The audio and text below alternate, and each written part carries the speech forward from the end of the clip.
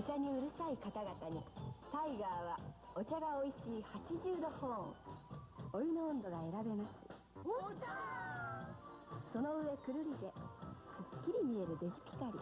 お茶お茶お茶お茶がおいしい保温洗濯タイガーマイコン沸騰ポット。くるりデジピカリ。タイガーです。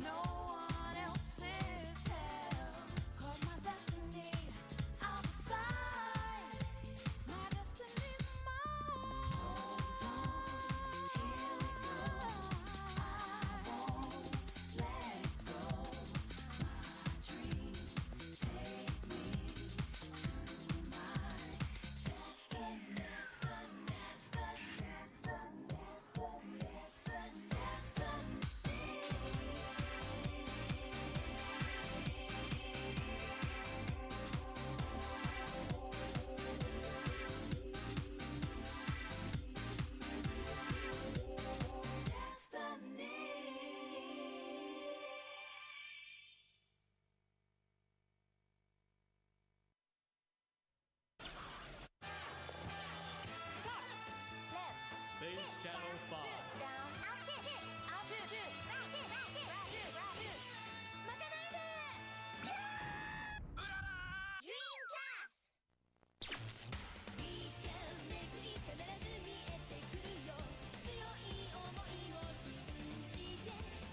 Favorite Blue, True Gate, now on sale.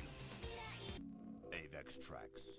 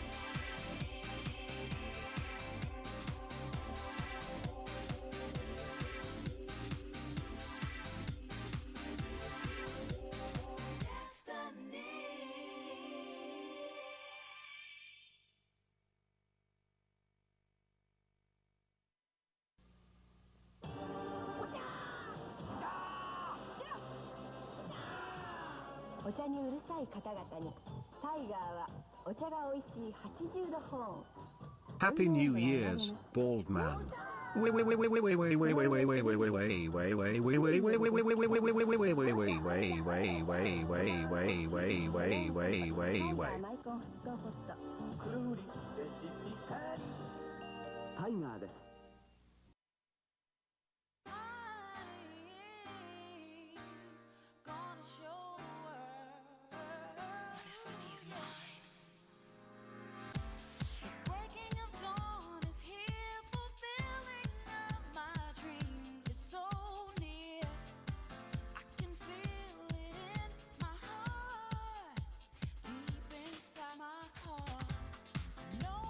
Cereal.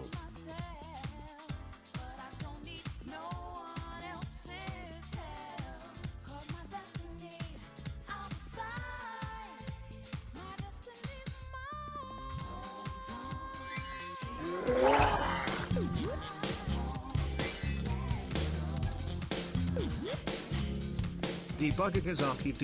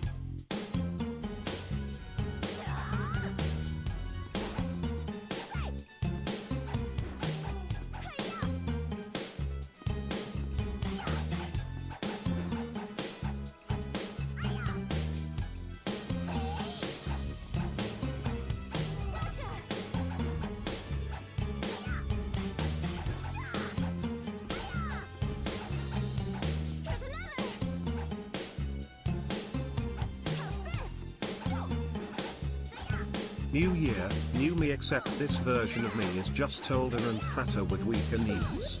I feel like I've been scammed.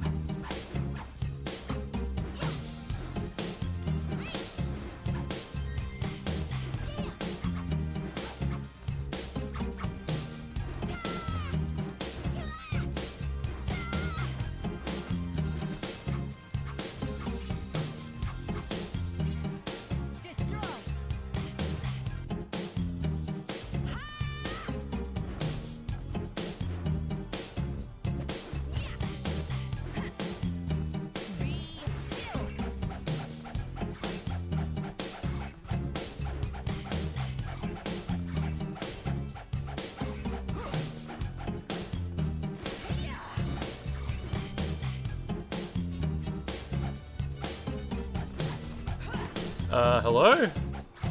Hello? Hello? Hello? Hello? Man, I've been muted all year. I haven't had a shower all year. What's going on? I literally had a shower like 10 minutes ago. What's going on? What's going on? I haven't washed my coffee cup in a whole year. It's definitely been about a year. Valkyrie, how you doing? How you doing? What's going on? Evil Moo, what's happening? JWL 1092. There's a hype train. That's fucked. YG Bimsby, Matnak. I haven't seen you since last week. It's funny. It's funny because you think he's gonna say yeah, but he did. No, I saw you guys on Tuesday. I was here on Tuesday, right? I only took like 2 days off. It feels like I haven't been here in a year. I haven't spilled sand on my keyboard all year. All these great new jokes. Happy birthday, anyone who's ever filled out an age verification web form. I haven't showered in 365 days. You just say I haven't washed my coffee cup in a whole year. It's been 84 years. What's going on anyway? Did you guys see the fireworks? I went out at midnight when the new year began. I went outside and I could just see the horizon lighting up. But like, I live in the middle of town. There was couldn't see shit. There was nothing else. Fuck me dead, not these jokes. Nah, it's good. It's good. It's all good. It's all good. Have I notified Peeve? I did. I notified him before I went live. Yeah, I did. Yeah, so apparently I should be able to finish Expedition 33 today, right? Like, I am done with that game. Like, I'm not like gonna make the game harder for myself and be like, oh, I want to like milk as much more fun out of it as I can. Like, I'm ready to be done with Expedition 33. Like, there's nothing wrong with it. It's a great game and that, but I've kind of just moved on in my life. I've kind of moved on. So I'm ready. I gotta remember the plot. I gotta remember the plot of Expedition 33. Because, like, there's characters and stuff. And they have names and they probably have motivations for all I know. Paint and baguettes. So, as far as I remember the story of Expedition 33, right? This is how I remember where we're at. Is there was a guy who died. He died in a house fire, right? I think his name... Oh, wow, that was abrupt. I don't remember what his name was. It was either Gustave or the other guy. I don't fucking something French. He died in a house fire, but then after he died, his mum found out, after Verso died, his mum found out that he'd left his Minecraft server running, and she goes into it, and it's like, oh wow, this is like, oh, it's like all that's left of him. All that's left of him is this server is left running. And there's like copies in there of like his whole family and shit like that. There's like a version of his sister. There's like, yeah, I think it's like a version of his sister, maybe a version of himself and shit like that in there. There's like all these characters in there and stuff. And the mum doesn't want to leave. She's like, this rules. I could stay in here forever. It's just like my dead son. It's like he's back alive again. This is his little world he created. But then the dad is like, no, you gotta come out. You gotta come out. You can't stay in Minecraft all day. You can't just stay in there, because she never leaves. She's like in there for ages. So the dad goes in there and starts killing people. And he starts doing the thing where it's like, he's like trying to kill people, and she's kind of stopping him by like doing the countdown thing. I think the countdown thing is like holding him back. But like it counts down and he can kill like another generation. That's kind of what the gist of it was, right? And then you get rid of the paintress, and then he's able to kill everyone now. That's like where we got up to. I think that's like where the plot was at. Come out of the room, this instant, young lady. And then you find out that like Mayel went in the Minecraft server. Sorry, I almost said painting. It's crazy. Mayel actually was like, well, I'm going to go in and get mum and dad out. I think that was her plan. Was I'm going to go and get mum and dad. But then the other sister was like, well, be careful if you go in, because if you don't have enough mental strength, you won't hold on to yourself. And she goes in, but she doesn't have enough mental strength, and she turns into a baby, and she actually like grows up as a character and she thinks she's just like another NPC in the server. And she didn't realize like she's actually like part of the family from outside the painting until, yeah, the mum does that. The mum causes that to happen. Yeah. Like I said, she doesn't have enough mental fortitude or some shit like that. Or, there was some terminology to explain it. But then, yeah, after we killed the paintress, pretty much everything I just described, I think, got explained. And that's kind of the whole story up to now. Is there any like important stuff that I forgot? Like, Verso... Is Verso like... he's just like an NPC in the server, right? He's not like... Because he's dead in the real world, so he's just like another character. He's just like a guy. He's just like a guy. Clair? Wait, Clair is like Mayel's real name, right? Yeah. Mayel's... Verso is the painted brother. Yeah. Verso is like... Yeah. You missed it there, Fred. Yeah, so Verso is another NPC, but he's like based on the brother, I guess. Kind of, maybe. There's also like, there's that guy who's voiced by, the guy who plays Gollum. What's his name again? The fucking voice actor that we all love, the motion actor who plays Gollum. Andy Serkis. Yeah, he plays like, I think Renoir. Who's Renoir meant to be? Is he like the NPC version of the dad or something? Maybe. I think that might have been his deal. Renoir is the MP. Yeah. The painted dad. Yeah. And Verso is painted. Verso. Oh wait, isn't that what Gustave was though? I can't remember what Gustave's deal was. Was he painted Verso? Why is there a Verso? I thought Verso was the guy who died in the fire. Gustave's just a random NPC. Okay. He's just an NPC. He's not like based on anyone in the family. Yeah, cool. Okay. So I've got it. I'm good. I get this. I like the Minecraft server analogy because like it makes sense. Balls. Verso is just Gustave for boys. Socrates, how you doing? Yeah, because when you describe it as like Verso died, but then his mum found his Minecraft server that was still running, and she's like, I never want to leave. Like, that's it makes so much more sense than painting. Found his painting? Why can she go inside a painting? I don't know, it's just like that. Whereas if it was a Minecraft server, it's like, yeah, of course you can go in a Minecraft server. You just go in, that's how it works. Andy Serkis makes everyone go Marge. I want to subject Elon Musk to the marrow furnace. Fucking Starlink can't handle a 1060p stream without buffering. Franz, that's so bad. Holy shit. Verso is K-pop, Gustav is J-pop. Peeve, how you doing anyway? How you doing? Yeah, Peeve, what I mean by Gustav being an NPC is like, I'm trying to remember like everyone's role in the plot, and yeah, like Gustav is like, he's not real. He's not like the painted version of one of the family members or anything like that. That's what Verso is, the painted version of Verso, I guess. Does Verso doesn't get a different name? Is the dad's real name what's the dad's name? Is his name Renoir? I can't remember if the dad had a name. Lachlan, what's... Garage at the same time. That's an incredible tweet, though. Gustav is just a villager. Renoir is both IRL and Minecraft. Wait, isn't there two versions of Renoir? Isn't there like the one that you fight earlier in the game, and then there's like the actual dad? Maybe I misunderstood that. No, I haven't finished this game. I'm right near the end of it. Because I don't know, man. it's like, it's hard enough to like keep track of this shit even when you even when I was playing it. Like, there was the version of the dad who had no face, the one who like upgraded your weapons and shit like that. And game OSTs. Aileen went into Verso's child canvas, painted her family while grieving as a copy of her own with her family. Yeah. So the copy of the dad is the dude who upgraded your weapons, right? Is that right? Old Sound, how you doing? So, who's Renoir? Is he the real dad from the real world coming to fuck shit up or something? The no-face guy is the real dad. Oh, so it's the other way around. Is Renoir the painted version of the dad? Is that what he was?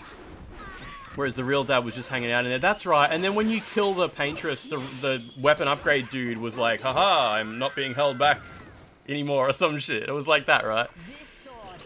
And why showed up to get her out, because otherwise she'll just wither away and die if she stays on the server too long. They got locked in a stalemate. If you're in the paint too long, you turn all crunchy like the curator and the paintress. Yeah. And wasn't there like a crunchy version of your sister as well? Maybe getting around? I remember she showed up at one point. Crunchy version? I could never really figure out like the idea of like why there was Mael, who I guess was the real Mael, who went into the painting but got turned into a baby. But then there was Crunchy Mael as well. Who the fuck is that? Is that the real one as well? So were the crunchy ones the real ones? Sister's crunchy down there. We all crunch down there. We fucked the cucumber in the painting. Yeah, that's what I don't know. It's confusing. The crunchy one is the painted one. Mael is actually Alicia, and you played through the bit where she enters the painting for the first time. She got swept up in Aileen's chroma. I wish they would use the name Alicia and Aileen. I just confused them for a second when you wrote that. Yeah. She got reborn, so I understood that. So Crunchy Mael is the fake one. Crunchy Mael is the painted version of the family member. Right? So, who's Renoir? Who's Andy Serkis's guy? Like, is he the real dad? No, because the real dad is the weapon upgrade dude. Is Renoir the painted version of the dad? They got all segmented and fucked up. The curator and the paintress look like that. But I mean, there was a crunchy, segmented, fucked up version of Mael as well, right? Didn't she show up in a couple of cutscenes? She even gave like Verso a letter at one point, I think. Yeah, Renoir's the painted version of the dad. Yeah, okay, cool. Yeah, alright. That's good. Yeah, whereas Weapon Upgrade dude is the real dad. He's a bit fucked up. He's a bit fucked up looking, yeah. Yeah, okay. I just didn't really understand why there was a crunchy version of Mael getting around that showed up in a couple of cutscenes. I don't know.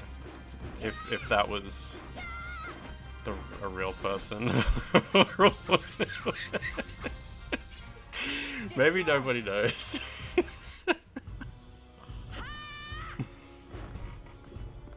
Don't worry about it.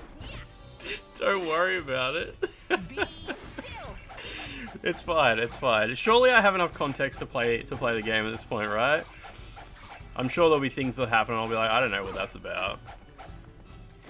The only real people are Mayel, the paintress, and the no-face weapon upgrade man.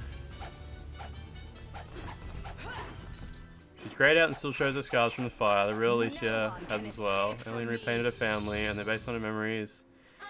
And she couldn't look past Alicia being responsible for the fire. Transferred to the made her crunchy. Made her crunchy because she couldn't look past her being responsible for the fire. So Crunchy Mayel is just the painted version of Mayel. And she's crunchy because you wear a mask or whatever. And there was also, I think there was a painted version of Clair. Is that the sister's name? I'm pretty sure we found her in a quest. She was hanging out the top of something I had to climb. Just another painted family member just hanging out, I guess. We all wear masks. Yeah, I'm sure that's a plot. That's a plot. That's probably something they say in the game at some point. We all paint masks, right? Anyway, yeah, I think I'm good. Wait, that was Crunchy Mayel, wasn't cool? I'm pretty sure there was a Crunchy sister as well at one point, wasn't there? She might have been the boss in that area where you had to do like, there was like 4 challenges. That was quite difficult. Yeah, that was difficult. I think I've done everything Peeve except like head towards endgame, except I haven't done the secret boss, the ultimate weapon guy. That's when I got talked into using Stendor. You're thinking of the ending of Neo. It's pretty similar. Yeah, I think it's good. I think we're pretty good. I think we're pretty good. Yeah, that part was hard though. I can't remember what the actual fight was.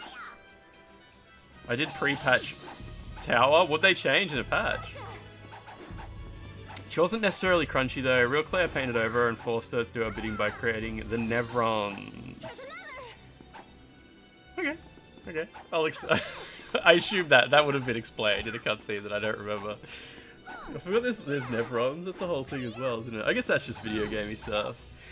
I started watching. Well, I watched most of Pluribus.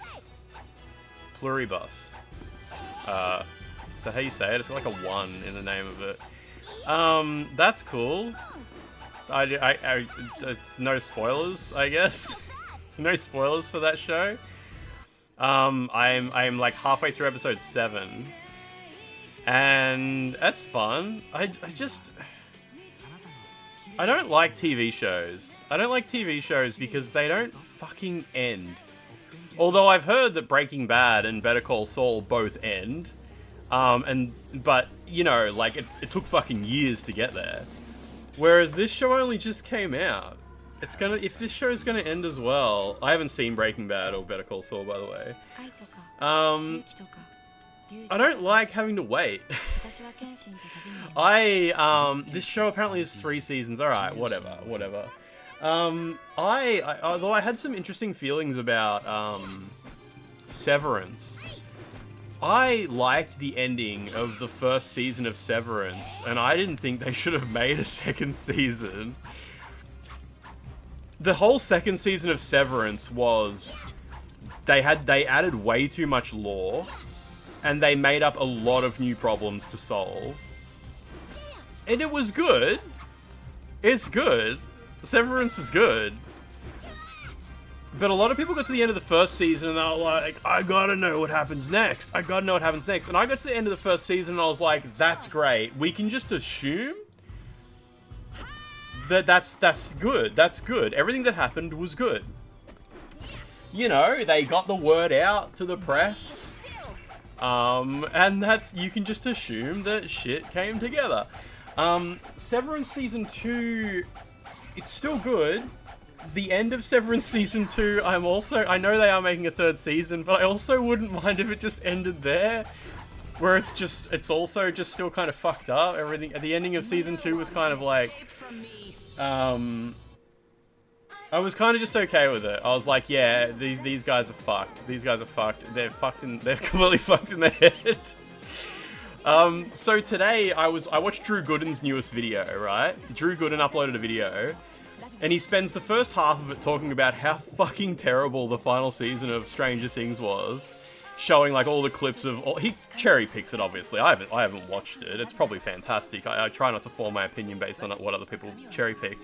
But he like shows all like the awful dialogue and the Marvel tier writing and stuff like that, and just the really millennial type of like, it's pretty hard to watch. But I watched that and I'm like, oh, okay, cool. I've only watched like 3 seasons of Stranger Things. That's fine. I'm not caught up on it. I don't care about someone saying it's shit. Yeah, he's right behind me, isn't he? That was meant to be an inside thought. That kind of dialogue. But then halfway through Drew's video, he says like, also I just watched Pluribus, which is some of the best television I've seen in a little while. And he showed like 10 seconds of the first episode. And he said, I'm going to spoil the whole first season of this show, so if you haven't watched it, maybe watch it. And he showed like 10 seconds of it. I turned off the video and I pirated the whole season. I just instantly pirated the whole season. And I was like, is that really piracy? Because it's on Apple TV, right? Apple TV continuously offer me free trials. They're like, hey, your Apple TV comes with a 3-month subscription. Your new iPhone has a 3-month subscription. Hey, you haven't used Apple TV in 6 months. Here's a free 3. They keep giving you fucking 3-month subscriptions, right? So when you think about it like that, is it piracy even if I wouldn't have paid for it? Because like if I was going to use my trial to watch it, they're not getting any money out of me. So is it still piracy if I just download the torrent instead of using the free trial? And if so, how? How is that? How does that work? Explain to me how that works. It is me, but who gives a shit?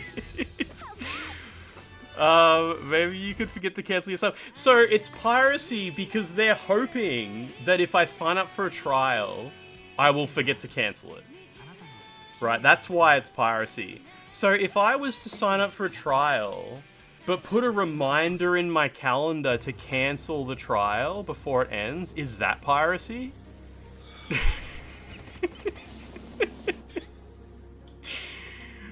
If you murder someone who's gonna die anyway. Yeah, if someone's about to die, right, and you wait for the fucking split second their heart's about to stop and shoot them in the head, is it still murder? Who's to say if I would have remembered to cancel my trial if I hadn't set that pesky reminder? But because I set a reminder, so I was immune to the scam, it's piracy. If you set a reminder, I think if you set a reminder in your calendar to cancel your trial, that's piracy. And you're a criminal for doing that. And you should go to crime prison. There should be some kind of prison for people that commit crimes. The reminder is unethical. Yeah, exactly. That's what I'm saying. So they also don't they also charge your card to see if payment's valid? Yeah, but they do like a pre-authorization thing, I think. They should make crime illegal, yeah. Some kind of crime prison. Do you have to be in the Apple ecosystem to get these offers? Yeah, they send them, or it's like, yeah, anytime you buy anything from Apple, or if you subscribe to things, because I subscribe to iCloud, and they're always offering me this shit. I actually used an Apple TV trial to watch Severance, because I was watching it as it came out. It was easier than pirating it. But yeah. I mean, is it really unethical? Is piracy ever unethical anyway? I don't think it is in 2026. You buy a new iPhone every month just to get the free trials. Yeah, so anyway, I downloaded Pluribus, and I watched 6.5 episodes of that. It's good. I like it. I like every moment of it. I was kind of confused because I was watching it, and I could have sworn I saw a shitload. Yeah, I think it's all out. Pluribus is all out. Yeah, I saw heaps of people on social media talking about it's really slow, and you've really got to pay attention. You've really got to pay attention because if you look away, you'll miss like a really important detail. And I don't know how everyone else is watching TV shows. I just fucking look at the screen. And there's always something happening. Like, what the fuck? I guess, but it's probably unsurprising that people who post on Twitter, the idea of like sitting down to watch a TV show and looking at the screen consistently for 45 minutes is probably like a crazy ask for them. Is it piracy if you spread peanut butter on your don't know, Lachlan. I've really wrestled with that one before. Is it a second screen show or a third screen show? Yeah, I'm not sure if there's ever going to be a moment in Pluribus where it's like, oh, you looked away for a minute, so now you don't understand, like, what's happening. But that certainly hasn't happened, like... You like the part where the helicopter was really loud for 3 minutes? I don't know if I've seen that bit yet. I'm not sure if I've seen that yet. They're posting on Twitter about the show while they're watching the show. It's interesting because, like, I think for some of these, like, brain-rotted people, if there's not, like, characters talking, or, like, if there's not characters talking, it's a slow scene. It's a slow scene for them. Like, there's a bit in an episode I just watched where it's just a person driving for ages and mumbling to himself. And it's like, I didn't even get to the end of that scene because I had to go live. But, like... that's really good. I guess I won't talk about what's going on in that scene, but like, it was really fun to watch. Like the stuff he was mumbling about and stuff like that. I'm like, oh, I see where this is going. This is good. This is good. But I'm guessing those are the sorts of scenes where people are like, oh, there's just nothing happens for really long times. I'm waiting for like someone to get a gun. I'm waiting for Carol to get a gun. There's the episode where she's just eating and playing golf, and so that's the one that I'm up to. That, unless I just finished that episode. Yeah, and obviously, like, a huge part of the show is about, like, the value of individuality and what individuality means to each person and how it's different for each person. And obviously, there's a protagonist, so we get a lot of that. But if you don't, like... I think if the show was just science fiction, if it was just a science fiction show, it would be like 4 episodes. But obviously it's a character drama and a critical commentary on existing societies, that you know, societies that exist in the world right now. Is it on Nya? Is Nya still around? Not a fan of how slow... Actually, I kind of like that, Ozymandias. I liked how in Pluribus... they don't repeat shit that doesn't need to be repeated if you're watching the show. Like, you can tell a second screen experience because there's the scene, you know, the scene where she's in the first episode, she's in the jet, and she's like, who's flying the plane? Is it the girl from TGI Fridays? And, the pirate girl's like, she's like, she just says something dismissive. Like, she doesn't even bother saying, like, well, as you know, like, blah, blah, blah, blah, blah, and blah, blah, blah, blah, blah. And of course, as we already explained, she just says something like, if you need anything, you know, let me know. And I kind of appreciated that because I was worried the show was going to keep fucking repeating obvious stuff to Carol. Like, keep telling her over and over and over again, like, oh, you don't need to tell me that because you already said it over there and shit. So I liked it. I like that they just move on. They say something once and they just fucking move on. And, like, the audience has been told this. Carol's been told this. She now knows this. That's fine. That's plenty.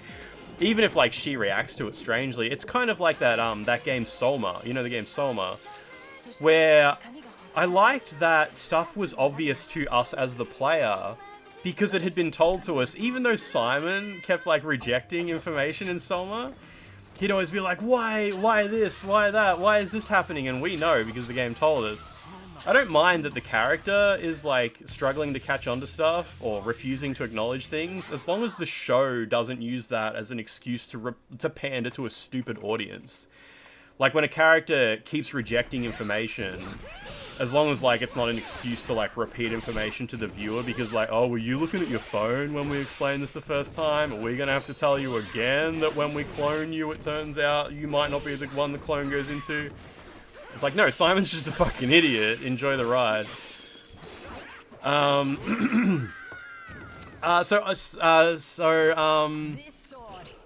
Socrates, I liked that. I liked that whole plot line because I felt like it was obvious what was going to happen. That entire plot line that spanned like 2 episodes. And yeah, I thought that was really obvious where that was going. And I liked that it was more, I felt like it was more a commentary on how some people just refuse to accept these aspects of other homogenous cultures. Yeah, I won't repeat what I said in offline chat, but it was kind of like, it reminded me of certain types of people when they try to speak on other cultures that do things differently to try to bring down aspects of other cultures. Have I watched The Good Place? Is that the movie? I downloaded that, but I haven't watched it yet. I haven't watched it. I've got it. It's on my USB stick. Is that the Keanu Reeves? No, it's not. No. What's the Keanu Reeves movie that came out recently? Good Deeds, I think it might have been called. Liked when she was thinking about this big reveal, then learned everyone else already. Yeah, exactly.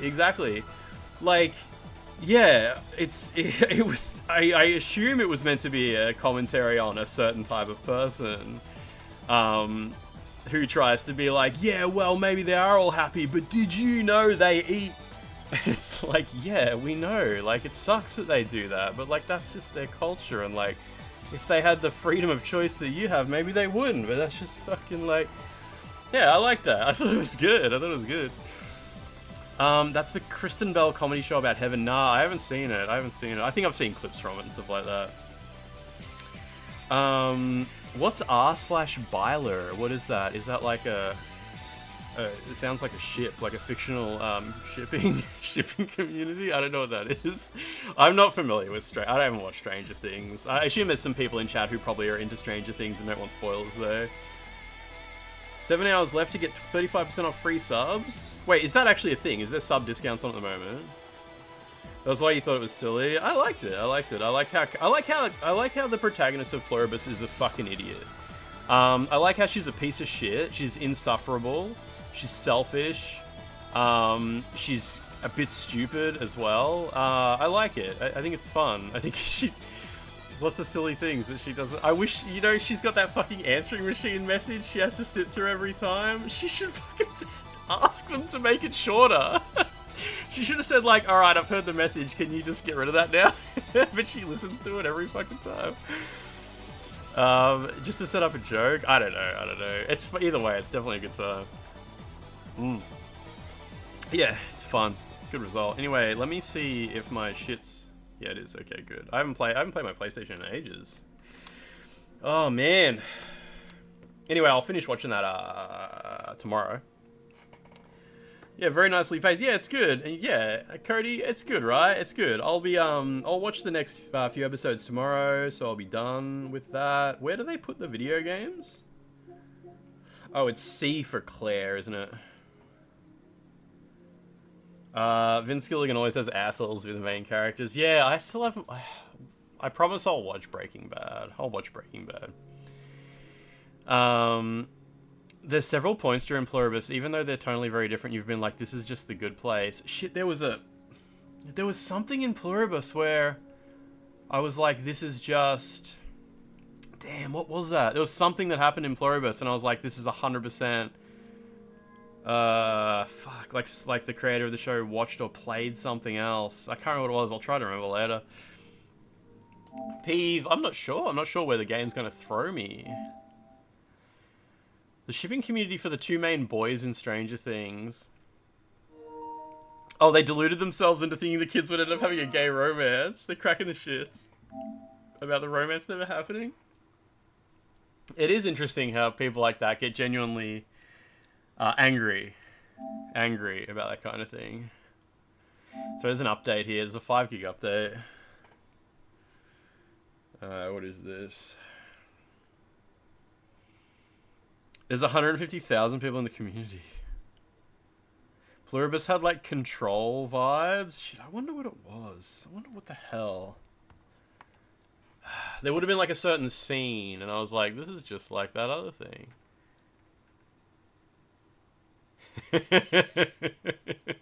Humanity. I know some people might be a bit sad to hear it, but I am actually going to continue Neo. I am going to go and work towards the Neo DLC.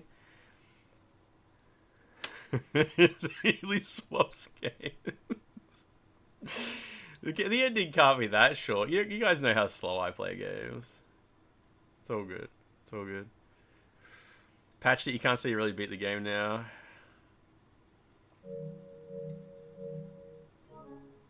What's the game doing? Oh. The game pauses if you do that, okay. It's actually that short, is it, Peeve? It's like 40 minutes? Shit. I thought there'd be like an entire like huge dungeon or some shit. You're not gonna be like if you love Control or you love Pluribus.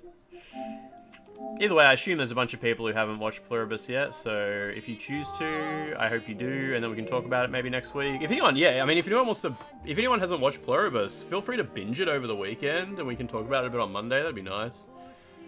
I just worry that the ending's gonna be shit. Like, I don't mind a bad, I don't mind a bad ending as long as it's an ending. Like, I would rather a bad ending than a setup for an exciting season 2. Like, I hate it when, like, the characters are in a standoff and it's like, is he gonna push the button? Oh, no. And then it ends. And, like, sure, season 2's probably gonna rule, but I'd rather be disappointed now than excited next year. Both endings are good enough. Yeah, okay. Wait, the photo you posted, yeah, you got Rule of Rose, didn't you? It's true to the show. Yeah, nice. Yeah, I'd rather be disappointed now and let that be the end of it than, like, set up for a hype moment a year from now. Because there's always new hype TV shows to watch. Like, just let this one be... Yeah, I don't know, but I don't know. It could, if it's as good as the ending of either season of Severance, I'll be okay. Reese, how much did that cost? Is it PAL? Is the cover in English? I assume it's one of the ones from that stockpile that was found.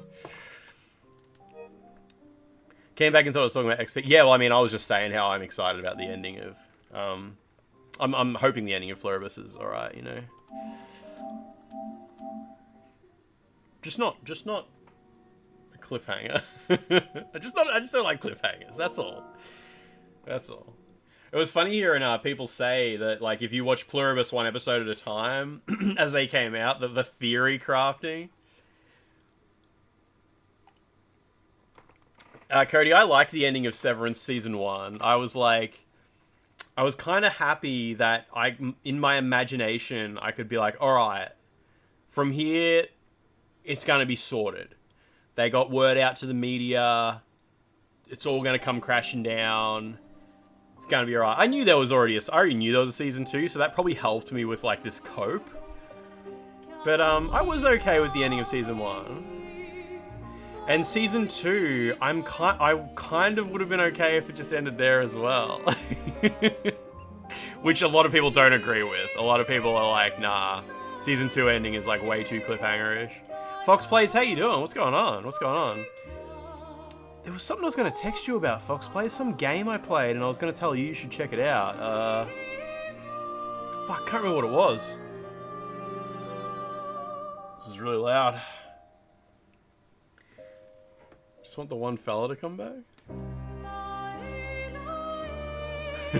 Lovely, yeah. You could live happily without a Season 3, yeah, me too. No need to watch Severance, just read the papers here in Australia concerning the Murdochs. Yeah, Fox Plays, I'm trying to think of what games I would have even seen over the past few days. Don't know. Apparently I'm in the Endless Tower and I've been playing for 58 hours.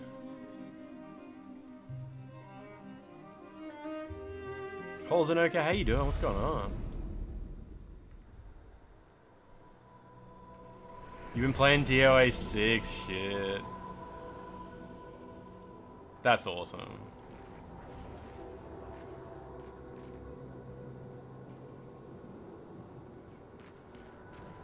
Oh yeah, R2 runs. I still remember the buttons. They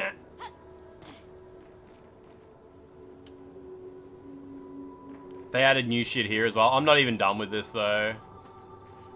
Like, I don't think I was even close. I got up to the point where I couldn't just one-shot everything. That was kind of it.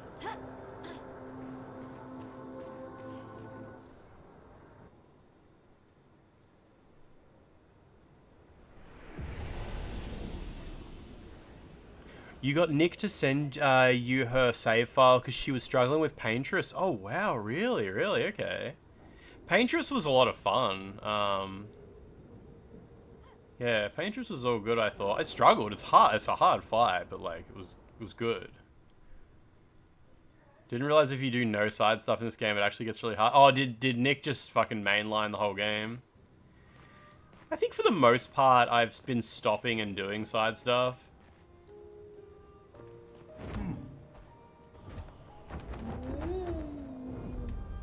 She just wanted to finish the game before baby came. Yeah.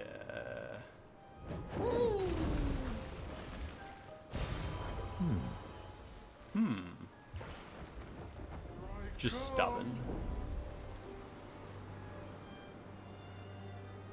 It took inspiration from older JRPGs. It is formatted a lot like Final Fantasy VII. Like when you unlock the Northern Crater, you sort of decide like that's where I'm going to do everything. She should have just held the baby in, yeah.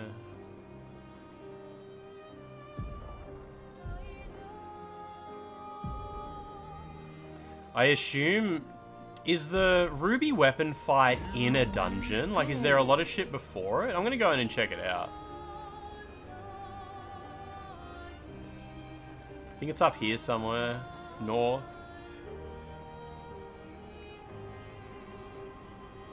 Is it... What's the parry button? Is it R1?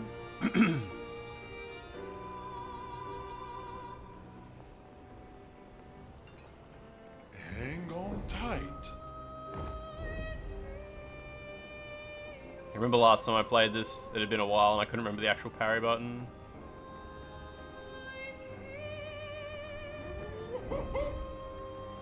And it's just, it's some weird looking thing in the water, isn't it? Is it this circle of stones, maybe? What's this? Nah, it's nothing. It's just barrels. It's on the map, I'm sure, whatever it is. That. Probably that. Yeah, this thing. Oh, I got that. The collector's edition of this. No, not the collector's edition. Well, I got this. I bought it for a friend. I just haven't taken it over to her house yet. I got this. It's got a steelbook in it and collector's cards. I got one for me and one for her. And I would usually just leave this sealed, but there's random collector's cards in it. And she said she wants certain characters.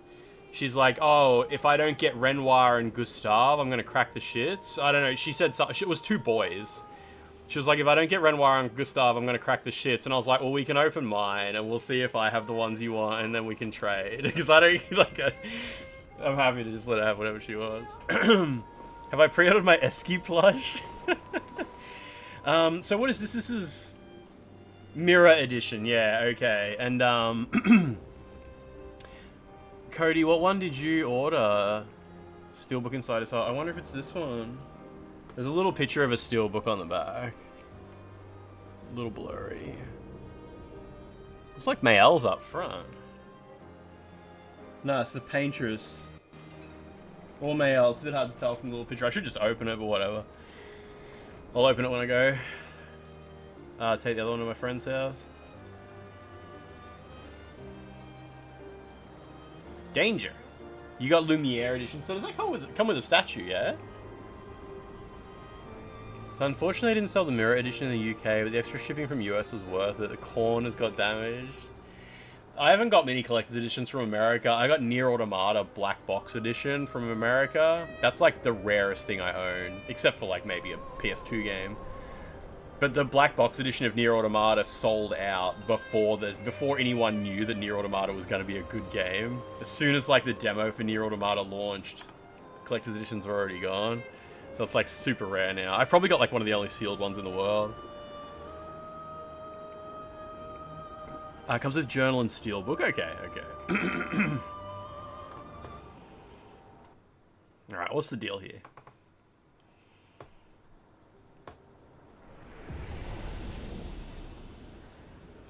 Well, those slow cunts who didn't play Gestalt. Some people just didn't like it as well, which is crazy to me. Gestalt, that is. Some of Andy Serkis' real hair is in the box.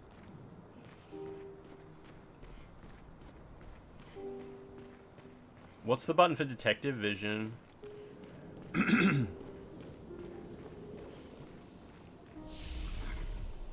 jeez, there's a whole video game here.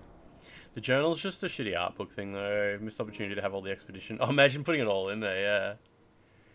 Yeah, I should at some point, Franz. Like, actually just finish the whole game, hey. Is luck good? Why's my character's face blacked out? Is that just how it looks? Oh, it was just... I think it's just a lighting bug, maybe. Yeah, is luck good? It looks like I've been pushing luck, so maybe I should just do that. Is there an OK button you have to press?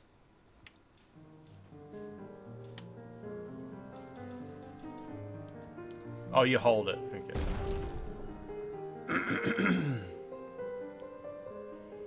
Oh, it's meant to be for whatever scaling you have? Yeah, okay. Whatever.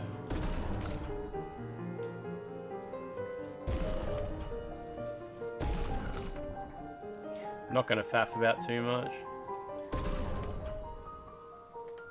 Can you have a build with like 0 vitality and your pictos give you a ton of HP bonus? HP bonus?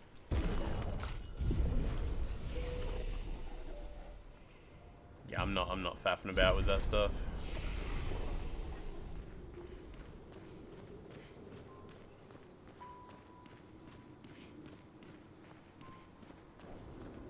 Is this whole dungeon like super easy compared to the boss at the end of it?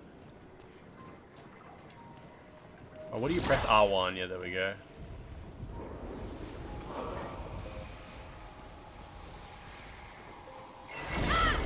I'm not sure if that worked.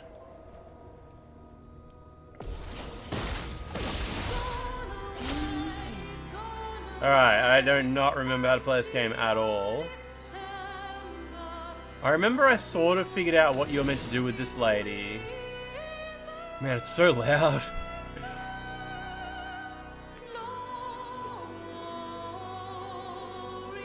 Definitely no memory of that though.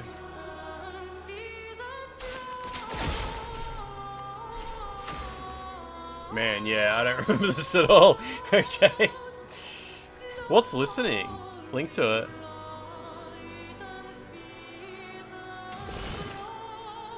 Oh yeah, then you go like... Oh yeah, she's the lady who buffs other people. Yeah, that's right, that's right, that's right. And she also can make him do double damage. Yes, yes, yes, yes, yes, yes, yes, yes.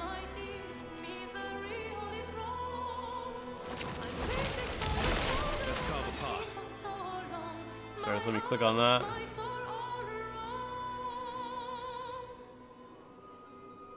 Yeah, I think we're all overloaded on BTTV.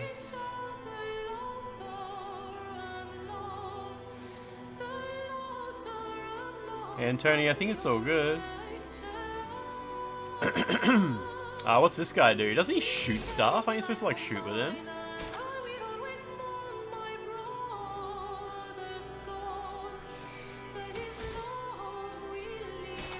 Don't know.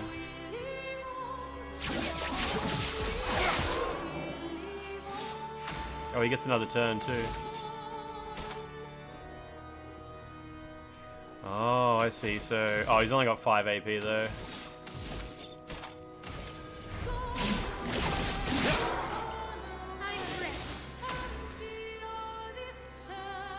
So I unlocked something for Mael that was better than Stendhal when there was multiple enemies present. I can't remember which one it was though.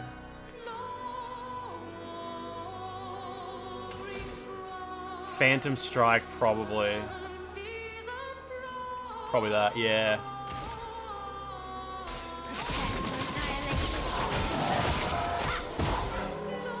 Yeah, that was better. She got 6 AP.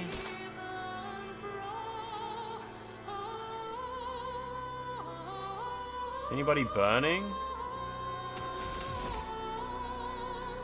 I don't think so. Does this have a chance of burning? Maybe. Whatever.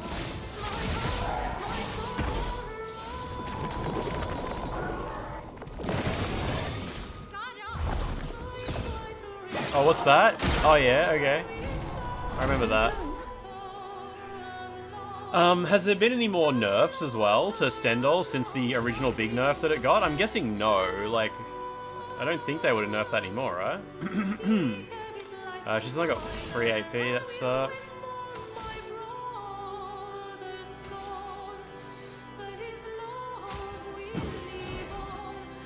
It might have actually got adjusted more, really? Okay.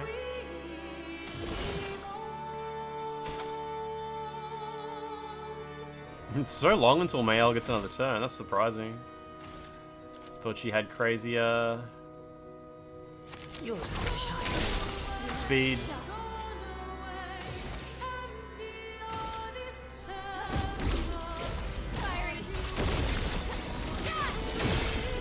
Well, I didn't even kill him in one shot.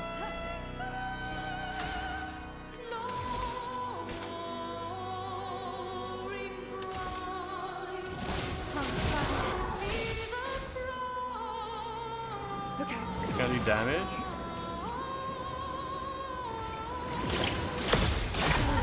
Oh yeah, okay. Okay, she got to counter.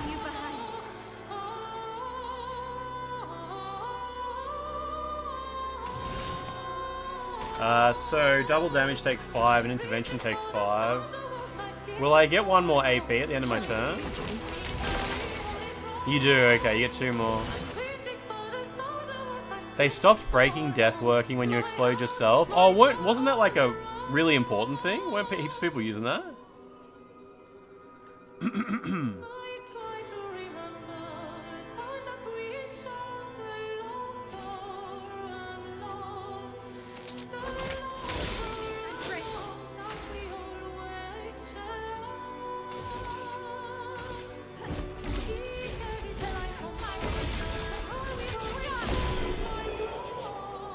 Well, I beat 1 enemy.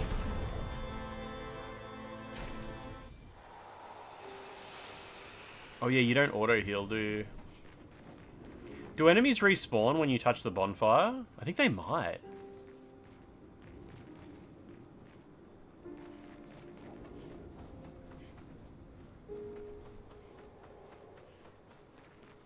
Oh, it's if you rest. Yeah, I wanted to heal, so... Oh wait, you can heal in the menu, can't you?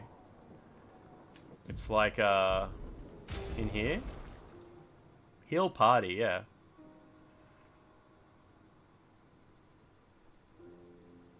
Only Verso took damage.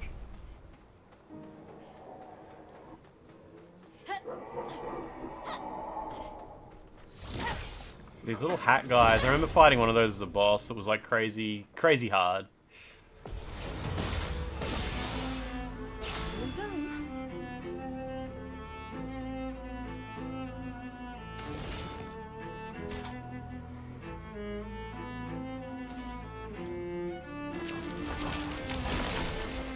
The game gets spoiled in the music lyrics, really?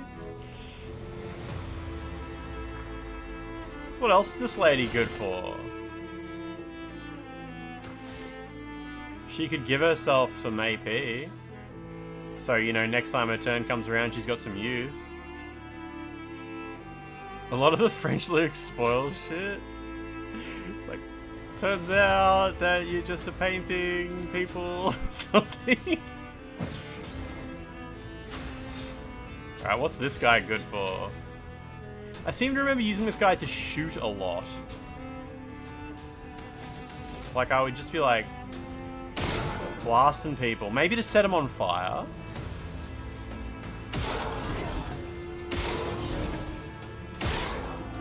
Oh, he's got the thing where he ranks up as well. I don't know. Not sure what he's good for.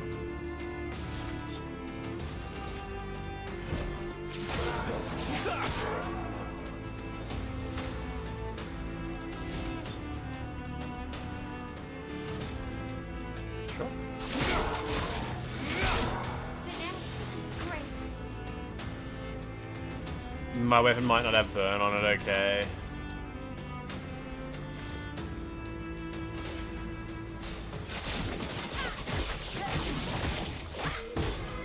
Yeah, I killed 2 of them at least.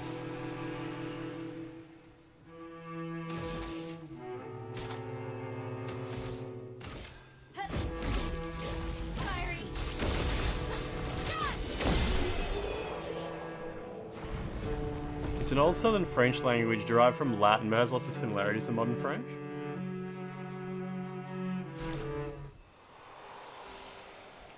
Kind of like the version of English we speak in Australia.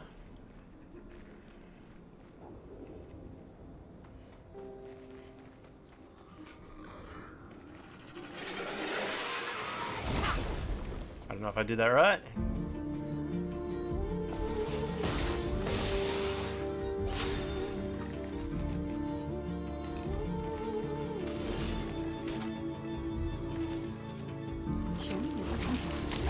They should have used Australian English. Yeah, it would have been harder to understand.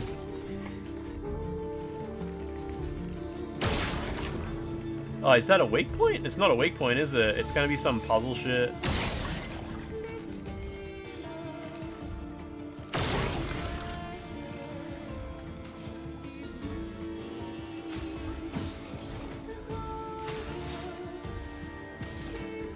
No, I've never been here, Peeve. I walked in the front door and someone spoiled for me that it was Simon's house.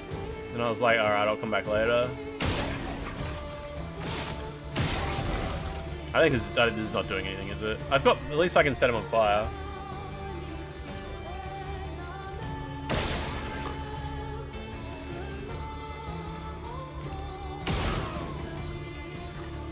Well, he's burning. I don't want to... Ah, yeah. Just do this. I want to leave that mark on them for now.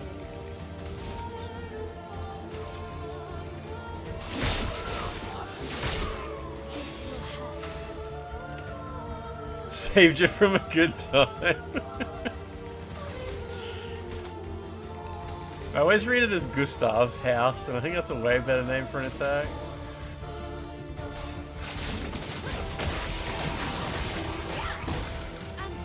Not that effective.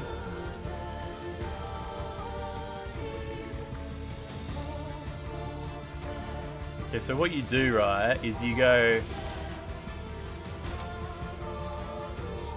Switch into virtuous stance by attacking this burning guy. And then, this lady... Well, she got 9 AP. She could, yeah, she can double Mael's damage, then switch back to her, right? 2026. Carl Roush, how you doing? What's going on? Let us rejoice in the shiny domes for Why only 363 days? Oh yeah, because we're already part way in, hey. Have I done the spoiler yet? Have you unlocked the... yeah.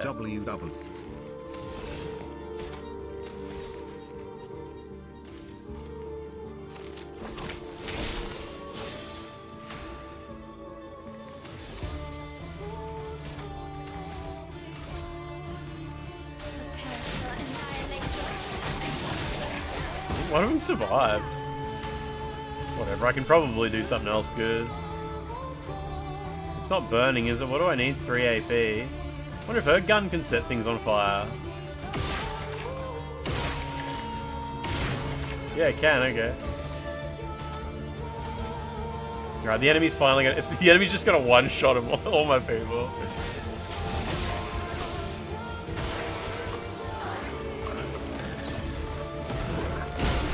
Oh, he didn't. Okay. I'm not spoiling, I'm just asking.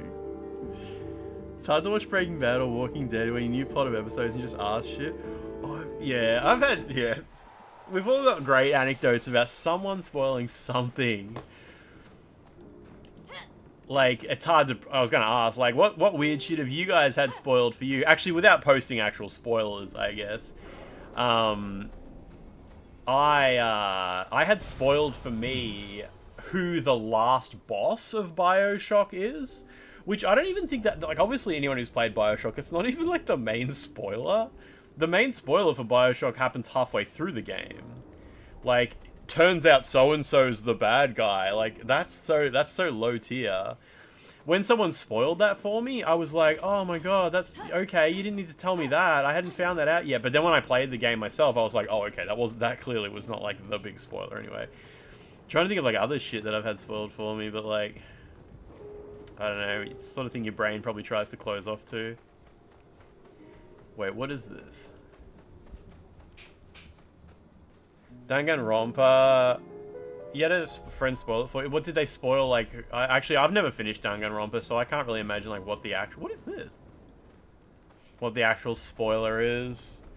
I think I know who it turns out is, like, the bad guy in Danganronpa or something, but, like, would you badly? You had a big Red Dead Redemption one spoiled. Yeah, I've finished Red Dead Redemption before.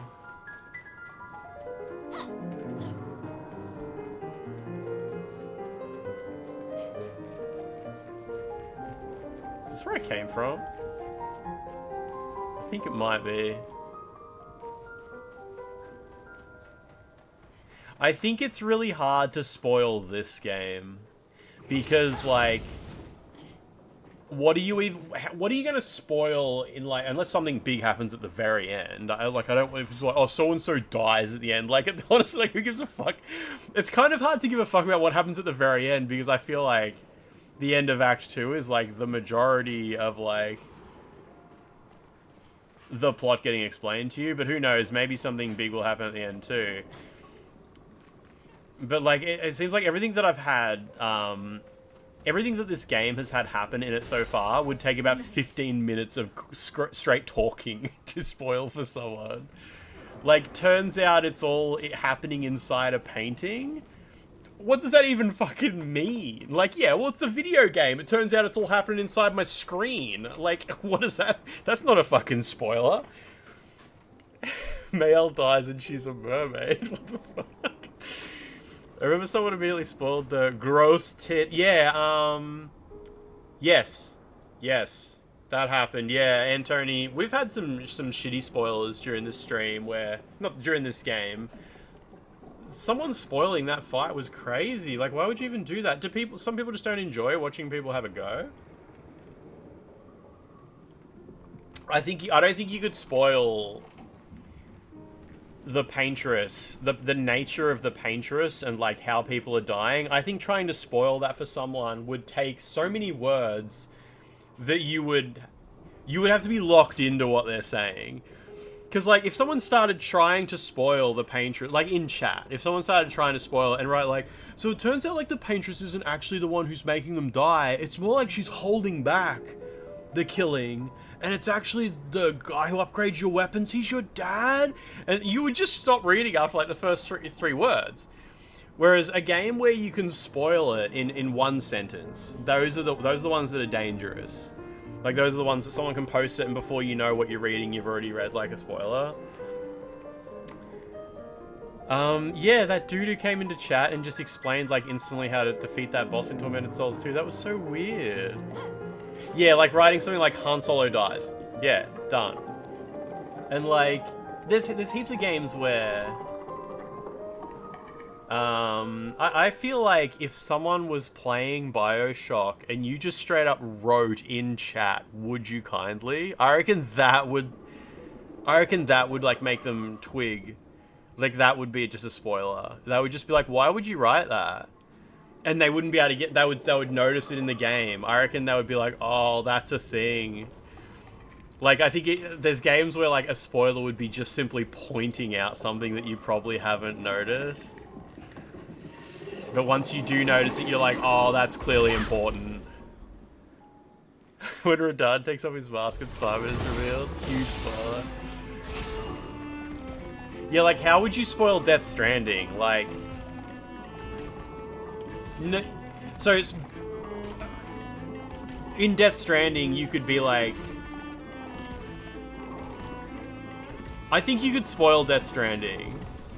You could say, like, no, I haven't finished Death Stranding 2, but Death Stranding, I think the big spoiler for Death Stranding would be the nature of Cliff and how he's actually looking for Sam and not Sam's BB. I think that's, like, the big thing. I don't know anything about Death Stranding 2. I don't want to know about Death Stranding 2, but I think, like, and I think you could kind of spoil that. I think, and I think that's kind of like the big twist of Death Stranding 1, the nature of Cliff and Sam's relationship. I mean, it's my favorite part of Death Stranding 1's story, so maybe it, like, just stands out to me. I don't even understand what happened in Death Stranding. Yeah, exactly.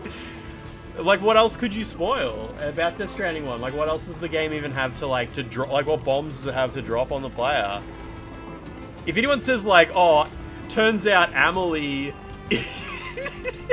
Any sentence about Death Stranding that starts with "turns out Amelie" is about to go fucking.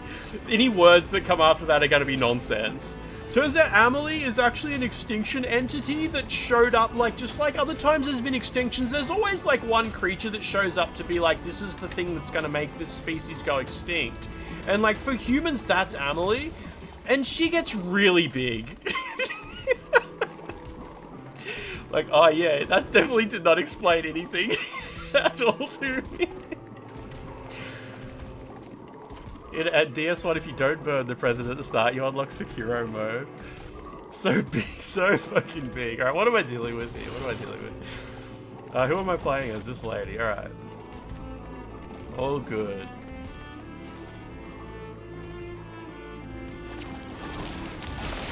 Sam is Cliff's BB.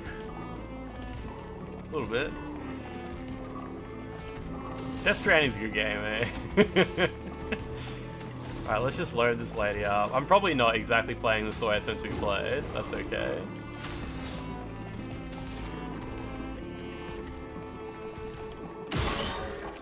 These guys remind me of the little slurpers. Are they called slurpers in Silent Hill 3? Guys that crawl on the ground.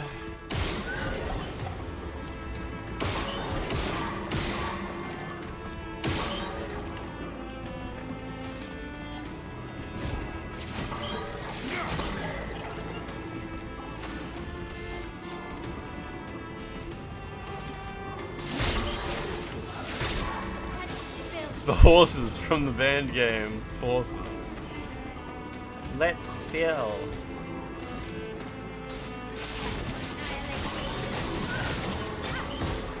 Man, these guys have way too much health. Death Stranding was more vibes than narrative. Yeah, there's always something nice happening.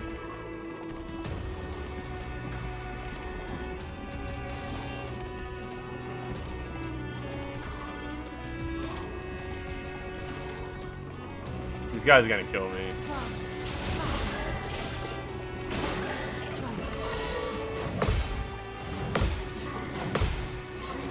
I tried. I did. That was pretty good for my first time seeing that attack.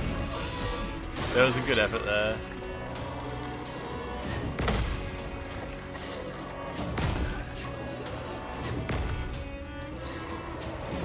That was slowly.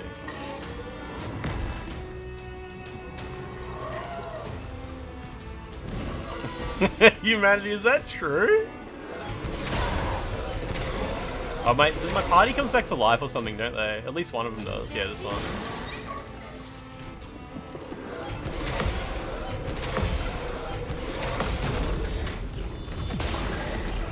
Pretty good. Good effort. Good effort from me, I think.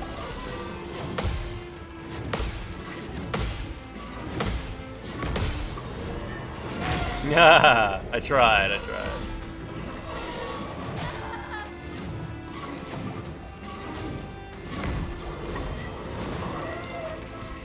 Disc said in Death Stranding 2 there's a piss fly glitch. Where you can glitch Sam out in mid-piss animation to make him fly around. Oh, retry battle. I forgot they added that. How big is this dungeon? Like, how many of these encounters? And also, does the game have fast travel? Like, if you unlock... Oh, it puts you right here. If you unlock a flag or whatever... You can fast travel back to it or something, can't you? Is that yellow paint? It's not. How do I get back to where I was? You speedrun Death Stranding by just getting your cock out? Jesus Christ. It's no fast travel, but you can travel through the flags in the zone. Yeah, so like... If I make progress and unlock a flag in this zone, then I can leave the zone and then travel back to that flag later, right? I'm guessing that's how the game works. Elden %. I just didn't want to like make progress through this area just to get up to a boss that I can't beat and then leave, and I was like, oh, I gotta go through this whole area again. I was hoping progress is progress regardless. You just enter first and touch the first flag. Okay, that's cool. And then you can warp around after that.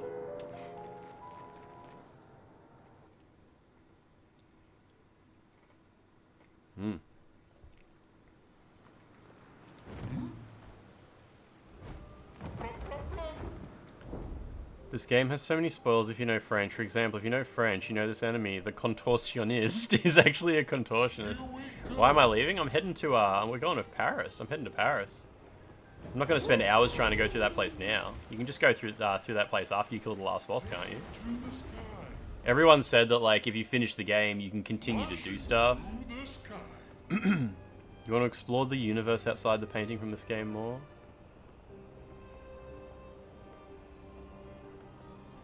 Yeah, if I try to go through that place, I'm going to be there for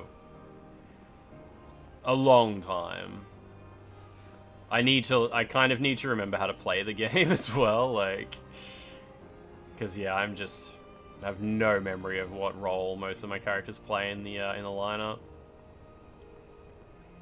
Is this game part of the Remedy-verse? I mean, I've been assuming it is. That's the fastest. Yeah, that's how fast you fly, isn't it? John controls the antagonist. How funny was it in I thought it was funny in Pluribus when John Cena showed up. It's like it was kind of funny. It was kind of cute. It was kind of cute. Since you've done some Act 3 stuff, bump up the enemy HP at the first flag. Consider going 20. We'll see. We'll see. Otherwise, I might one-tap the last boss. Yeah, I don't want to, like, one-tap things, but I don't want to have to faff about in menus. I don't like the menus in this game at all. It's surprising. People, apparently there's still no, what do you call it? Like presets? Loadouts. Apparently there's still no loadouts, which is crazy to me. It's the toggle at the flag. Yeah, nice, okay. Well, there's loadouts now. Oh, nice. When did they add them? Was it part of the DLC, I'm guessing? Lumina presets. Did that give everyone what they wanted? Anyway, I'm gonna go to the toilet quickly. I'm gonna go to the toilet, get another coffee, and then we can play through Paris. I assume that's gonna be a one-sitting experience. I'm not gonna be making piss while I get through Paris, though. Apparently, you're not supposed to make piss in Paris. You'd like a full weapon Pictos and Lumina loadout system. Anyway, I'm gonna get a coffee. I'm gonna go to the toilet. I'll be back.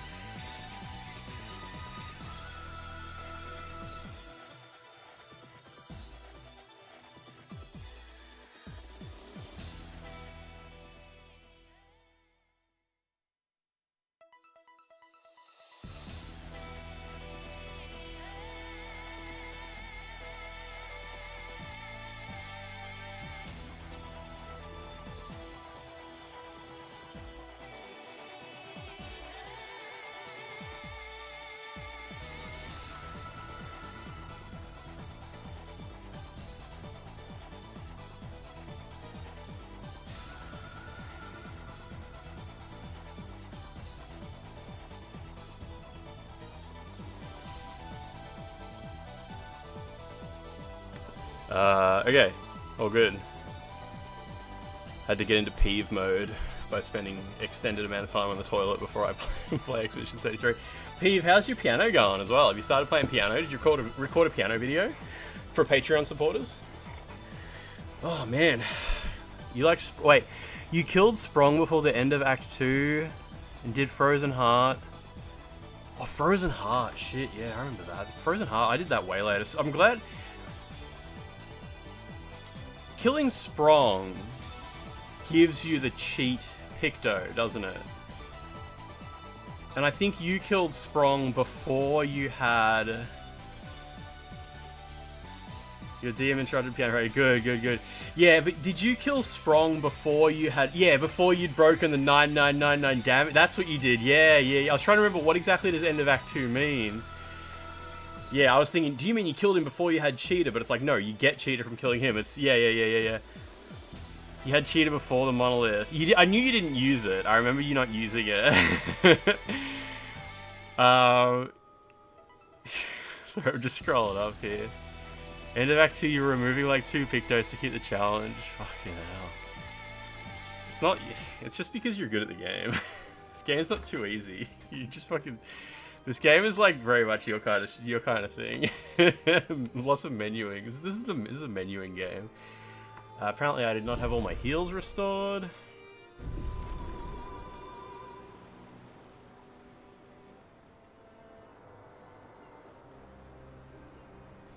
Power of Unreal Engine 5, baby. Make those distance models automatically.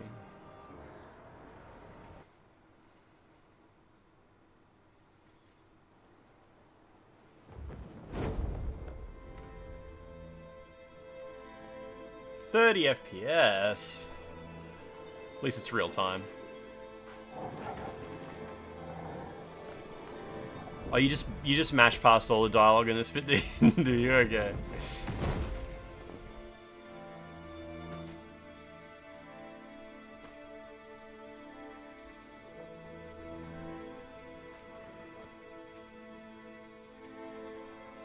I saw him.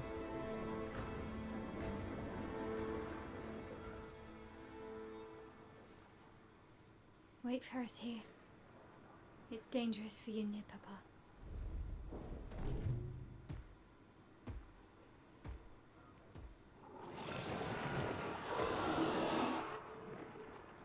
We'll have to move fast.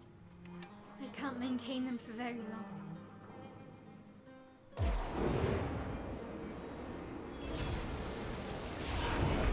Was she maintaining?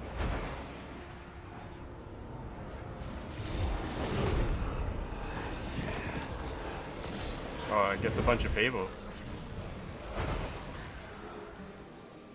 It's a girl thing.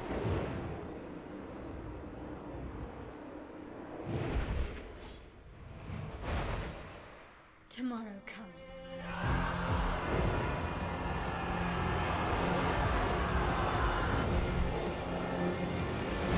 I'm pretty sure I could just one-shot all those things. Oh, they're expeditioners, okay.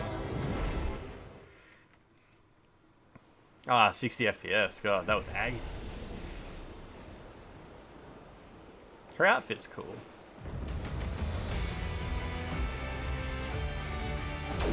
What's the song from the Game Awards? Omelette du Goma.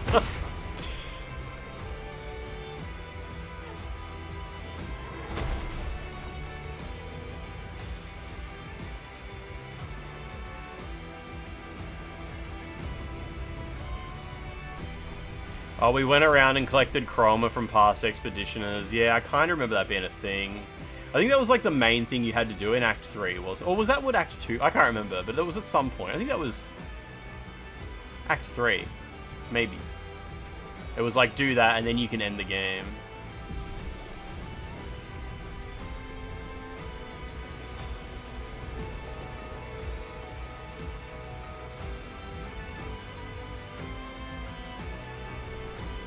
Man, I can just feel the AI-generated textures oozing through the quality. Look at that. Look at that AI on that wall. God, these rocks. how much drinking water was sacrificed to generate these. I'm sorry.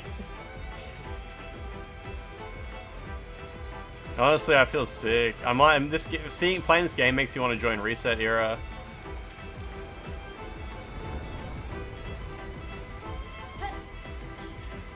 These expeditioners are glorious wreakers of havoc.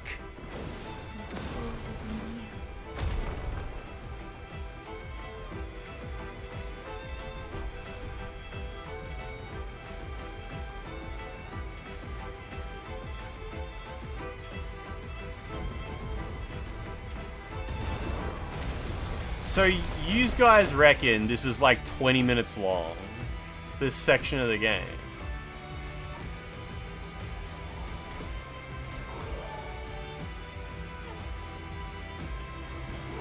This is gonna be one of them things where like you guys play the game way too fast, isn't it? I'll be like, what the fuck? We just sprinting the whole time? Alright, let's see how one-shot these dudes are though, hey. Not even close. Not even close. Yeah, 1 to 2 hours. Yeah, okay. One shot.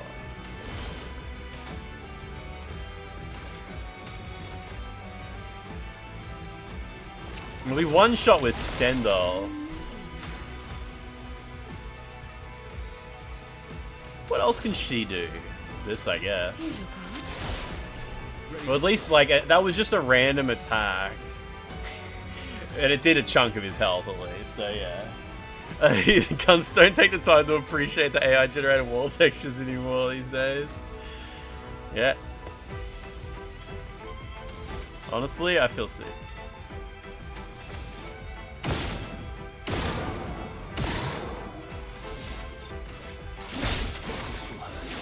Oh, okay. I was like getting ready to get my L to fuck this guy up. So good. One shot.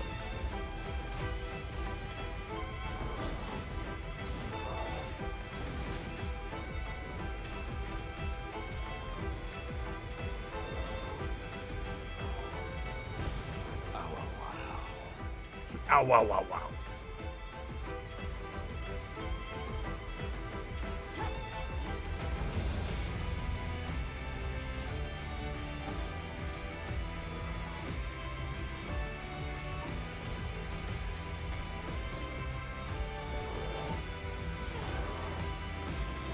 Do you think the AI usage disqualifies from Expedition 33 from ever actually being called real art? I think so. Yeah, absolutely. In the list of video games that are and are not real art, which definitely is a list that exists, there's just no way. There's just no way. Buddy, what are you doing?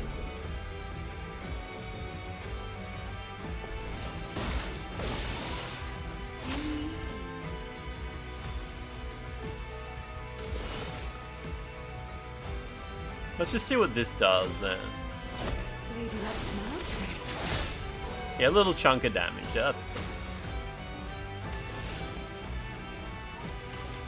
cool. Or I can just faff about. That's okay.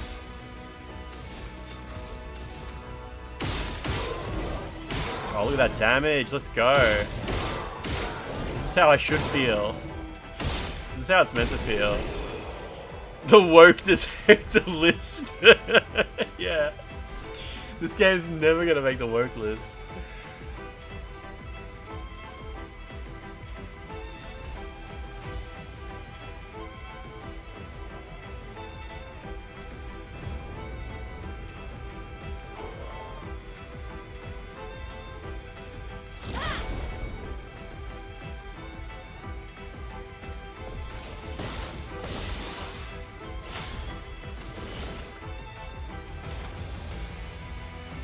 What else we got? High dark damage. Can break, sure, whatever.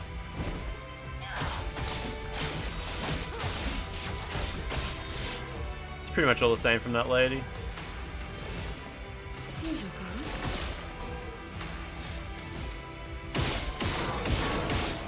He has so much AP. More. It's understandable in these games. I mean, I like the parrying in this game a lot. I really like the parrying. I like it when the enemy attacks you and you like parry it a whole bunch, and then, or like you don't parry it but then you slowly learn it. It's funny because that's one of the things a lot of people hate about this game. They're like, I love a good JRPG, I love everything about it, but I'm just not into parrying. I'm sick of parrying. Too many games have parrying these days. I'm not sick of parrying. I'm absolutely not sick of parrying in video games in general. And I never got sick of the parrying in this game. But I don't like the menuing in this game. I don't like making builds.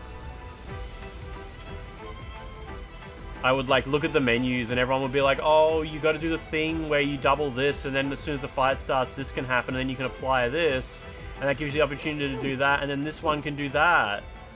And I would set that up, and then I'd fight a new guy, and it would be like, oh no, you're going to need to change out for this other character, which means you can that, but that's good because then you can set up this, and I'm like, I fucking hate these menus.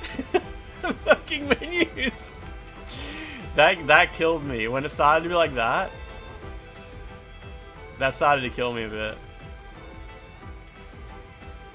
Doesn't this eventually talk? Maybe I missed the part of the game where it talks. I think I have. I think I've missed it. Hirschnuff, how you doing? It's just mashing a button. Are there people who think parrying in a game is just... I mean, if parrying in a game is just mashing a button, then all video games are just mashing buttons at that point. Like, all video games are just mashing buttons, if that's what parrying is.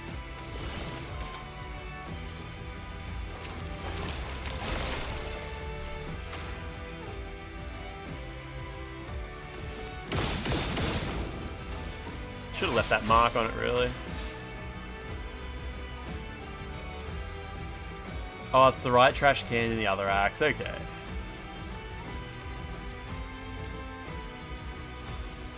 Metal Slug 3 is slightly pro DEI. Oh, okay. I thought the game predated gender, but yeah, it's crazy.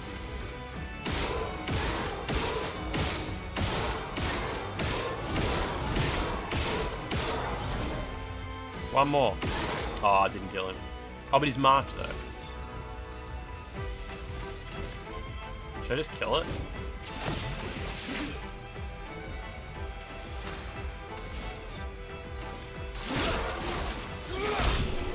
Oh, that killed him. Okay. I was expecting to use that mark to kill him with my L.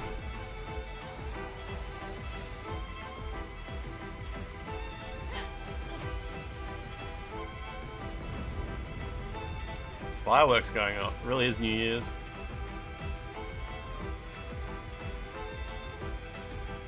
Oh, I thought that was a missing texture. It's a canvas.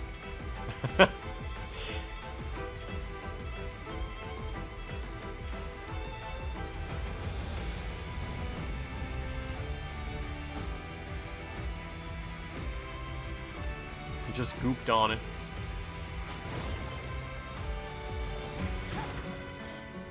Oh, the music's doing a thing. If I go back down here, will the music go back?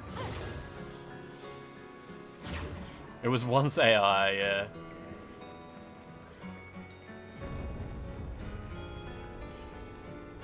Now we got music now.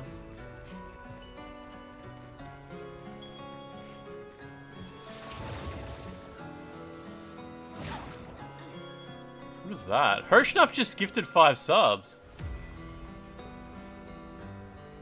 Hirschnuff, how you doing? That's the first gift sub of the year.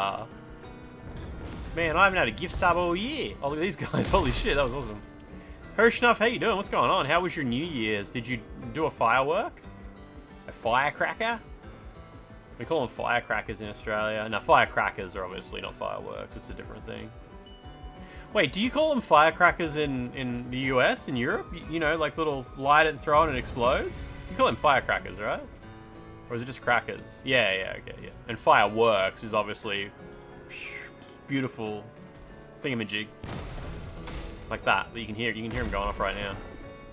Oh, this is where I'm supposed to go? Oh. I thought I was on a secret path. Took Lance a whole year to get to this part, yeah. When did this game come out? Oh wait, there's another path here.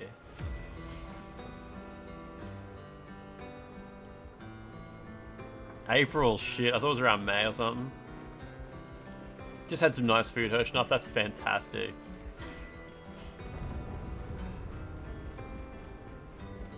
Well, when I came this way, a scripted sequence played out, so I'm kind of guessing... Oh, that's back to where the game started. It's gotta be optional. Yeah, this is tutorial. Man, it feels like so long ago that she was like, press the square button. Oh, in the US they call them freedom sticks. Okay.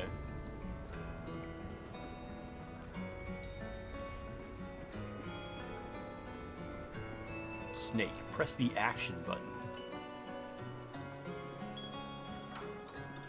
Oh, it says Papa. What did it was like? It was like Papa go home or something like that. Is it written in French? It's probably written in French. Unreal Engine doesn't support language-based texture changeouts. Once you pick French, you're locked in.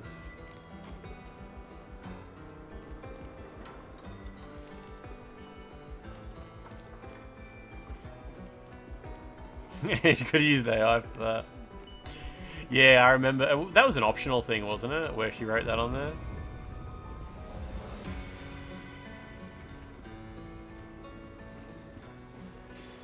Good stuff.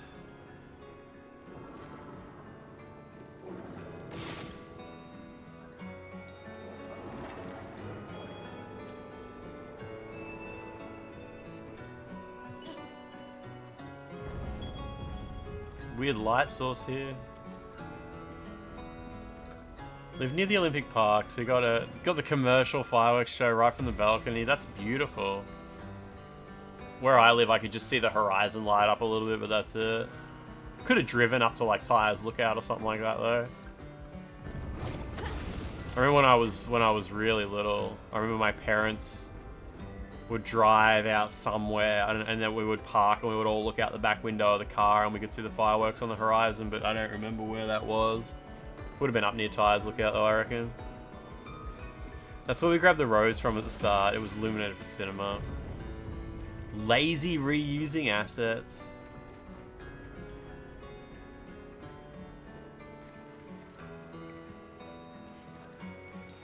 There's a path that way. Wait, no, that's where I came from, so this is the only other way, right?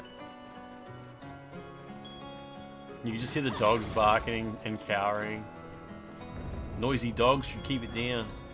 I'm trying to hear the fireworks.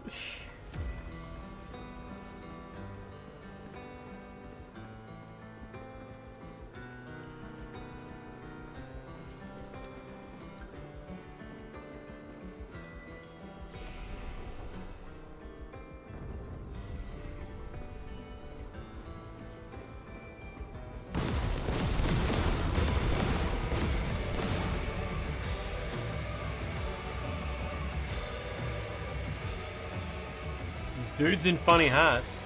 Oh shit, you can... Wait, you can just shoot people? Okay.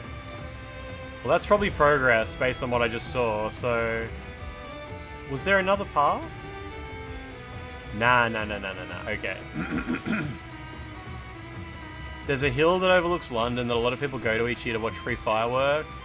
This year they fined people for going in... What the fuck? No way! They were fining people from going to this... A hill to look at the free fire. Don't look! That's like trying to fine people for not having a TV license. You better not be looking at the TV. You better be facing the wall.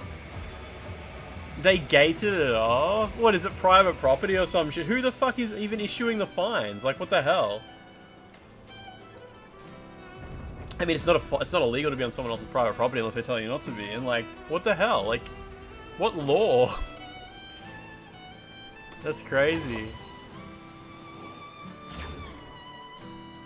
Imagine like the people who made those decisions. The people in the world. These people that we share the world with, who are out there being like, we should punish people for doing that. The 32s. Oh, okay. Probably like anti-terrorism. You're surely right. You are surely right. What disgusting, inhuman, hateful people they must be, though. Like, just the most revolting, hate-filled scum to issue fines to those folks.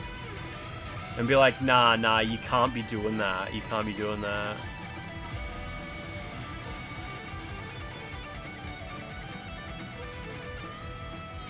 The world would just be a better place without those people. I think a goal that a lot of people should have in life is to, like, imagine that the world would not be better off without you in it. Oh, I was too busy thinking about horrible people to hit this guy. It should be like a basic want. But I think for those people, like, it just doesn't apply to them.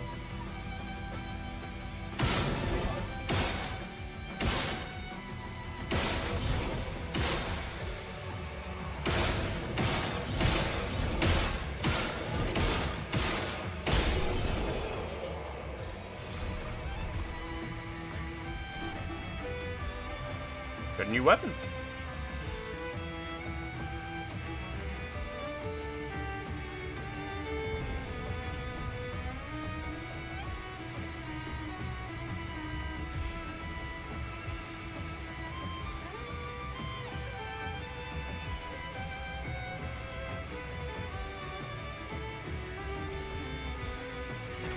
This dude, this expeditioner must be so low level. Look at them parries, that's pretty good. Parrying all their moves. These guys look like they're wearing like weird mushrooms on their heads.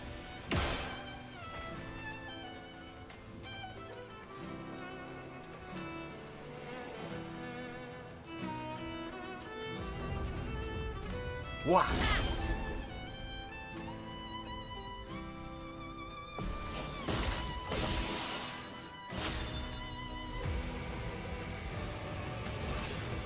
Just in case we make it to Mayel. Better make her do 10 trillion damage just in case.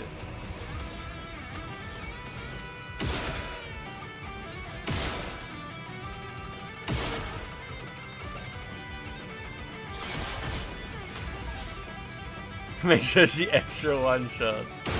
Yeah, you gotta get the what do you call it in JRPGs where you get the overkill. You get the overkill bonus. When did we switch to Versa? I wasn't paying attention.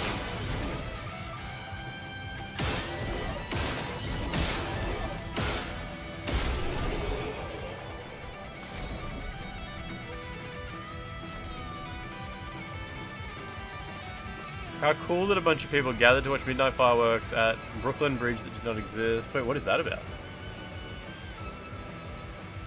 They wanted 60 euros this Sylvester to go on the main street here in Munich, so it was a commercial venue. Insanity.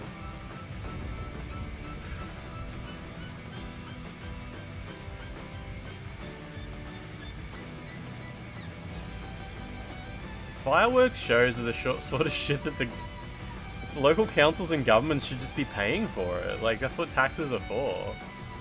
Pay a bunch of fucking professionals to come put on a show for the people. It makes people feel a bit better about the taxes they have to pay. At least you're using it for fun shit.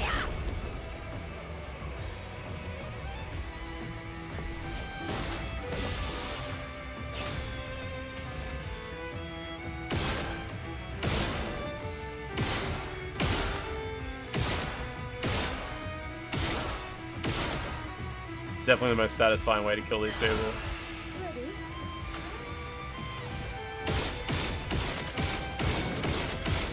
This guy's alright, this guy's slightly stronger.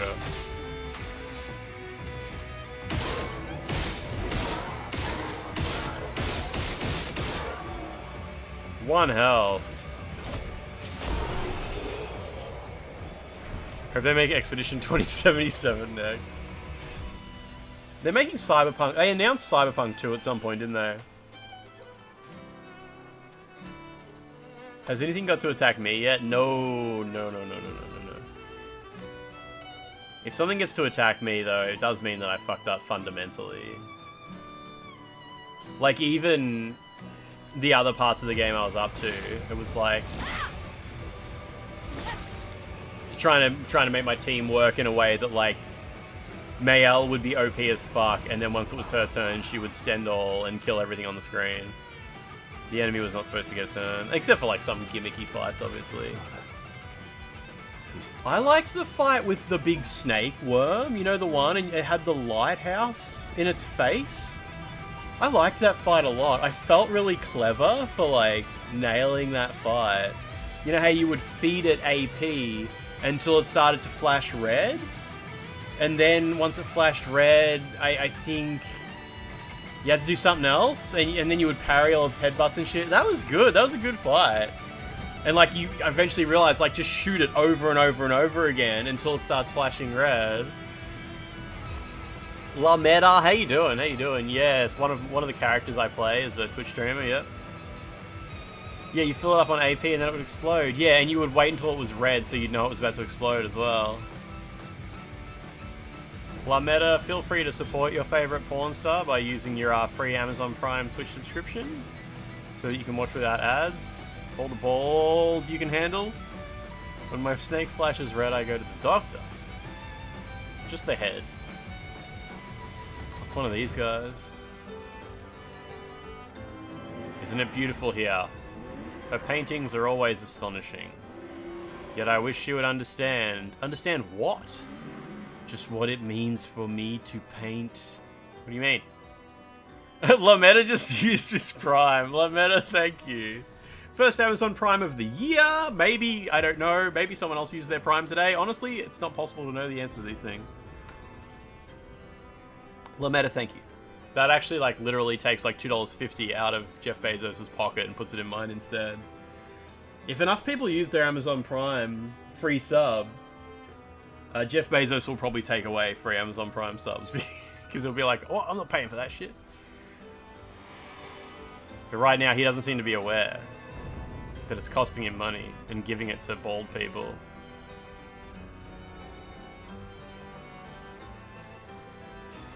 An advantage.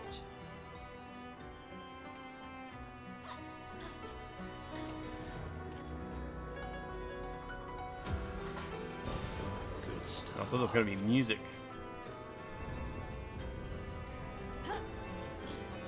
God, I love Unreal Engine.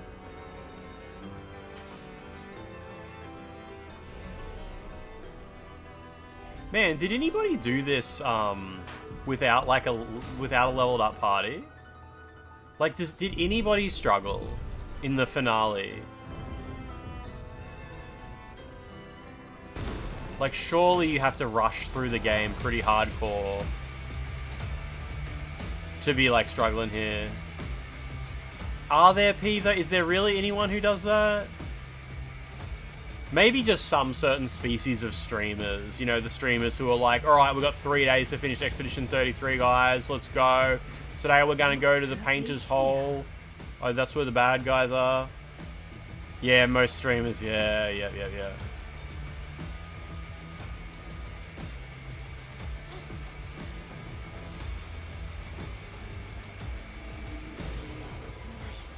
I just figured the sort of streamer who would, like, not be willing to do the side content in this game wouldn't even be willing to finish the game. But I guess some of them are like, yeah, I finished it. It's like, did you really?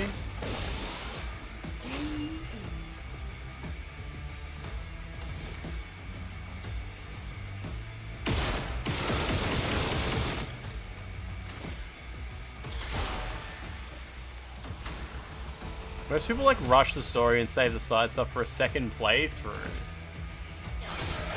You're outmatched. It's interesting that someone would be like, even wanting to do a second playthrough in that sense. Like, I don't know.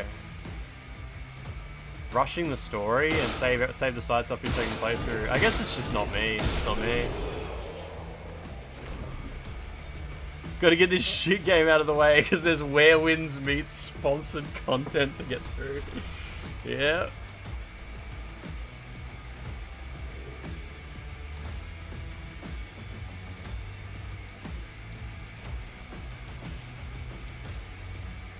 Some streamers, like, a lot of their audience, though, is just, I want to see my streamer play the new game that came out. Like, there's a lot of streamers that are just like that. Like, they just play the new game that's out because their audience doesn't want to play games, but they want to see the new game.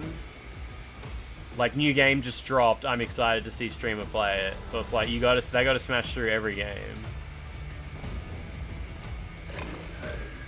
You watched some VODs of someone you follow who rushed through and was skipping cutscenes and turned off tutorials? No way. I don't believe that that person exists. I'm sorry. That's insane.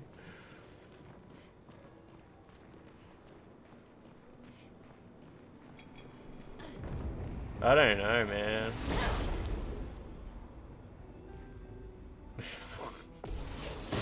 He's like, so who's this guy? I mean, I'm kind of like, who's this guy? But like, we talked it out. We talked it out. As a family.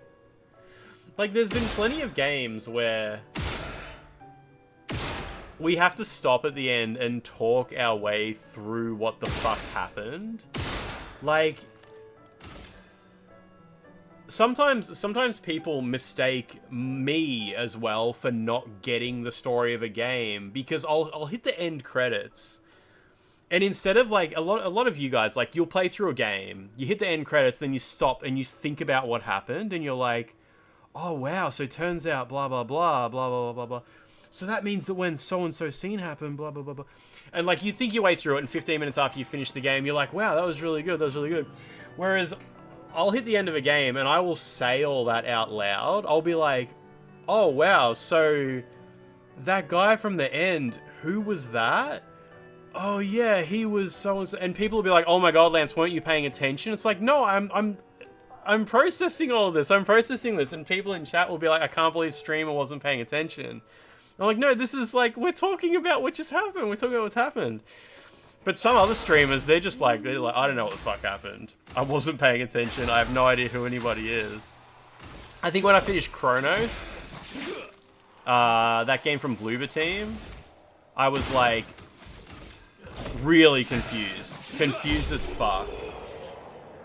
And we talked about it for like half an hour. The credits of Chronos. When I hit the credits in Chronos, I was like, what the fuck? That was nonsense. That was absolute nonsense. And a bunch of people in chat were like, well, weren't you paying attention? And I'm like, well, hang on. Like, we need to talk about... like, and by the end of like half an hour later, I was like, okay, no, that was really good. That was really good. That was really good. But yeah, sometimes people mistake like talking your way through a plot as you didn't pay attention. Why do you even need to think about it? Weren't you paying attention? You should just get it. You should just get it. But yeah, I really enjoy that part where you have to like stop at the end of a game and like talk about like, so what happened? Who was that guy? Oh, that was that guy? Yeah, you're right, that was that guy. I'm here 2 months after finishing the game and still adding lore theories to your notepad. No other game has done that for you.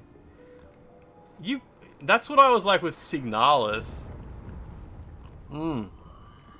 Signalis second playthrough, I had a notepad straight away. And I was like, oh, it's really important that this girl confuses the twins. She mentions, like, I used to get her mixed up with her twin sister. Like, there was heaps of it. Yeah, man, like, Signalis was so fucking good. Little throwaway line where the character says, like, or was it her sister? Sometimes I get them confused. Totally reframes, like, the whole game. It's so good. It's so good. This game was weird for you. You really liked it, but at the same time you didn't finish it. No motivation. Still can't understand why. Did you get like this far? Did you get to Act 3? Been having loads of fun watching people try and play New Vegas. They skip the tutorials for lockpicking and get confused what the controls are. Even though they're on the screen, they just force the lock and break it. I like the lockpicking controls in Bethesda games. Shroud started playing this because of one game of the year, and it's clear he went into the game wanting to hate it, and is perfectly acting like the game doesn't explain stuff. Oh yeah, that's shit. That would be so frustrating to watch. Ella flush Signalis. Yeah, but I've heard people say that Ella doesn't really vibe with it, with certain games. I think I heard Ella flush Signalis, and everybody in our Discord was like, yeah, I'm not surprised. Like, he was definitely not his kind of game. Not his kind of game. Oh, he did finish it a few months ago, but he just smashed through it. Yeah, okay. The context of this game changes dialogue and scenes on your next playthrough. Or when watching someone else play it, yes. Yeah, Signalis. Signalis is definitely a game, hey. Like, oh man, I could go on and on. I still think most people don't even pick up on like one of the big reveals at the end of Signalis. I think heaps of people don't even notice it happens. It's so good. Like, Yeah. Like a tiny fucking one sentence in an email, and it's like, oh wow, that answers like this massive question you've had for like 70% of the game up to this point. Clapping, muting for spoilers. I mean, I'm not gonna spoil any Signalis stuff. I'm not clapping. I'm not clapping for Peeve. Can someone clap in chat? I'm not clapping to let Peeve know it's okay to unmute. Imagine speaking German while playing Signalis. Yeah, you would have known that, what was it called? What's the German word for hospital? It's like fucking Krankenfluken or something like that. This is like a boss. I should probably fight this guy properly. The Krankenhaus. I remember it was like Krankenflugen or something, and because I said I thought you weren't supposed to do that in November. My turn.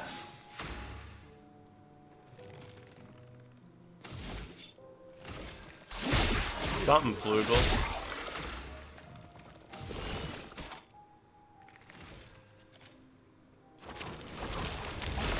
Ready. I don't want to waste that mark. How do you skip turn?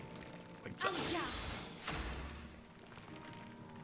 A deeply unserious language. I can't remember what hospital was called on the map in Signalis, but it was something funny. Something that made me think of jerking off.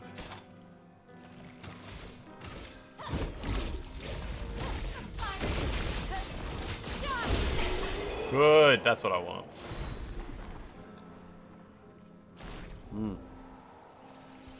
Big titties, it might have been that, yeah. Was that the last boss? It's disgusting. Peeve, did you ever use Stendhal at all? Or like, did chat tell you like, nah, you won't like it, just avoid it, just avoid it? Nice. Wouldn't have been bad advice, obviously, I'm just wondering how it went for you. It was really high defense, and it was chromatic.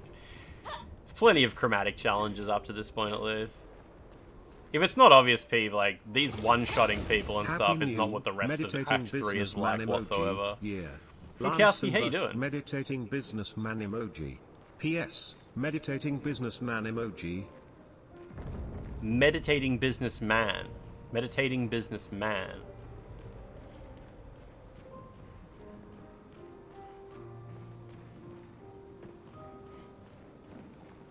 You tried it once and you were like, we will not be using it. Yeah, awesome, awesome. So all good, yeah. Perfect.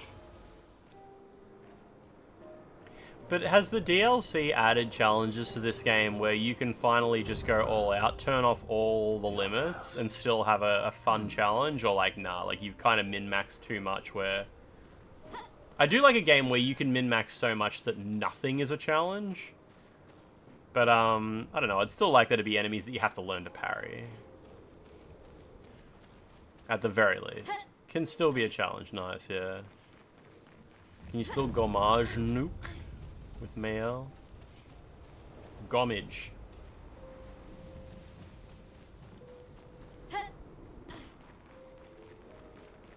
I like people will say gommage, but then they'll pronounce homage as homage. Lumiere has suffered much damage, but there's something in the water. Esky! Bring it to me.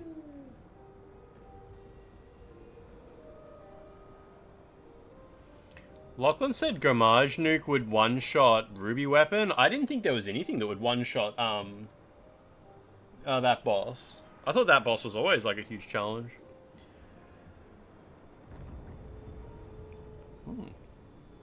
You were working as a bartender during the passing of the year. Your work contract ended, and now you're doing freelance. Hopefully this year will be nice. This expedition was known for its unorthodox tactics. William, Expedition 60. They mocked us when we said the human body is the strongest of them all. We trained relentlessly, and now our bodies have achieved the pinnacle of human performance, with which we are able to crush our enemies. We are so much more agile and aerodynamic without the heavy uniforms constraining our glorious muscles. With Leslie's unstoppable training regime, we are impervious. What are you talking? What? That's how we were able to charge through that ghostly Gamage barrier and reach the Paintress. Naked, screaming, hulking But it seems we've gigachads. been wrong about what she is. The Paintress is just as trapped as we. The real terror lies beneath the monolith. The rest of Expedition 60 marched on to confront him, while I was tasked to warn Lumiere. But it seems I might have run out of time. One last swim separates me from Lumiere, but even with my mighty muscles, I don't know if I can outswim the Gamage. So here I write my final message. Bare naked muscles Why did will they save the world, do this? and don't waste time on the Paintress. Prez, you almost started a hype train in the middle of the most important monologue of the game. Why did they do that? Super buff naked guys just hard tank the monolith barrier. That's so fucked. That's so fucked. It makes me think of Muscle March on Nintendo Wii. Like imagine Muscle March, just this fucking train of shirtless, basically naked gigachads just rushing through the entire world. They were too buff to be gamaged. You guys know the game Muscle March, right? Where it's just like the dudes just running a train, running a train on the town, figuratively, not literally. Someone did an animation showing it. Was it like a fan animation, or was it actually by the team?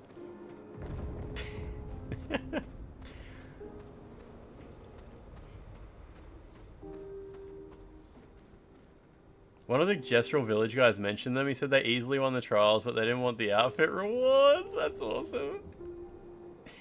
Kinda literally.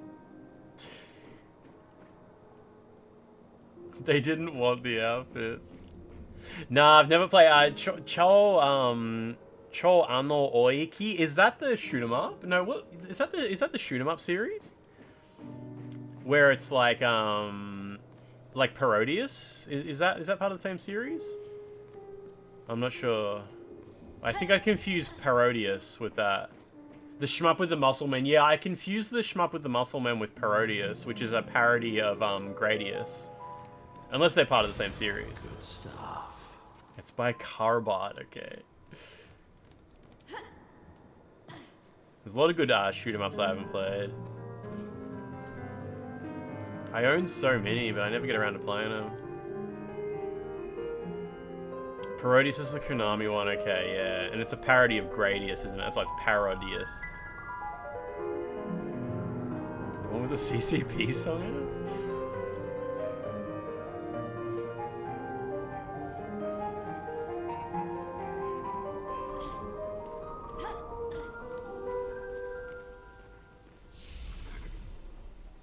Kiniku Neko?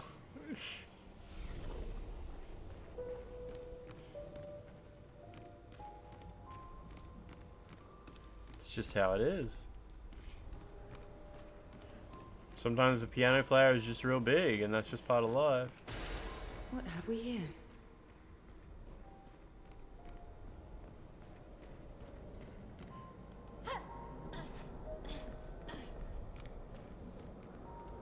It's one of those noodly dudes from Elden Ring. Yeah, he just learned how to play piano. Noodler.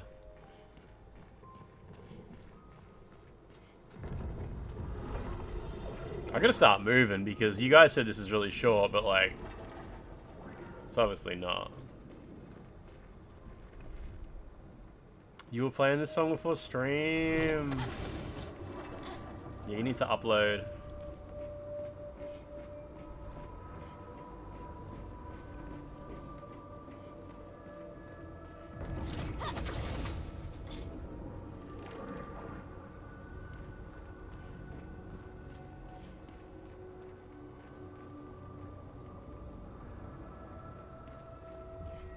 Nevrons from the Axon Islands. What are they doing here? Like Axons, they're Papa's creations, not Claire's.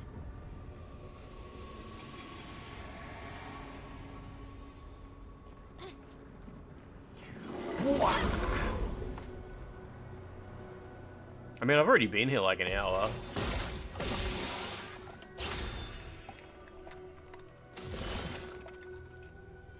He sounds like, oh, like the clickers from The Last of Us. Let's try and remember what that noise was. Here we go. Here we go. A little bit of damage.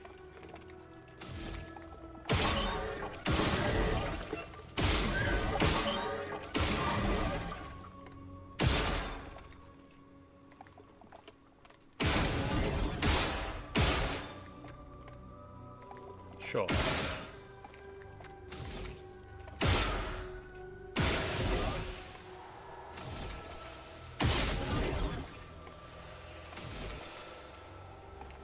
It's not my first turn, right?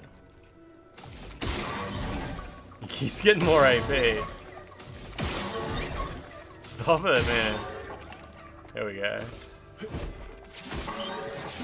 think that's still his first. Yeah, it is, yeah. Oh, it killed him. I just wanted to put a mark on him so Mayel could kill him, but he did it himself. Oh, good.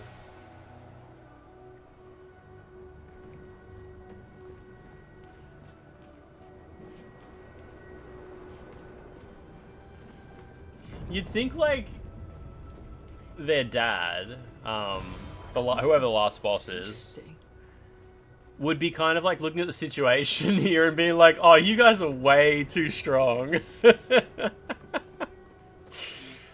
He would be like, oh, I'm not ready. No, we need to rethink this. I definitely can't fight you. Like, you would think he would not fight. He would be like, no, there's no way.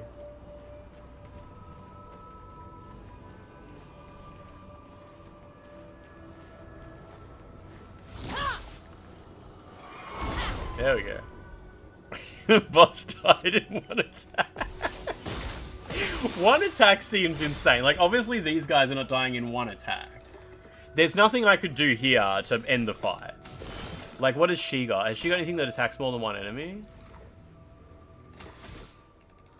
No. So, I mean, I'm not killing anything in one attack, obviously. But, one turn, like, before the enemies get a go. Show me what you can do.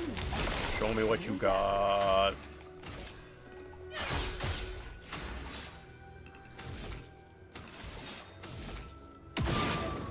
What if this guy can kill everybody? Nah, not really. The zone is for like level 50, 40, 50. What level am I?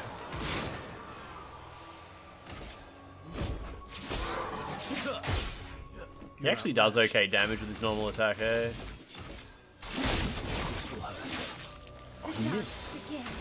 Why is his health so low? How is he taking damage? He must have... Man, has he got something that hurts himself? Oh, I'm like level 70. Okay. Is Verso doing something that makes him take damage, or is something hitting him? What have we here? Wait, what's over here? I'm level 85, yeah, nice. Lachlan, what is that?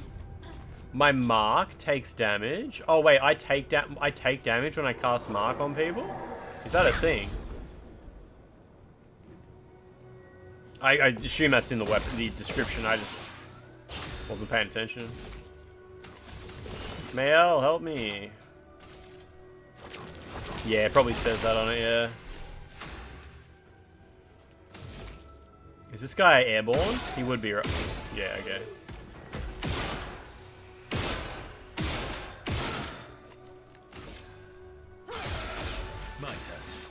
My turn. God, I love the AP region. This is my idea of a good time. Let's go. Oh, apparently I can't hover over YouTube videos because it says I must agree to the YouTube terms of service to see embeds.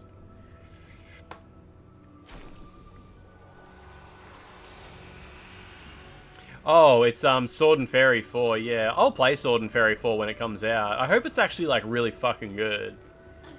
Like, I'm guessing, like, there's no harm in playing a copy of Expedition 33, as long as it's not a shit game, right? Like, ripping off Expedition 33's combat style is not gonna make me enjoy a game less. The new videos on Honey? Nah, the latest on the schemes. I don't think Sword and Fairy would have gacha mechanics in it. Wait, you think Sword and Fairy looks like a Chinese mobile game? That's crazy. It doesn't look anything like a mobile game to me. This looks like a really fucking good game. That's weird. There's been some people posting absolute cope on Twitter about if Sword and Fairy 4 isn't a rip-off of Expedition 33, Expedition 33 is just a rip-off of, like, other shit. And it's like, oh, if you think Sword and Fairy 4 looks like Expedition 33, you're just telling on yourself for having never played another JRPG. You should check out Persona and any Final Fantasy. It's like, what the fuck? That's insane. That is an insane thing to say. Like, of course Sword and Fairy 4 is absolutely a big rip-off of Expedition 33. Expedition 33 is obviously really inspired by Persona. I think the first thing most people saw when they saw Expedition 33 was like, hell yeah, it's Persona with a completely different art style. That was what I thought when I first saw Expedition 33, and it's still really like Persona 4 or 5. But it's different enough from Persona 4 and 5 to absolutely be like, the difference between Persona and Expedition 33 is pretty similar to the difference between Persona and Final Fantasy 10. Like Persona is like Final Fantasy 10, but like with a flashy art style added to it. And then like the difference between Persona 5 and 4 and Expedition 33 is like, yeah, it's the same, but like it's got like a totally different aesthetic applied to it, and the camera moves like way smoother and shit. And yeah, I don't like the Persona games. You should check out Lance McDonald if you like Jason Statham. Yeah, exactly. But yeah, it's super weird. A lot of people want to bring Expedition 33 down a notch. They want to act like it's just another JRPG. It doesn't do anything original. There's nothing original about its style, its motif, the way it presents the combat. Like, that's just stupid. And they hate Expedition 33 so much that Sword and Fairy 4 can't be a rip-off of Expedition 33 because Expedition 33 didn't do anything original.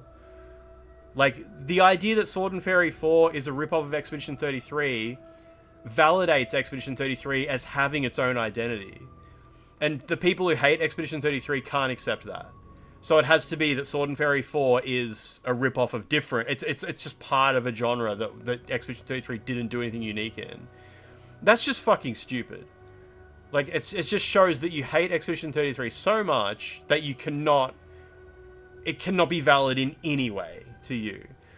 And, yeah, at that point, you're just... There's not even a conversation to be had. But yeah, if Sword and Fairy 4 Remake is 100% a rip-off of Expedition 33, I think it looks awesome. Like, maybe I'll like it more than Expedition 33.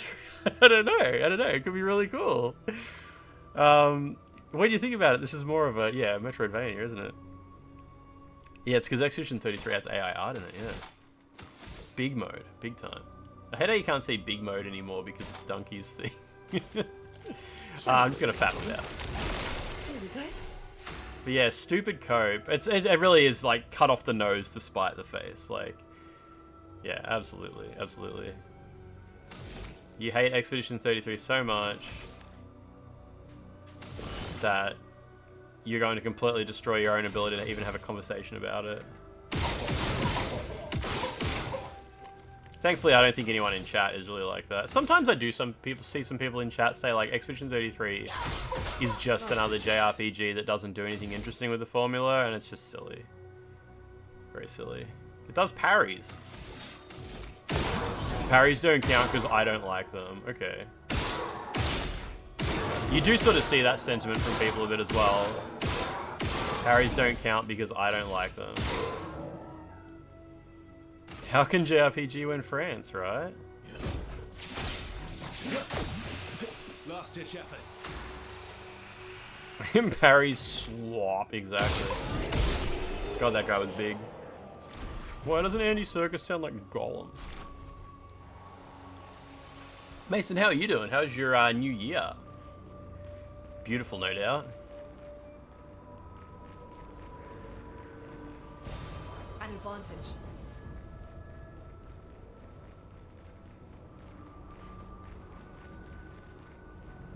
Is it meant to be this dark over here? Was that the actual way forward, was it? I thought I'd gone down like a side path. A France RPG. Wait, am I just running around in circles here?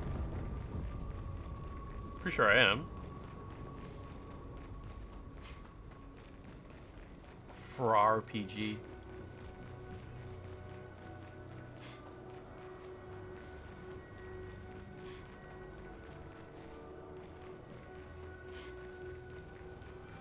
She's fanging it. End up partying hard? Nah, just normal family times. Reasonably stayed up super late on New Year's Eve into New Year. Went outside with some glow sticks and my glow sticks were all expired and they just didn't work. They didn't glow. I like had these glow sticks that like they're like tubes and you yeah like this. I had these glow sticks that are like tubes and you can bend them into shapes and I covered my whole body in them. I was inside the house with the lights on.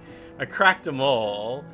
Covered my whole body in them and then went outside and it didn't glow. It turns out glow sticks expire. They must have been in the cupboard for years.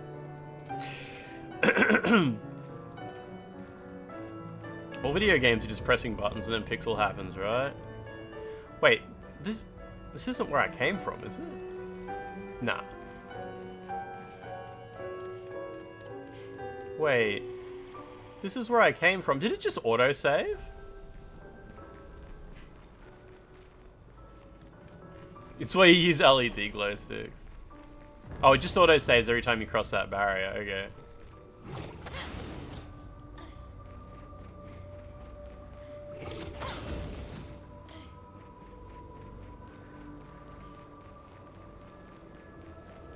You can just freeze the sticks, can you? Oh, I don't... It's just a... I didn't know that rolled. You can just go to the shops. Like, if I needed a solution, it would be go buy more. It's like $1 for a box of like 40 of them. I don't really need like a long-term solution to making my glow sticks last longer. Solution would just be to buy more. I thought that was just like from recently.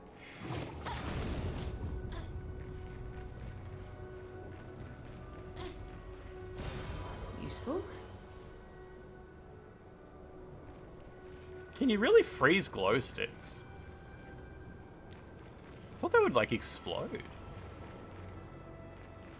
Like they'd be under pressure. Maybe I should continue. Maybe I should continue. Maybe you should. Yeah. If that were even a choice. Oh, now I sound like an idiot. The boy's gone silent.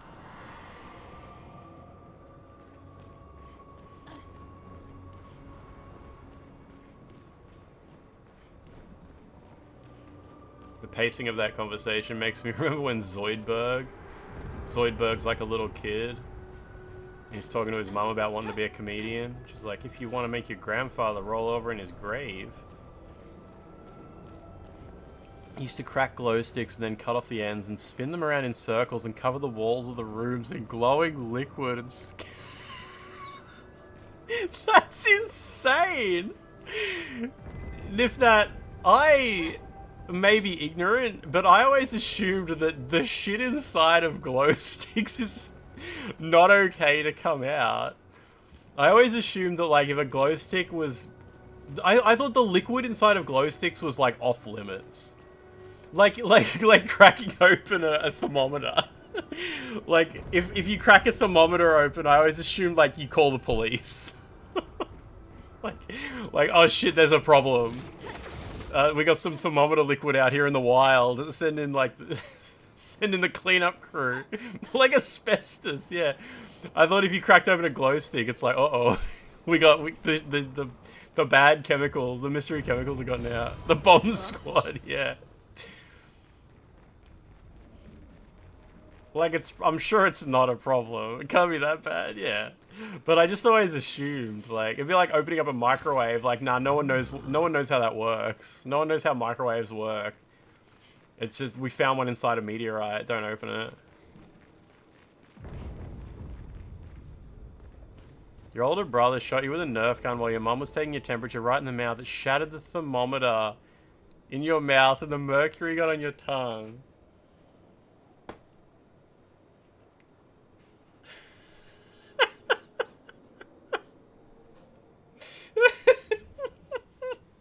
What?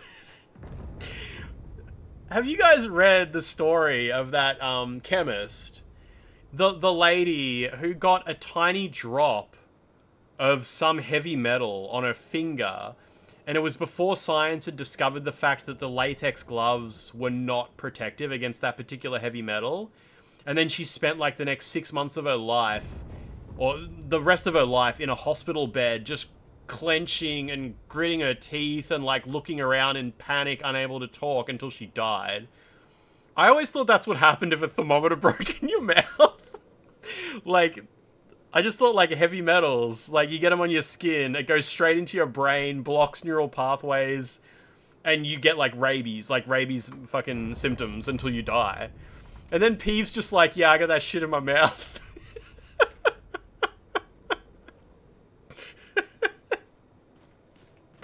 The shit that one lady got like a single drop on her latex gloves and developed rabies symptoms and then died. Yeah, I had that in my mouth.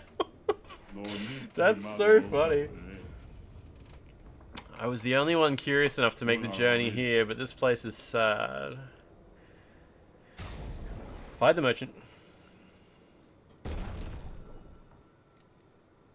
It's the salts that fuck you up. Yeah, that story that does anyone remember that story? If you Google, like, lady gets heavy metals on latex glove and dies, you'll find the story I'm talking about. But I don't remember what it was. It was some kind of mercury-like thing.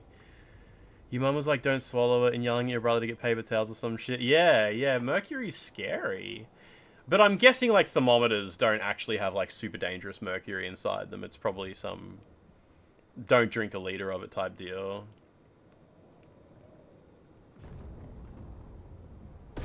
What did you swallow?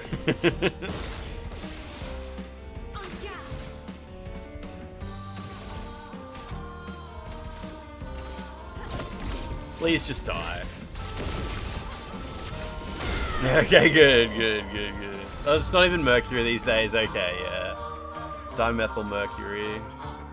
Apparently her name was Karen Wedderhan, if anyone's not familiar with the story. That story, the story of, if that's right, Karen Wedderhan, it makes me queasy when I read about it. There's certain medical stories that, like,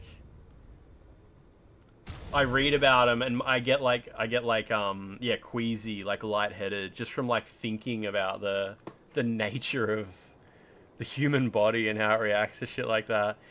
There was scenes in Pluribus that made me queasy, especially like the first episode of Pluribus. It made me kind of queasy. Just I don't know. There's certain, like, I'm just so weak. I'm so weak when it comes to like medical stuff.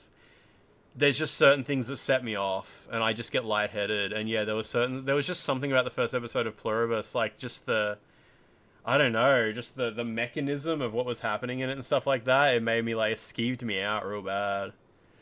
Should I buy anything here? Color of Lumina, I guess.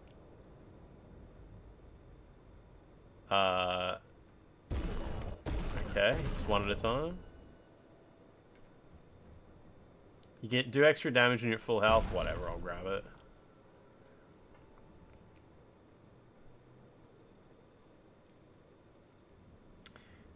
You're not afraid of needles, but parasites and shit do the same to you. Yeah. Dimethyl mercury was a common chemical for lab applications, but it's been replaced for almost all applications. Yeah, okay. The mercury thermometer was phased out in 2008. They're already rarely made with mercury at that point due to the cost. 60s rocket fuel. They wanted to mix mercury compound with fuming nitric acid to use as fuel.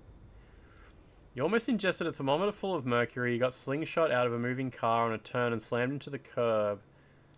You stuck a key in a socket which shocked you and launched you across the width of our hallway. Sorry, I thought you were just... I read that as like one event. Peeves just listing like shit that went wrong when he was a kid, but I thought you were describing a single freak incident where you almost swallowed an entire thermometer while getting slingshot out of a car with a key. And like you got slingshot out and fucking landed on a PowerPoint. A car key went in a PowerPoint. Like a fucking Rube Goldberg machine, but you are the ball. Rolled out of a car into a hallway and hit a PowerPoint. Yeah, exactly. Good times. Oh shit, there's like a beautiful forest here. Yeah, the guy who stuck his hand in the particle accelerator. Yeah, I've seen that YouTube video. Papa is somewhere past the gardens. Papa.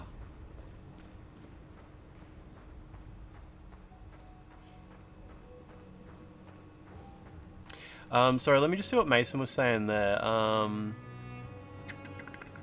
You're like not afraid of needles, but parasites and shit do it for you. Yeah, I don't think afraid of needles is even the right way to describe it. There's anyone who experiences like queasiness from blood, medicine, needles, medical videos and stuff. You sort of understand it's not even like a fear or a repulsion. I always describe it as being something primal.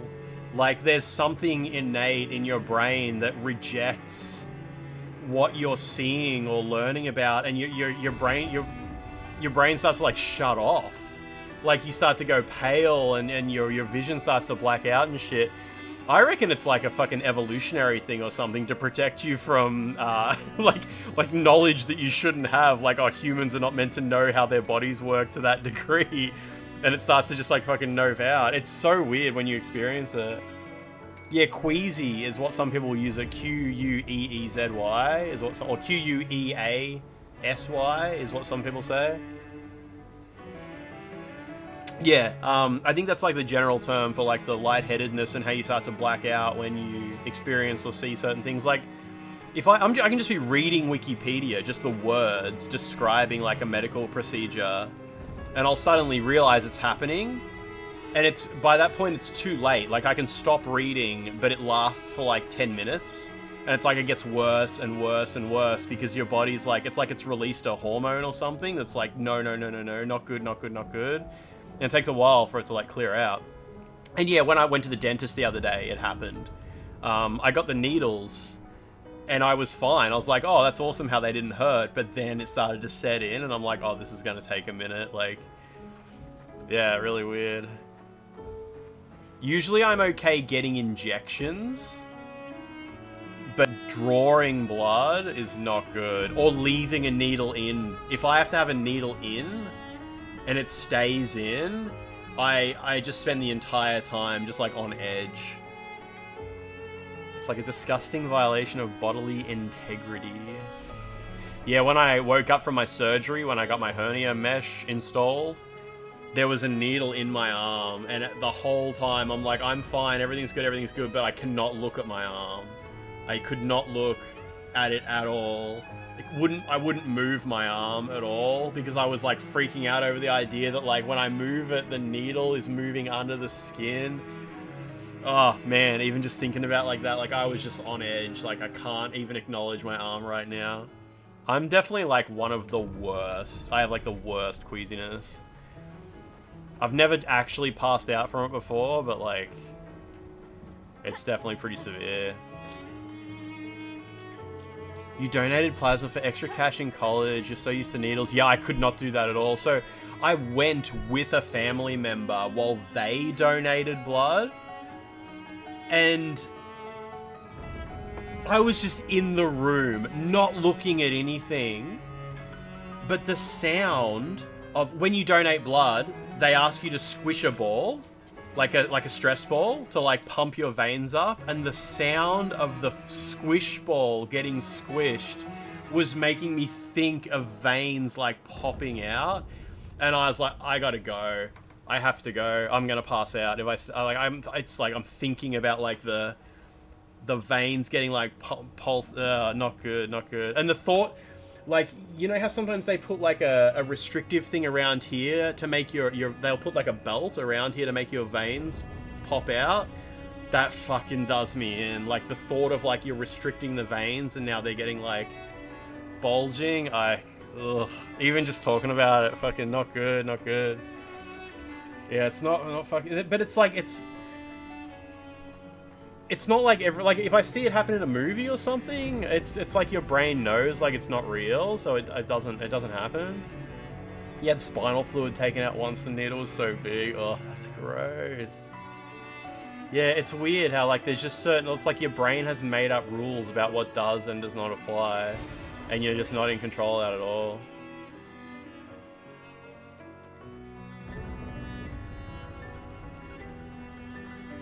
You were recovering from heart surgery in hospital and you had a plastic box attached to your abdomen for draining fluid. Gross. Also got some bonus scars just from the tubes. Just trying to think of like other times that I've like experienced that. Like, oh man, I went to like a fucking I think it was like Leonardo da Vinci museum or something, and there was all these bodies on display. And it was like a human body, but you could see all the insides, like all mapped out and shit, and just like diagrams. Like, here's a picture of like how we understand the human heart to work, and it was like all hand drawn and shit.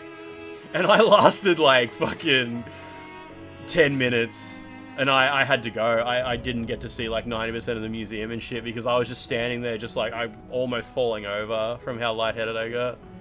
It's like, it's just fucking drawings of like a heart with like valves and stuff. Yeah, it's so crazy how extreme it is for me, and it's so arbitrary. Nothing in video games has ever set me off like that. Like I said, it's like my brain has like made up rules as to what does and doesn't. Yeah, obviously, like there's never been anything in a video game that ever triggered that before. But I've seen in the movie Chopper, which is an Australian movie about an Australian criminal. There's a scene where he injects heroin. And he puts the needle in, but then he pulls the plunger back a little bit and a bit of his blood goes into the needle, and I fucking... That was so bad when I saw that scene. That's like one of the only times in a movie I can think where I've been like, ooh, that's... Yeah, when he pulled the plunger back and a bit of his blood went in, I was like, oh, I gotta look at this.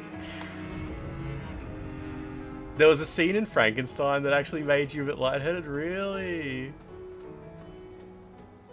But I mean, like, I've never seen a syringe in a movie or game or anything that's ever set me off before like that. But it's just like that one particular one. It's got to be like something about like the framing of it and the pacing of it and shit. Like, yeah, you guys are like, oh, how do you cope with video games? And it's like, no, that's not even slightly triggering at all. Because there's just, the rules are made up somewhere in my brain that I'm completely unconscious of. You can't think your way out of it. You can't just tell yourself like that's not real, because it doesn't work like that. You're getting lightheaded from listening to this? That's crazy. Yeah, it's one of those things where it's like you can't just logic your way out of it. Like humans don't work that way. It's like trying to like just think yourself out of depression or think yourself out of tiredness. Like, oh, you're tired. Well, why don't you just, like, not be? Why don't you just think? Why don't you just, like, be like, well, I'm just going to be awake anyway. Like, our brains have so much stuff that we're just not even conscious of, and that's definitely one of them. Anyone who experiences queasiness would understand, like, it's like, I guess it must be similar to what phobias are like. I don't think I have any phobias where I get, like, because a phobia is an irrational fear. Happy New Year. Lost the whole of or December it's no, a phobia is an to irrational repulsion. Fear is not like the right word. The dictionary definition of a phobia is an irrational avoidance or repulsion. It's definitely not fear. And it must be what people with phobias experience, where they're like, I know it doesn't make sense, but I can't think my way out of it. I can't just tell myself, like, don't worry, it's not going to do anything. Snaky baby, how you doing? Thank you, baby. That's beautiful. See a bald person when I break out in hives. There's a fuck ton of Stranger Things advertising in Paris Metro. Haven't seen anything like that since GTA 5. Jesus Christ. But yeah, if any of you have like phobias that are like genuinely just like that complete irrationality, you know what it's like to just not be able to even like, you can't even like think like, well, what are my own rules around this? Like, how come sometimes it doesn't bother me, and then but then like other times like I am just completely, my brain just like completely nopes out. You just had your 4th dose of radiotherapy, watching you while waiting for the bus. You just had it. Do you feel like shit? I've heard that like you feel like shit so long after that. It's like phobia base. You have the same for textures that are similar to dry events. Yeah, I think I've talked to you about that before, Mason, how the texture thing, I experienced that, where I'm, oh man, it puts, the phrase is, it puts my teeth on edge. You know, when you imagine getting a cotton ball and chewing on it. Like, imagine chewing on a cotton bud, or and like this high-pitched squeaking of it grinding between your teeth. It fucking does me in. It's like nails on a chalkboard. Or the other one I always say is, you know, like popsicle sticks, like paddle pop sticks. The wood is like getting one of those and chewing on it really hard, and hearing the squeak of the wood between your teeth. Fucking puts my teeth on edge. You don't get queasy with needles. You just really don't like them. Prefer to look away when there are movies and stuff like that. You don't have to, but you don't feel gross. You just prefer not to see them. You can tank the psychic damage. So it sounds like it's different for you. It sounds like it's different, yeah. You feel okay at the moment. Get side effects like in a week? They're giving you an experimental proton radiation because you've had cancer like 3 times and your body won't stop it growing. Jesus Christ, that's so awful. I mean, experimental sounds cool, but holy shit. Those mirror neurons go brrr. Yeah. I'm trying to think, like, there's certain materials that if I imagine rubbing my, or like imagine like chalk dust on my fingers, and then the idea of like rubbing my fingers together, it makes me want to lick my fingers, because it's like there's a certain dryness that just puts me on edge. Like, ugh. Sometimes you get like a certain dustiness on your fingers, and it's like, oh no, it makes me feel gross. Yeah, so I experience queasiness really bad, and I also experience that I don't know what the word is for it, with the aversion to textures. I always just say like it puts my teeth on edge. Chalk is finger looking good. Yeah, there's got to be a few people in chat who know exactly what I'm talking about.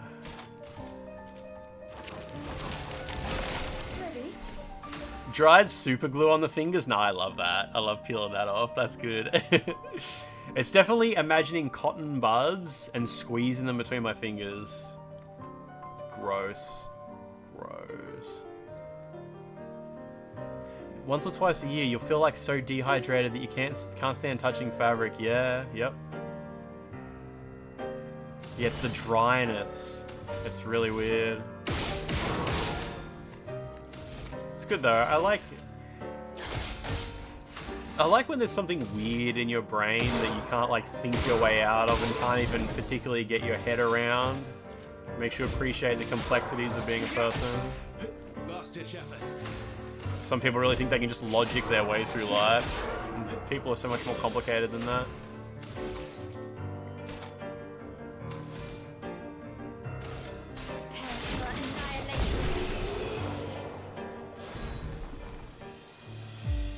That weird feeling when the vein in the back of your hand gets real big and firm and you move your fingers and your tendons moving your vein. Yeah. I have a vein on my hand. If I like get my veins really pumped. Like I have really veiny, oh yeah, I have really veiny hands. And there's a certain vein that if I move my tendons, yeah, you're not going to be able to see it on the camera, but there's a certain vein here that when I move my tendons, it rolls back and forth across the tendon. Especially if like, yeah, if I get like really pumped up, I have like veins snaking all down my hand, and when I move just 2 knuckles, there's a certain one that rolls back and forth across them. It's really weird. It's really weird. But that doesn't skeeve me out at all. It's just one of those things. One of those things that doesn't bother me for some reason. You've got it too, but yours is around the elbow. Oh my god, I wouldn't even... Nice. I have that when I press my elbows together. I have a lot of big bulging when I press my elbows together. Used to work in room service in a hotel. The chemicals they used to clean the sheets would get them so dry you could feel the moisture leave your body whenever you touched it. Ugh, yeah, that would... That would do me in.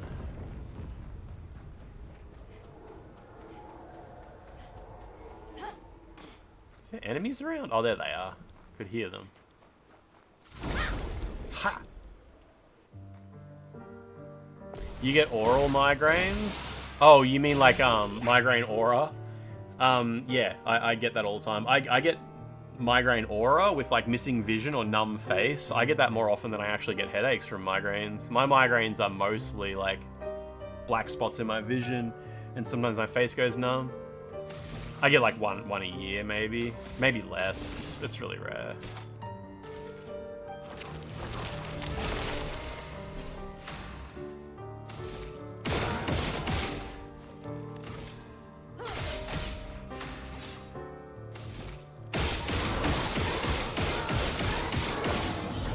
Oh, beautiful. Oh, he's dead. Okay.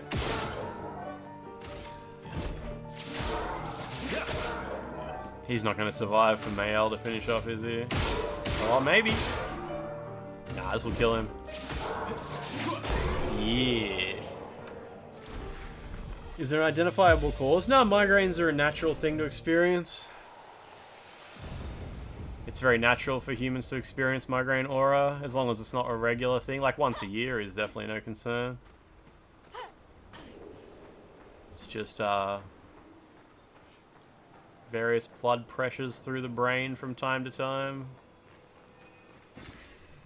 Like, it's important to know how to tell the difference between a migraine and a stroke, because obviously, like, you hear like, oh, I have a headache and half my face has gone numb, or like if you see a family member and they're like, oh, my head doesn't feel right, and then you look at them and their face is like drooping. And they're like, yeah, like half an hour ago, I started getting like blind spots, and now my face is drooping. Your first thought would be like, oh my god, that's so bad, that's so bad, that's like a stroke, that's like a stroke. But if they say, if their symptoms come on one after the other, like first I had this, then I had that, then I got a headache, then my face started drooping, you know it's, well, very likely not something to be too worried about. Because it's crossing over the head slowly, it means it's not a stroke. It's just a migraine. And it's scary. Like, those symptoms are scary to experience. But if it is slowly progressing across their brain, then it's not a concern. It's just a migraine. But obviously, like, if they're in a lot of pain, or they're, like, struggling to stay conscious or something like that, it's a bit of a worry. But yeah, the difference, whereas a stroke is all at once. It's like you experience blind spots, headache, numbness, drooping, you know, like... But yeah, the first time I experienced, like, I got black spots, and then like half an hour later my hand went numb, and then my face started to tingle. I went straight to the emergency room. I was like, that's... Like, I've heard about this, this is so bad, this is so bad, this is like clearly something really bad. But yeah, it turns out like, no, that's okay. That's the thing that happens sometimes. Yeah, it freaked me the fuck out. Numb face, like, it's like, this is the shit you hear about. This is the shit you see in the movies where someone's super fucked up. Their brain's just like exploding. They've got a burst blood vessel in their head or something.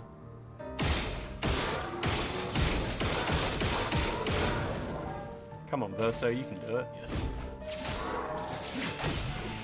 I think I'll improvise. Alright.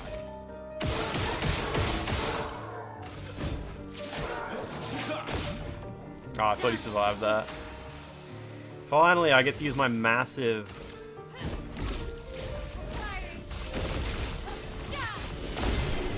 Oh, I'm still only 99,000. You walk into the hospital with a migraine and demand somebody give you mouth-to-mouth immediately. Nice.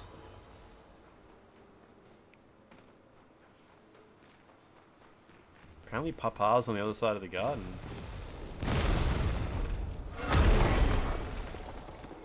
Horse! Wait, have I been here yet? There's an, looks like there's an item over there. Oh no, it's just like a sparkly thing. Kind of no-hit the whole zone. I haven't been here yet.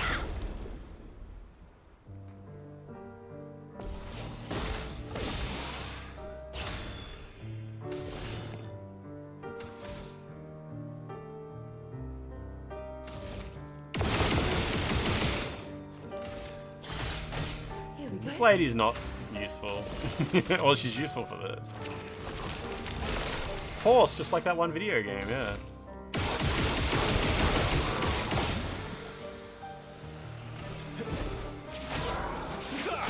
Hey, he survived. Oh, no he didn't. God, I love that. I love that AP regeneration. So good.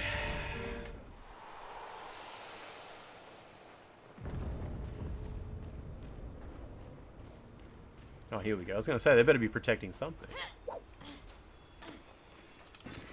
Good stuff. Good stuff. Gustav? I love that guy. Your father's been extra inspired. A most enticing challenge. Oh, I'm looking forward to a good fight, finally. Oh, I probably should have R1 to these guys. Creation. Oh, it's French, though. They got the little French mark on the E, so... That's how you know. That's how you know you're pronouncing it wrong. They put that up there so that they can tell people that they're pronouncing it wrong.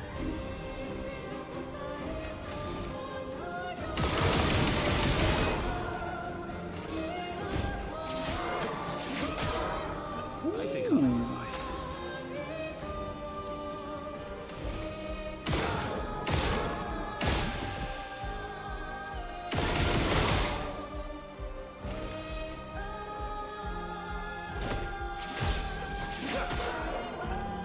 Huh.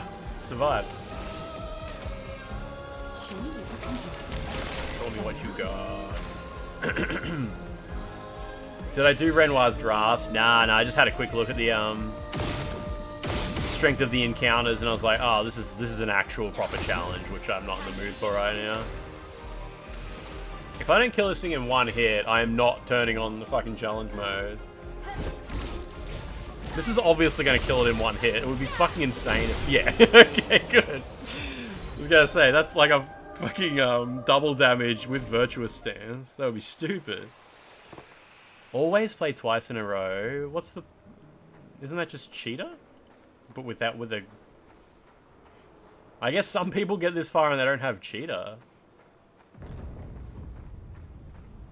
That would be wild. Yeah, Peeve, exactly. I assume there's a checkpoint somewhere.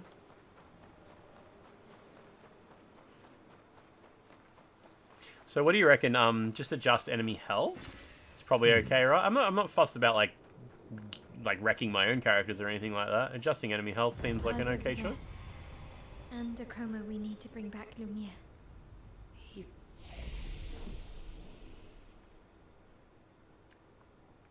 First of all, rest, yeah. So you have enemy health multiplier. Yeah, cool. We definitely limit maximum damage. That just doesn't sound fun. I like seeing big numbers. Even I can sense him. We'd better make sure we're ready. This is the point of no return. She should be like, if this were a video game, I'd be saying, this is the point of no return. Make sure you're prepared. Don't fuck with max damage. Yeah, no, the max damage is the fun. You want to see the numbers get silly, don't you?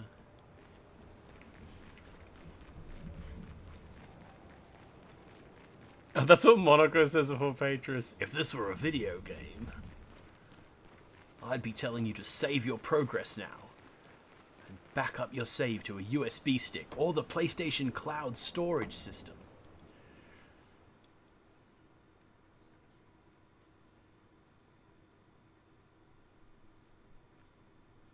We look ridiculous.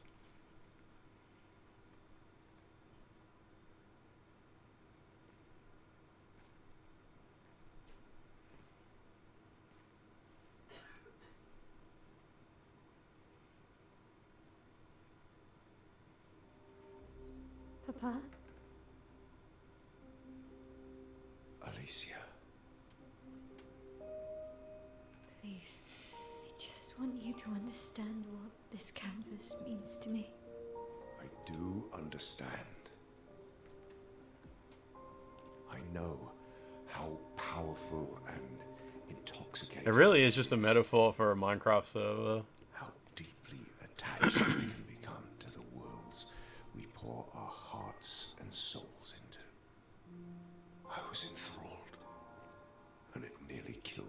doesn't mean you have to erase Verso's canvas. Child, do you think I want to?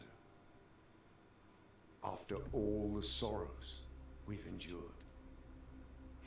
do you really think that I want to destroy this last piece of his soul? Don't.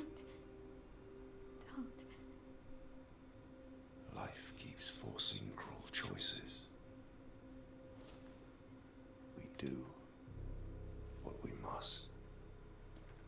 It's just too addictive. Why don't they just use like what do you call it, like screen time to limit the amount of time they can spend in the canvas? We make choices we can never take back. You grieve for two. I grieve for many. The choices of parents leave indelible marks upon their children. But ultimately, the voices in their head have to be their own. You cannot set the boundaries of their life for them.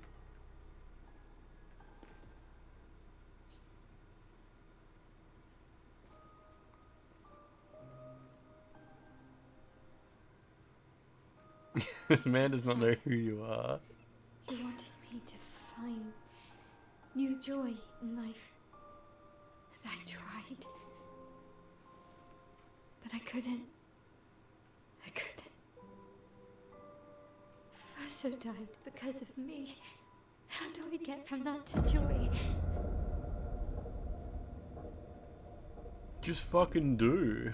Child, grow up. It will get better, I promise you. But this is not the way. Your friends speak truth. And it changes nothing. She already did grow up twice. But that's a choice I must make. Oh yeah, I forgot there was romance in this game. I can't remember. I must look out for you. Especially when you can't look out for yourself. You treat me as if I'm still 5. I treat you as if the shadow from the worst day of our lives is going to suffocate you and take you from us too!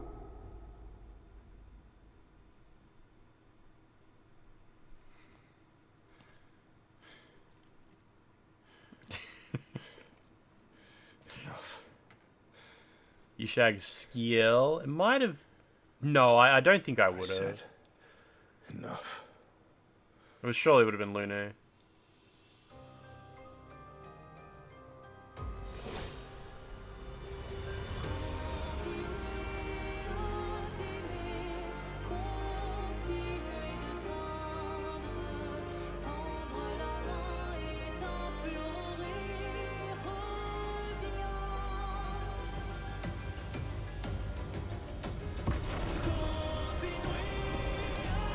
Dresses out of gamma. Oh, it might have been Skiel. Okay. Oh yeah, humanity. Maybe that might have happened. Yeah.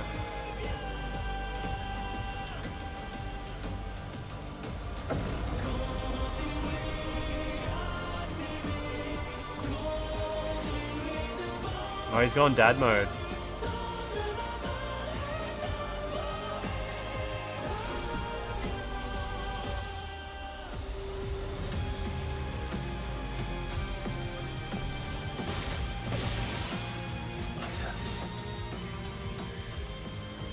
Yeah. So he's got 10 times health. Oh yeah, it's good. Still alive.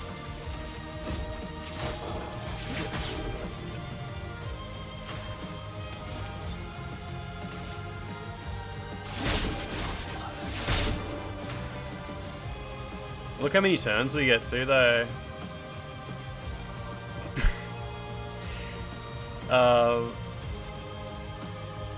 Sorry, I'm just reading what Zanlane just wrote. Zanlane, it's beautiful, beautiful.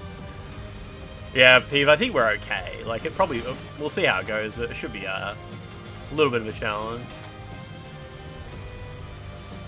Show me what you can do. But we'll see. I mean, Stendhal is really fucking strong.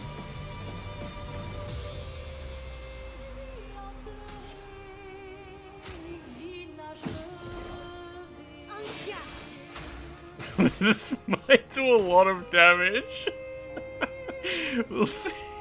It's really strong.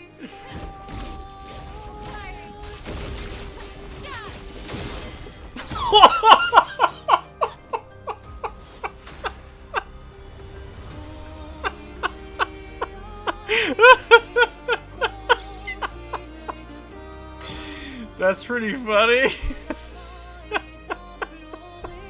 Let's try that again.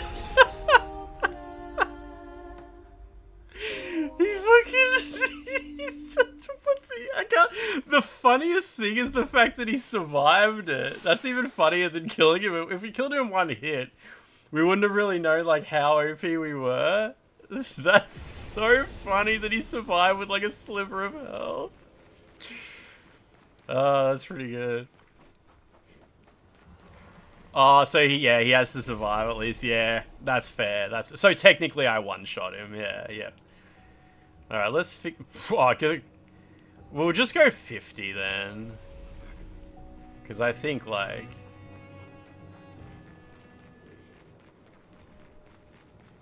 we just we just don't have a frame of reference for how much damage I would have done to his health bar. The other thing is though, Stendhal is only really that strong once.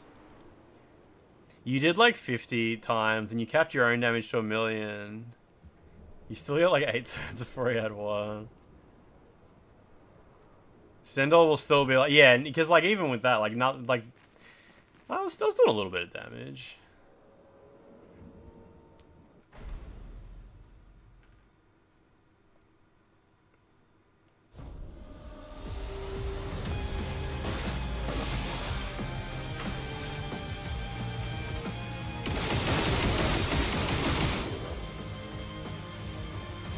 There's like 2 pixels.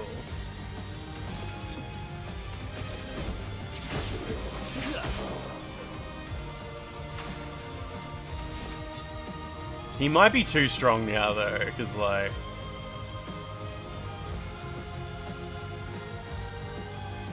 Yeah. Oh, I fucked up that input, doesn't matter.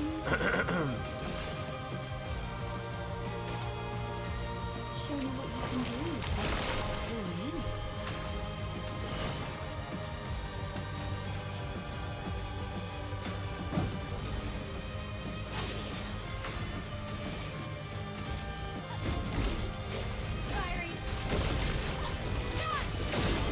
Yeah, alright. It's not going to do that much damage ever again. He's not on fire, is he? Oh, he is.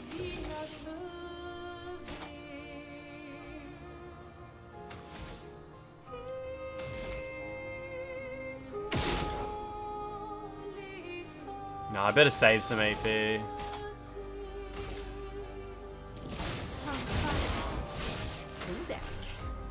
Full deck.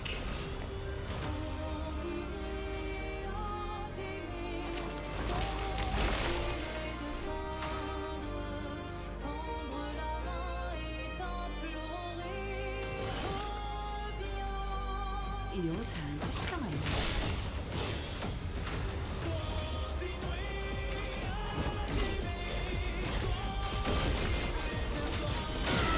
Okay.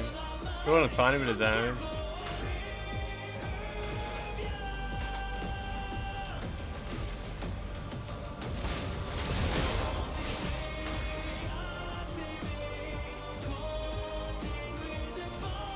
Okay.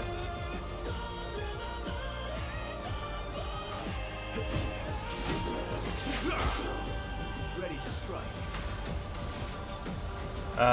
You know what? We should go like that. How come she only gets 1 turn? Or is the thing at the top left wrong? I think it might be wrong.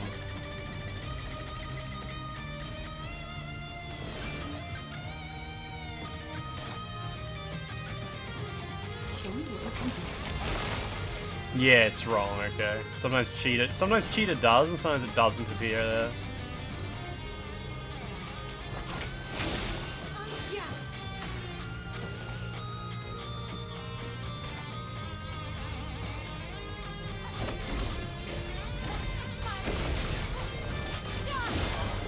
Damn, it's awful. Ah, my gradient's not full either.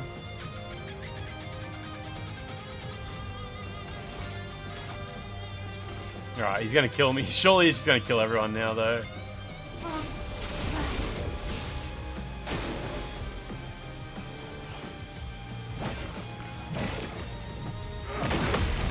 Oh, I parried it, okay. Alright. I just guessed that, all good. Gamage him. Yeah, Gamage is, that's Mael's ability, right? Damn, she doesn't have enough AP.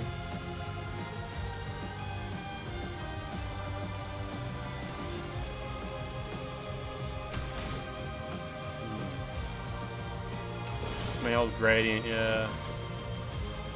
How many of these have I got? 4. Let's go.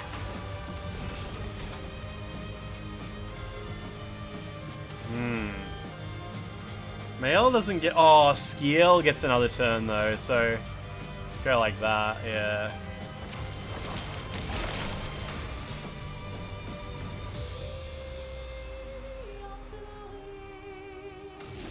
MLG parry.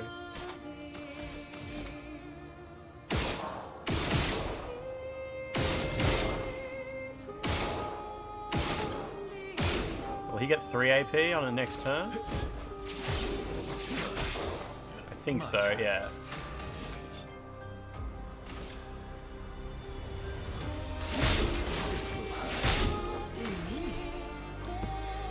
Oh, a gradient attack doesn't use up your turn. Ah, yeah, but I still got to like get over to her before he gets another, because I don't know what he's gonna do next. He might just kill everyone.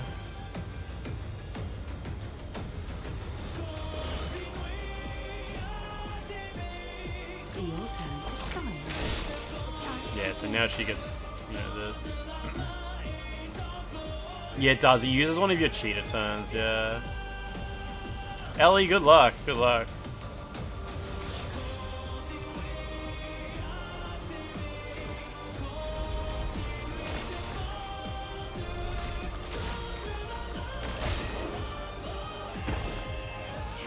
May not good enough. Stanceless, Does that mean I can break him? What breaks?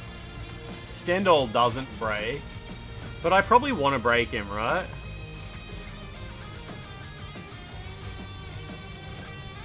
I think I want to break him. Yeah, should I just use that?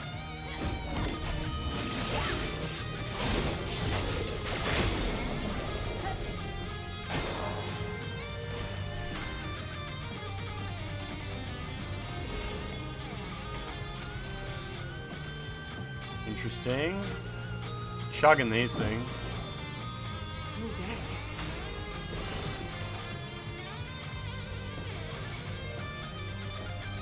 Alright, we're gonna have to just deal with shit.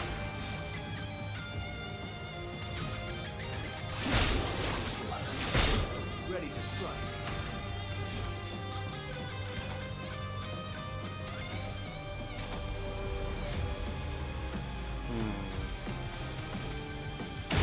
Oh, nice. There we go. How's this go? Tiny bit of damage.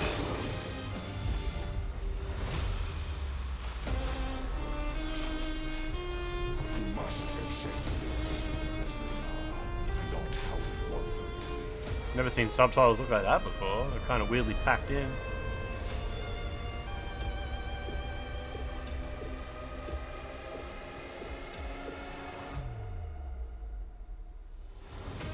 Just try it.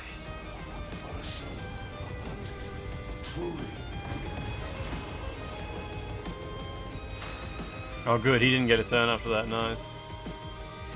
Alright, Mael's already got, she does double damage next turn, but it's a shame she's not in Virtuous Stance, so that sucks.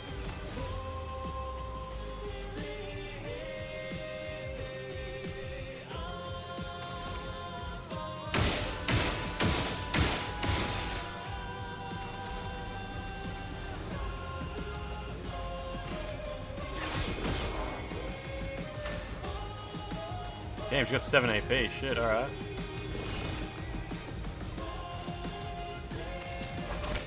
That'll give her, yeah, a shitload of AP. Cool.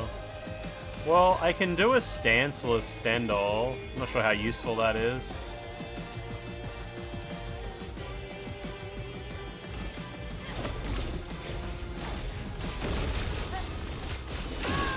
Tiny bit of his health gone. Can I afford to do a, yeah, Swift Stride, cool. Or Swift Stride, that's what it's called, yeah.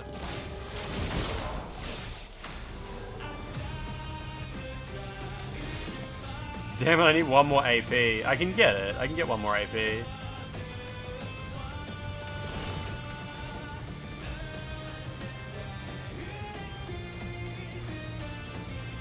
Guitarist is also the lead viewer? Viewer? Spirit Noodle, how you doing?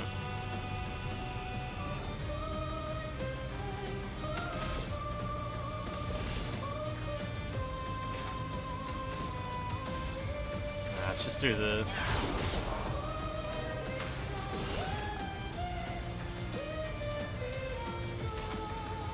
I'm gonna have to just hope I survive whatever the hell happens next.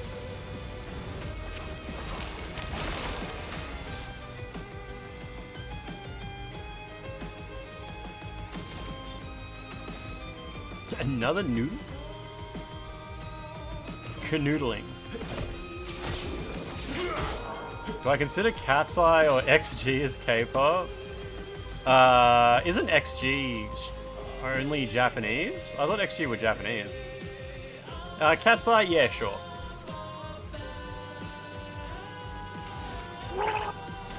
Woggle.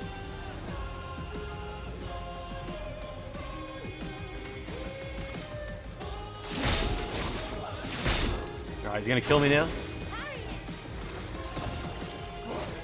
Ah, damn it, didn't know what to expect out of that. Oh, okay, it was more than one hit at least. Damn it, she just lost her stance and her double damage.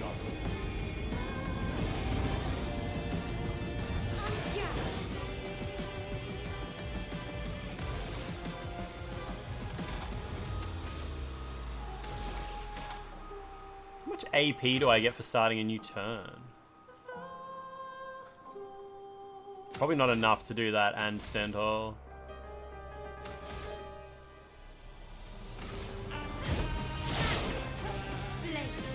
Well, this isn't gonna do much.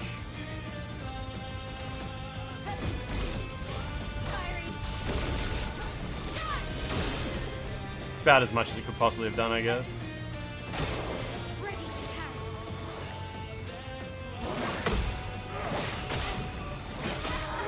Okay.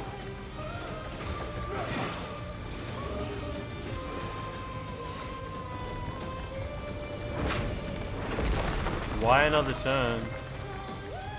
Oh, probably because you can send in the other guys, can't you? Yeah, no, I'm not sending. There's other guys that are like useless. Alright, I'm gonna go to the toilet quickly. And then we'll kill this man. Yeah, he threw a house at nothing. I wasn't sure what they were doing. I thought they were buffing him or something like that. Really role-playing that Peeves today. Yeah, it's a Friday. The French just make me piss. Big pissing. Alright, I'll be back. I'll be back.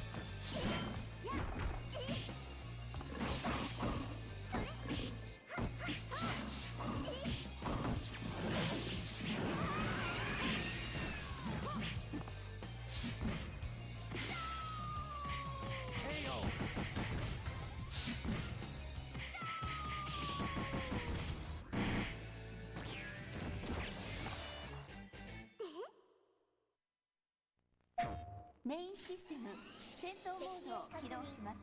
パーツバリエーションが戦闘の展開を変えていく。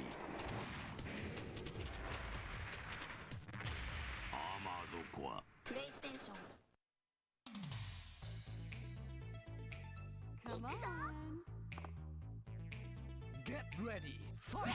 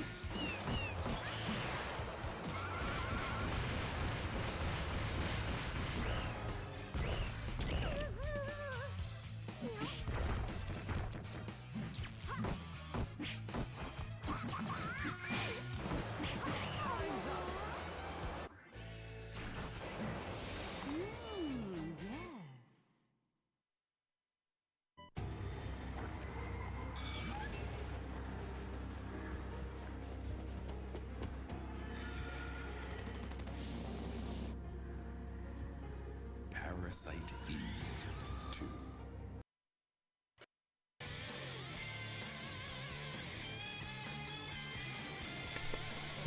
Okay. All good. Everything's fine. It's alright, I got a coffee. A little midnight coffee never killed anybody? Maybe? Maybe it did. I have no idea. This probably does. People probably die from midnight coffee all the time. Alright, I'm changing his health. I'm changing his health back down from 50, otherwise this is going to take hours to beat. Were the options 20 and 50? It was. It's 20 and 50, okay. Yeah, there's no balancing around Stendhal, hey? I'm guessing after the first use of Stendhal, once it becomes weaker, it's probably going to be appropriate to use in the fight.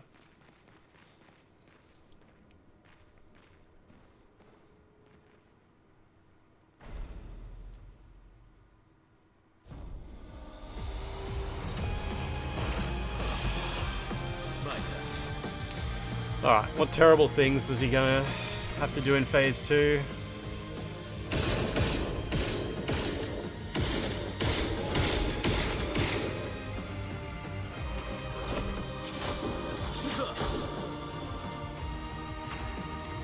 It was broken at launch, and even when they nerfed it. Yeah, what exactly was different with Stendhal at launch?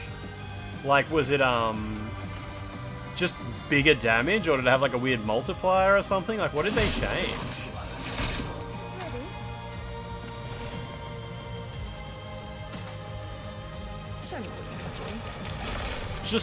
Just less damage, yeah. Oh, there was like a bug to do with a multiplier? Okay. Yeah, I remember them saying that during the playtesting no one was using it, so they buffed it. And they were like, oh yeah, that was not appropriate in the end.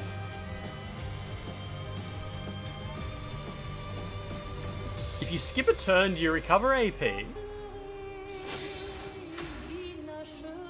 You don't get. Yeah, you don't get the AP that you would have got for attacking him, I guess.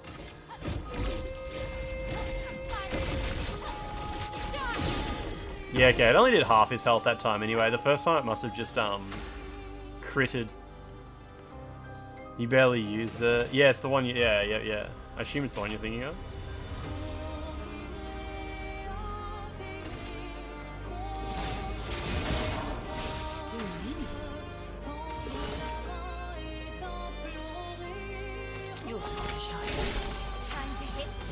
It's not double damage this time. Yeah, I turned the multiplier back down to 20.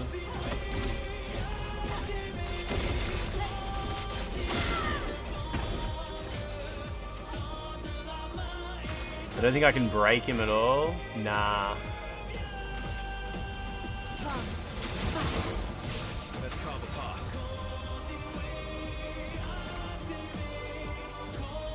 Oh yeah, this game has difficulties. Hey, I'm pretty sure I'm playing on hard. I can't remember what the difficulties even did.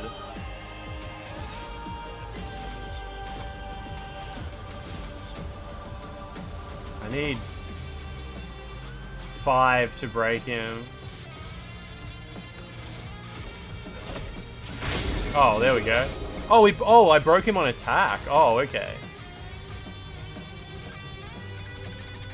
I remember, unless they changed it, I think they might have changed it in a patch, but it used to be that normal and hard both had. I remember when it came out, the only way to increase the parry window was to play on the lowest difficulty, and then all the rest were the same. But I think now the newest patch changes it so like normal is slightly easier than hard. It was something like that, like they released a patch that had a bit more granularity to the parry timing.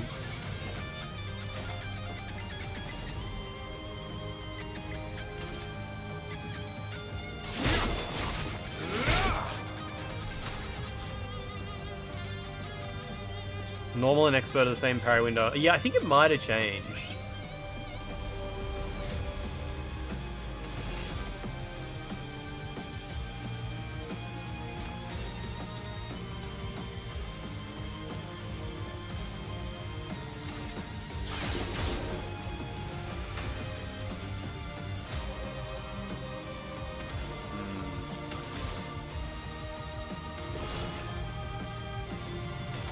I wish it would tell you if Mayel had double damage on. What's wrong with him? Oh, he's alright now.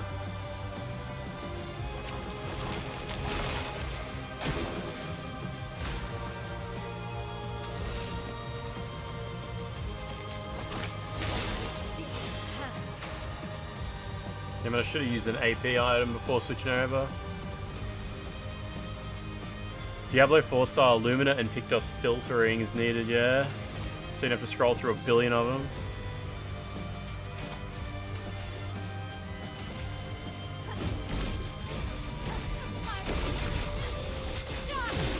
Oh, he's still going.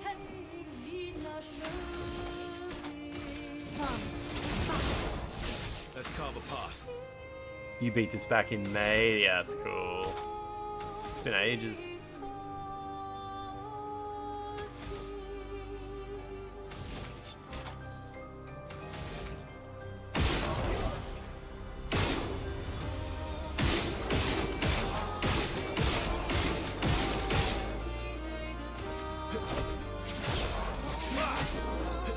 Oh, there we go. I was going to say I needed 3.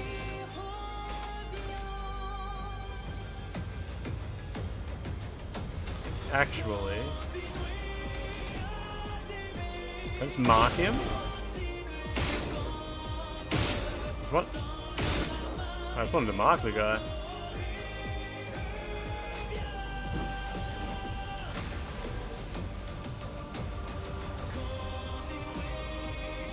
Yeah, I think the parry windows were the same on normal and expert back then.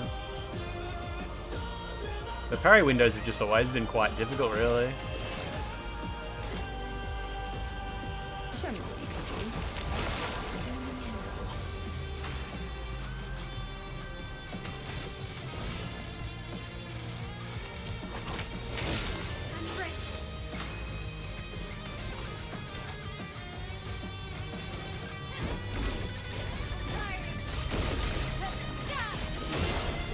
Still going, jeez. Let's spill. Go, man. Yeah, right.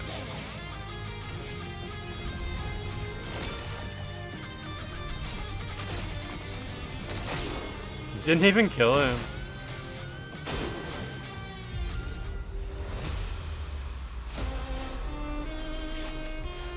You must accept things as they are, not how we want them to be.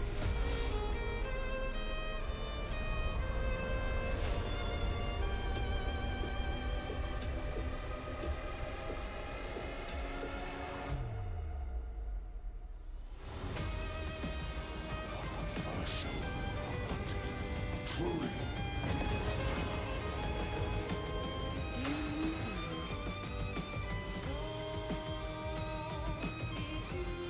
Okay. Might just go like... How many does this give you? 7. Yeah, when you use the item.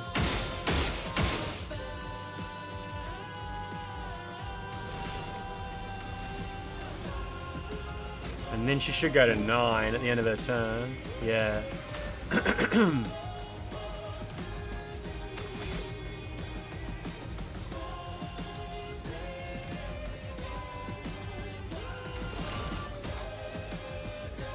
Show me what you can do. Yeah, whatever.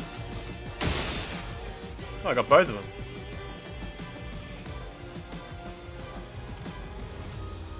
Well, we're gonna have to survive whatever he does, I guess. There's no getting away from that.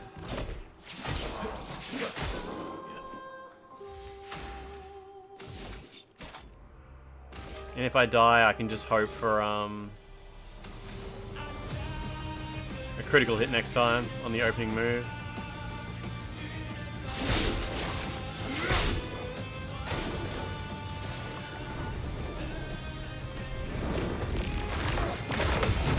Oh, I parried it, nice. Didn't kill him though. What does support mean? Cool. That's all it means.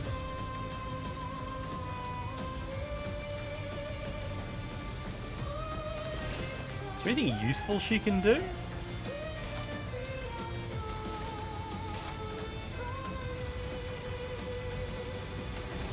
Not a lot.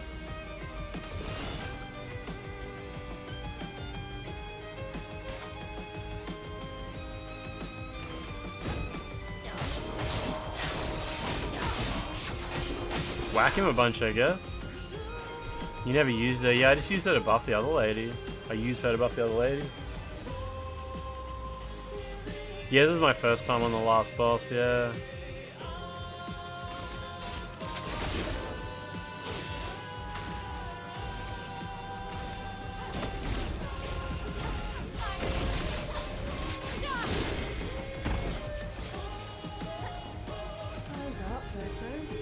Rescues. Stop this insanity. It's time to go home. Cutscene. I do love a challenge, but this is beginning to irk me. Dude, you weren't even in the fight. He keeps regenerating. Maybe we focus on the accents first.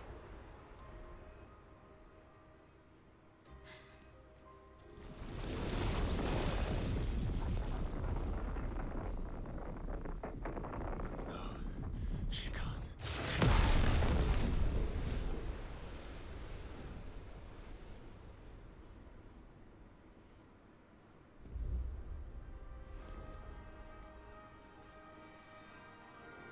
They didn't even need that color, it's okay.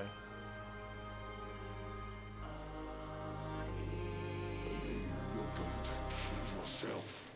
It's too soon for you to return to any canvas.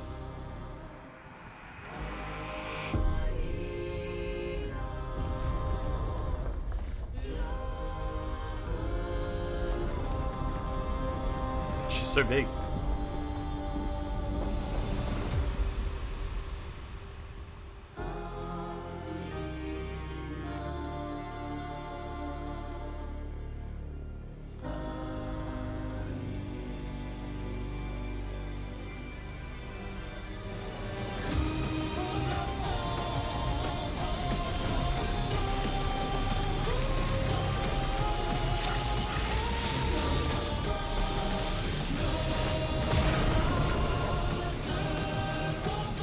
Thought she exploded its head.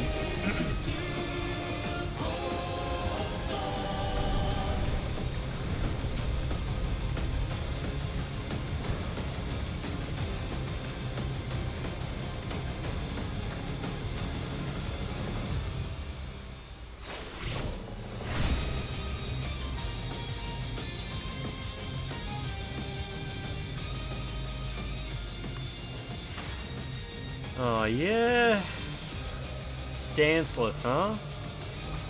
But she can do that at least.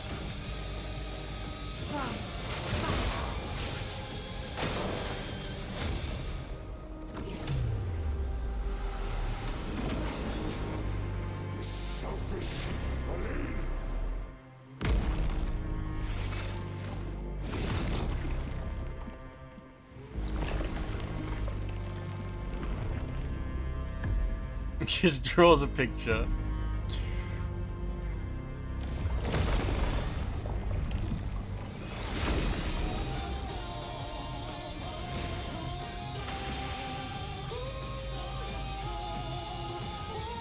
What did he do? Is that the boot, the buffs he has at the top right? I'm not even sure what that was. Or he just looks different now.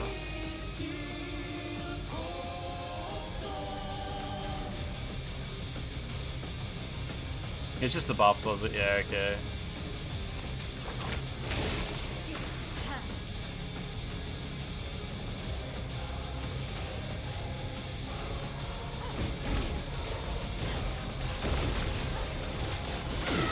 Oh, awful damage. Even if I didn't have the 20 times buff on, like, this wouldn't be carrying anywhere near as much as you'd think.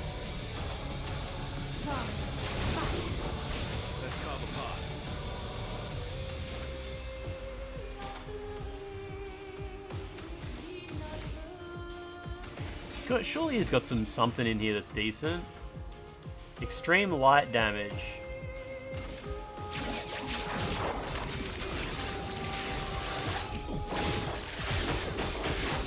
That was extreme.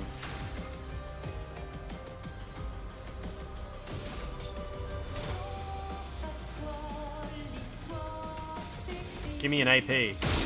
Nice. More. Yes, more. Okay.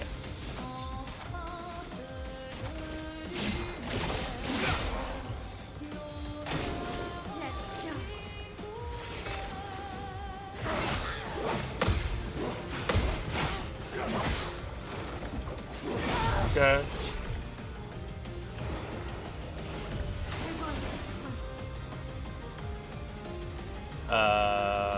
All good.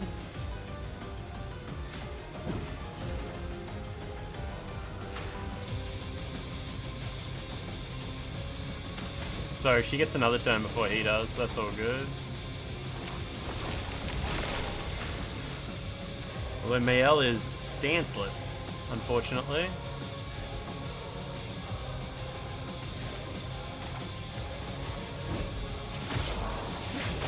Need some AP so I can build up some gradient charge.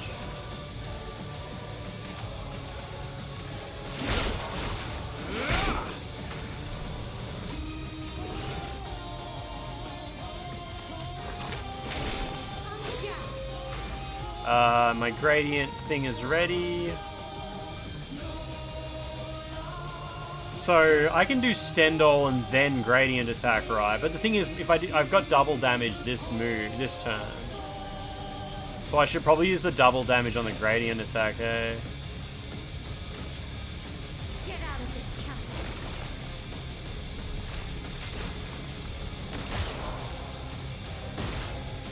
Oh, now I'm in virtuous stance, okay.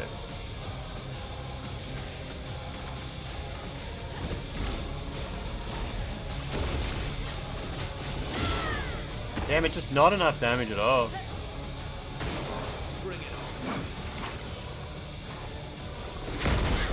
Okay. Oh, it was more, alright.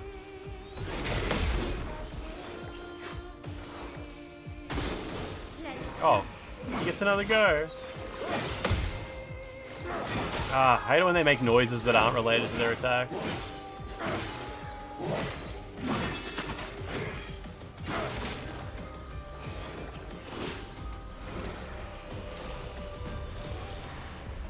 Oh, I didn't realize Mayel had already died. I thought, she was going to come back to life, and I thought she survived the only other attack that he got to do. Alright, well, I'm turning that damage boost, that health boost off. Because I'm not going to be doing this fight long enough to learn how to parry all of his attacks. Oh, there's a 10 times one. Alright, sure.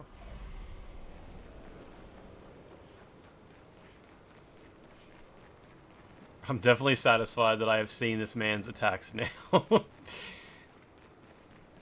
I'm guessing he's more cutscenes, the other things that make him interesting. I thought you guys meant I would literally, like, kill him in one hit, but yeah, he does, like, a whole bunch of just goofy stuff along the way.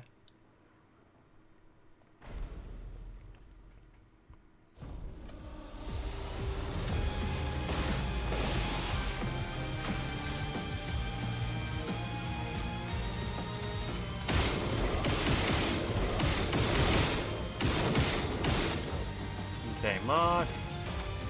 Oh, gotta end my turn to mark him. Ready to strike.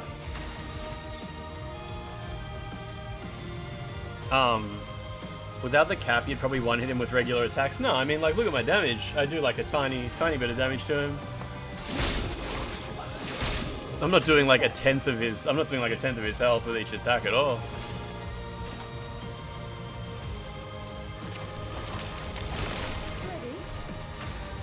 MTV is closing down its music-only channels. Yeah, I guess who watches music videos on TV these days, eh? Oh. Intervention wasn't ready. That's okay. Alright, I just didn't want to break his mark there.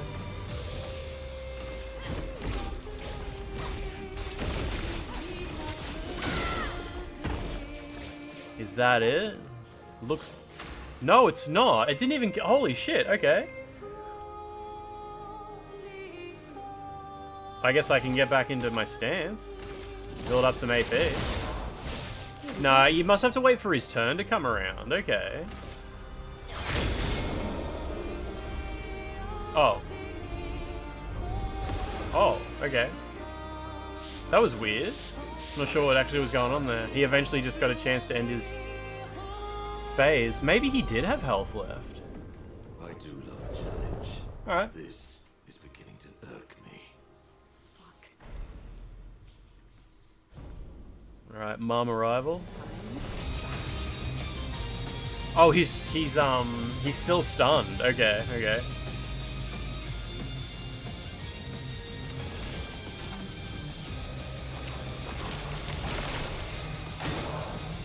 You're outmatched.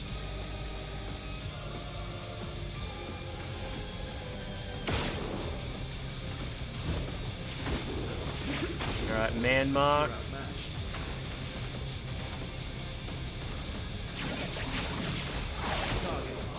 They added photo mode. Oh, was that not there before?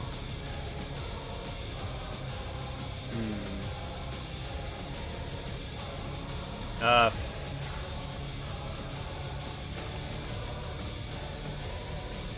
want that. I don't know. Well, let's get rid of the mark. Whatever. It's all good. At least he's got a bunch of burns. Well. Now, Mael, I already gave her double damage, didn't I? Yeah, I think I did. Yeah. Better kill him. Oof, nah. But obviously if he didn't have the 10 times multiplier, he would be dead.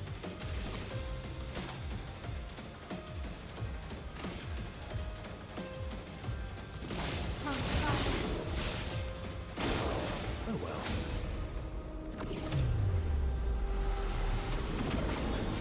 Final Fantasy Rebirth's photo mode was shit. I don't think I ever even saw it.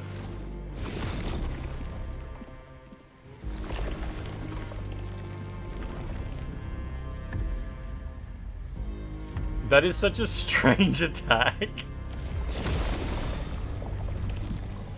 A strange move. Get in the painting. Oh.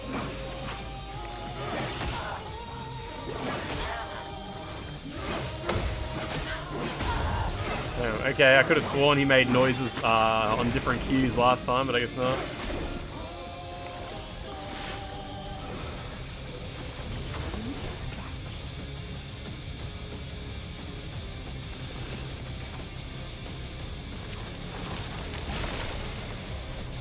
That was a different one, was it? Okay.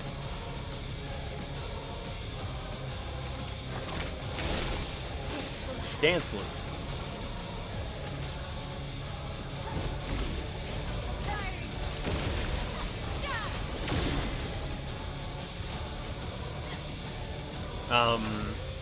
Verso can stun him, like break him, and then throw an AP item at Skiel. And then he might die after that.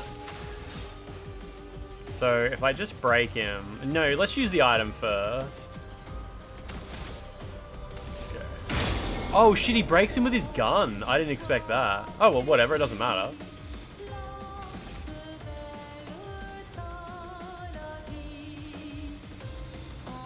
Yeah. Then go mark him. And then, I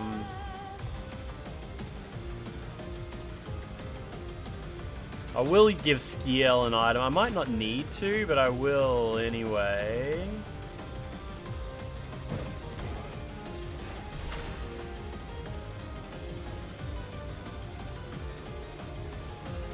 Yeah, fuck it. Let's just take every move we can get.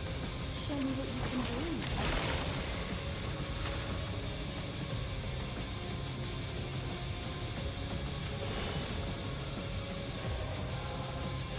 Will this give her full AP? I hope it doesn't just give her 7. Nah, 8. Alright, and then 9. Yeah, okay. All good, all good. This will surely kill him. Even if it doesn't, he's stunned anyway.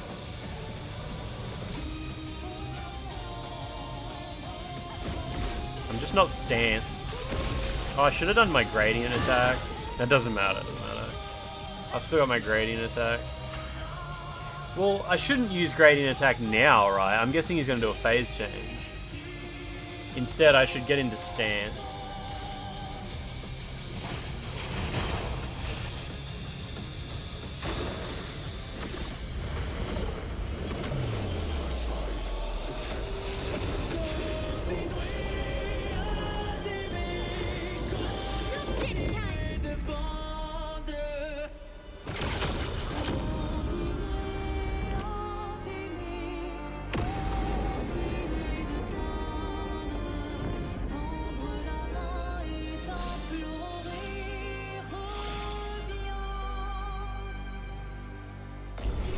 Oh, his health went out. I should have used my gommage on him at the end. Look at that, one successful parry as well. That's pretty good. Did I? Oh yeah, because she died at one point, didn't she?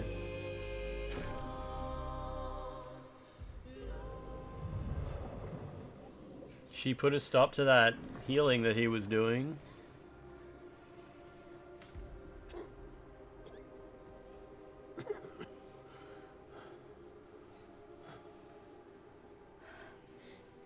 In sequence.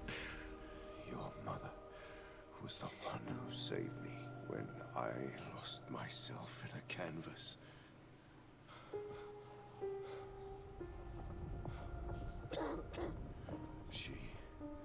She taught me how to safely use our gift. How to soar without flying too close to the sun. We painted hundreds of canvas worlds, pushing the very boundaries of creation. And she never let me forget that every day we spent here has a price. What is the price? You go a bit. You just go crazy.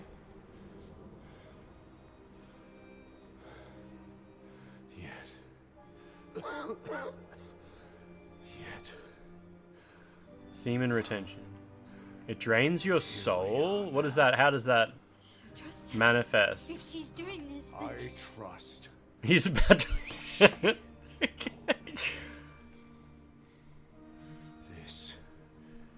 This is not a game.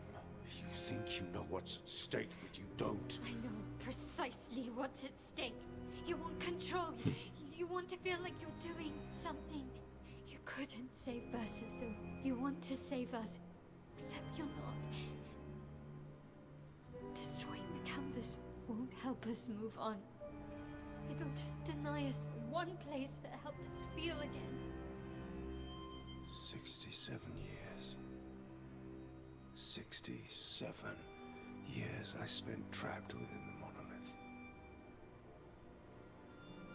But I persisted. Don't say 6'7". No. No, not like that. I cannot leave her or you behind.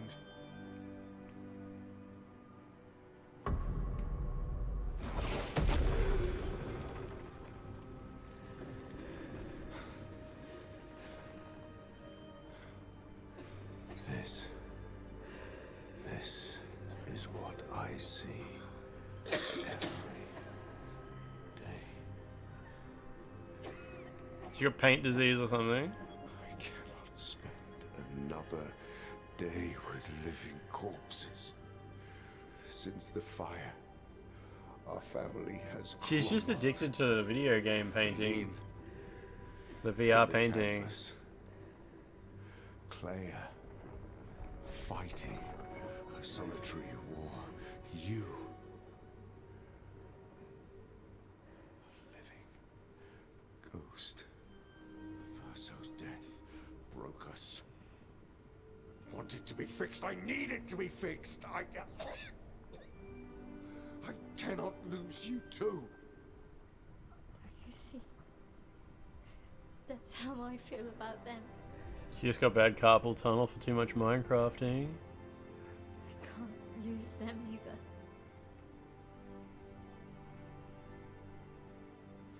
I've lost too much. Papa, see? I've lost so much. We both lost so much.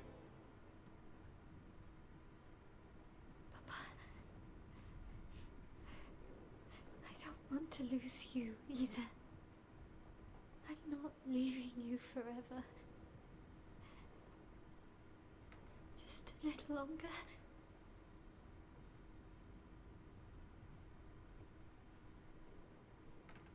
I want to trust you,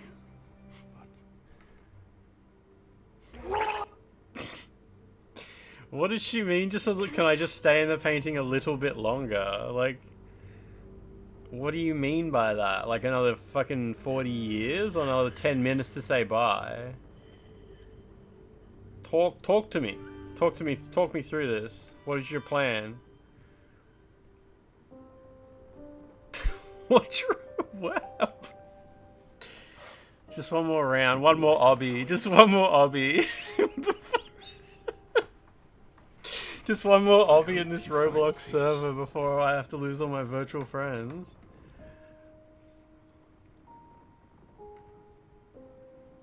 hold on to each other.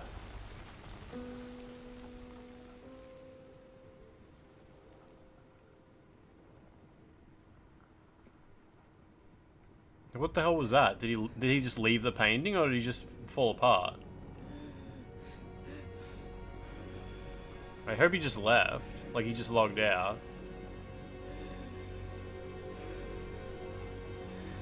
Yeah, he just logged out, right? That's all.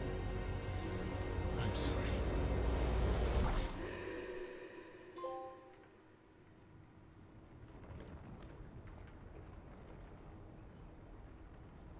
Well, what the fuck's he doing? Isn't he? What the fuck? Did he just try to leave the painting even though he's a character in it, or is that something different? What is this portal?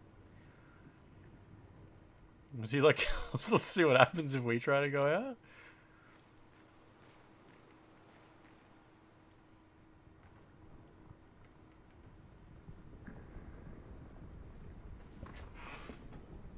There's a little rock.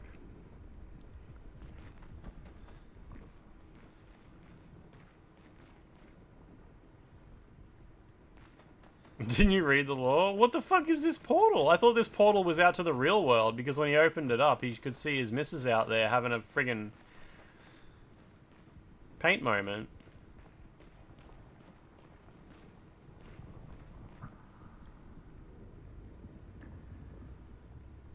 It's time to stop painting.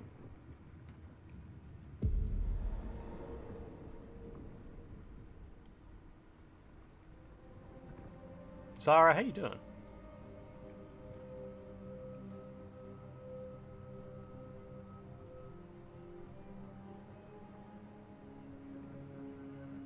His missus in the chair, yeah.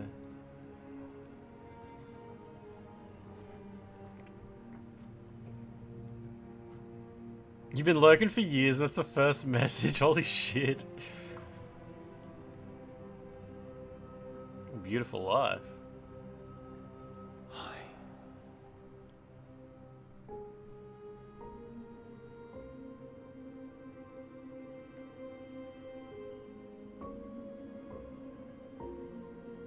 You're tired of painting, aren't you? I'm tired too.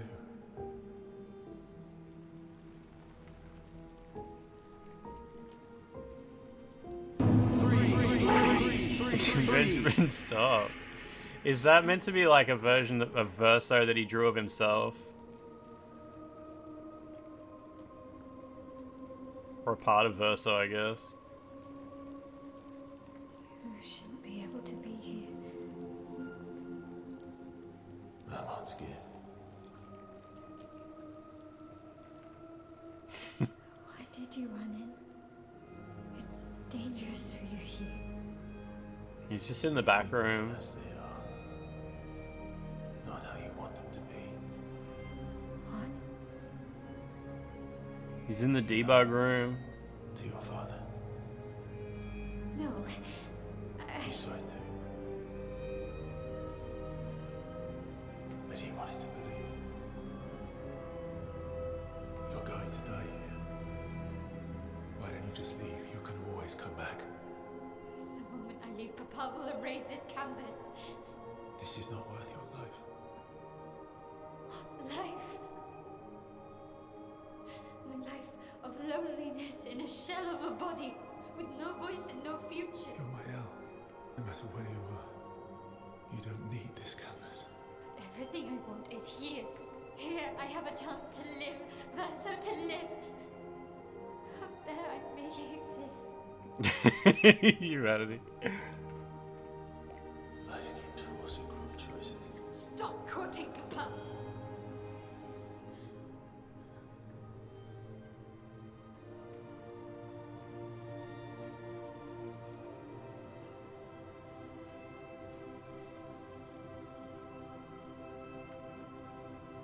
It's time to stop painting.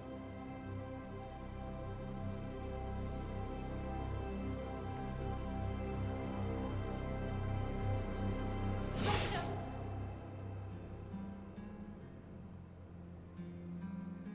Papa also said, hold on to each other. Old friend, you've traveled miles, spinning in circles. Your blind eyes sundered young, stripping I'm sorry. out colors. But it's time to say goodbye. Why doesn't she just like leave the painting for a bit and then come back? I guess she's really, I guess the dad will just smash the thing. I'll be like, this thing sucked. Decide the, oh, I thought I was going to be able to fight him. She's addicted. No, she's right. The dad will destroy it, which is probably for the best. What is this room meant to be? Is this like the back rooms where there's like one particular NPC that's like running the whole show, that's like he's keeping it running and shit like that? It's just like a core of, yeah, so it's just like a plot device. Like, oh, by the way, like there's literally like a physical room that they can go to. Yeah, it's not like something, okay. It's not something that's like meant to be anything complicated at all. Yeah, I assume that like it's just like there's the whole plot device of they're just painters and they can just do this and this is how it happens. There's like a special room where that happens. It's like the engine room. Oh, you pick which one you fight as? Is this meant to make it clear what I'm fighting for? Like if I pick Mayel, it's because I want the painting to keep going? Or if I pick Verso, it's because I want her to go home? Yeah, just making sure that's what I understand here. It's not like it's gonna... Is this the main question? Because I want Mayel to go home. Yeah, that's good. It's making sure it wasn't gonna be like, alright, so just to be clear.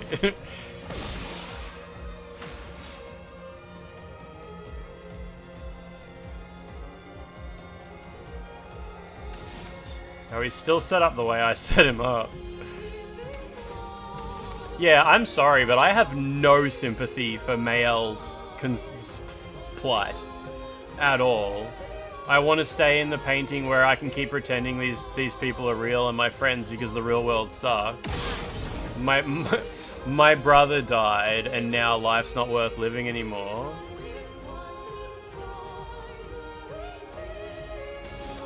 I don't like... It seems like such a millennial doomer. She comes across as like a millennial doomer. Like, life sucks anyway. I'm never going to be happy because my brother died. Why should I go out into the real world where it sucks? Like, your brother's still dead.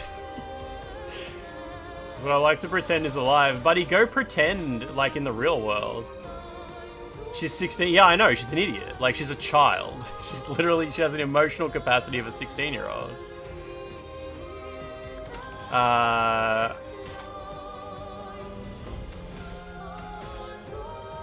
Our challenge, is the challenge mode still on? It might just not say that now. She's just got millennial mentality.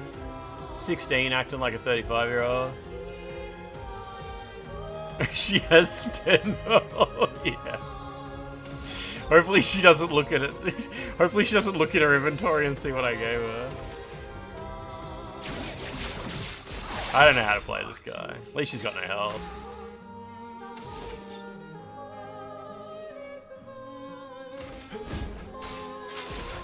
Ah, should have two-handed that. Stop! You can't just decide this for everyone. We're all hypocrites, doing the same thing to each other.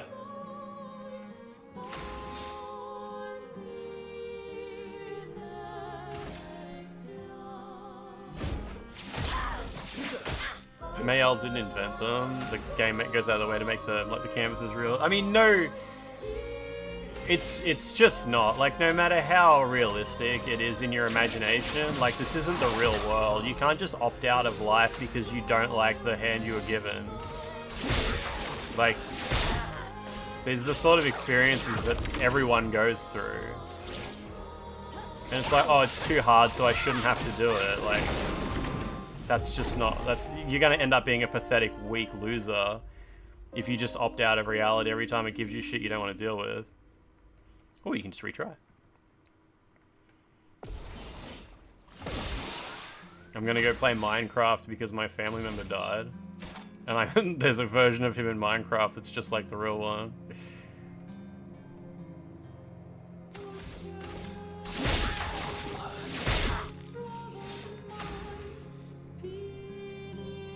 If you don't retry battle, what happens? Everyone in the canvas will die? They're not real. This isn't real life. Like, these people are no more real than any video game character. Like, if ChatGPT said, don't close the window, I'm real, like, what would you do? What makes them not real? Because they're video game characters? Yeah, I mean, ChatGPT probably thinks it's real as well. Marked. Marked. Verso, stop! You can't just We're all hypocrites, doing the same thing to each They have other. their own lives. I mean, they're just painted that way.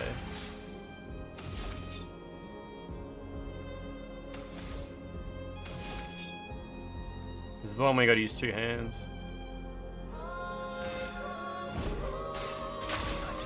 Can't you just paint another world? Can't you just get a job and some friends? Like...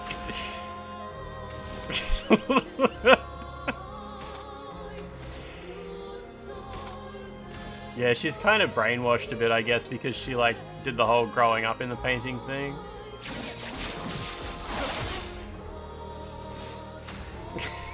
Get a job. Yeah, in the real world, at least her face and voice is fucked up, so, like... She's just sad. She's just sad.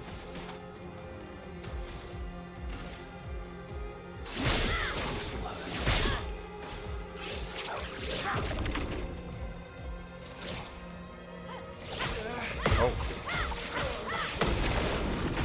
Okay. She had to live with them from birth to 16 twice in 2 separate realities. If you say no here, do you have to fight the last guy again as well? It gives you lots to think about. I don't think it does at all. I don't know. It seems like it's really straightforward. Like, just because some people like one thing and some people like another doesn't mean it's particularly complicated. Should I try it? Yeah. Like, the conversation just comes down to, like, well, I would have done that, and other people are like, well, I would have done that, alright? Like, it's very much just 2 things. It doesn't, I don't think there's really much to discuss.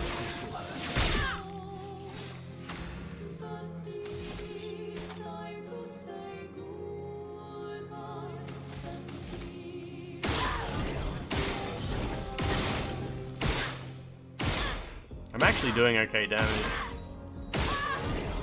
Yeah, it's just really, yeah,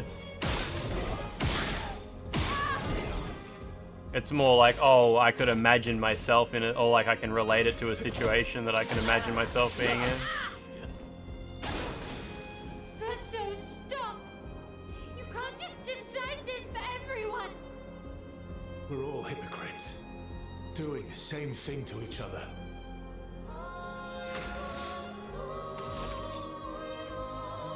They all just die. Yeah, I mean, that's it, right? Like, I just don't see them as, like, real people. With, like, I don't see their lives as having value.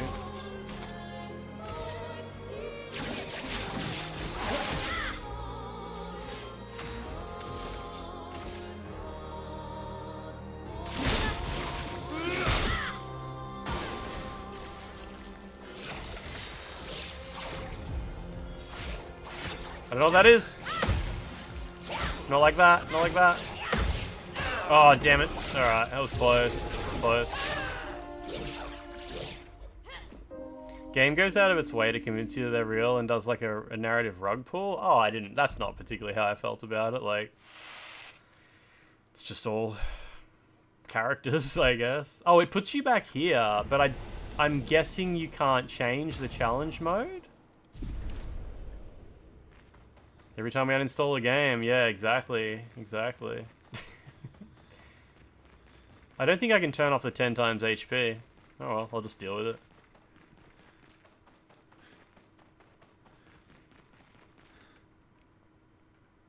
Can change my luminous, yeah. Can I take hers off of her? Right, yeah.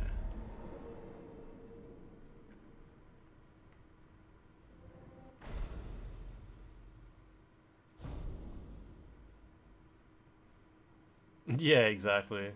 Fighters verso.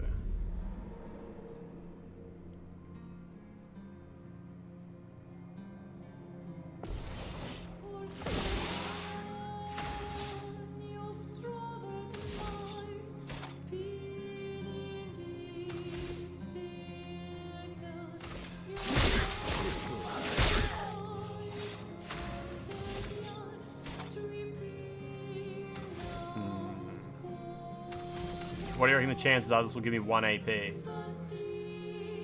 Yes. Get me 2.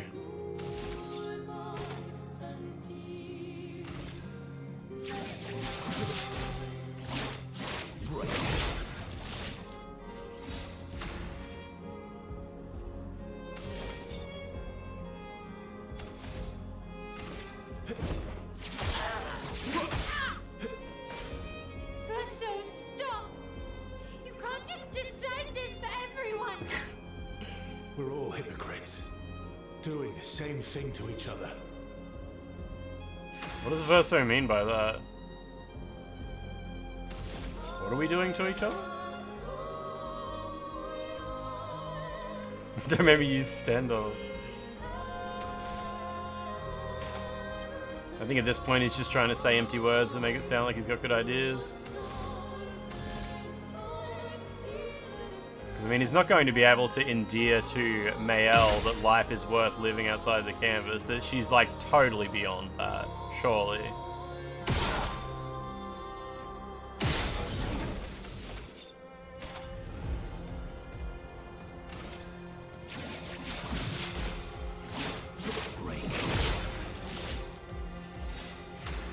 Forcing their will on other people, right? Yeah.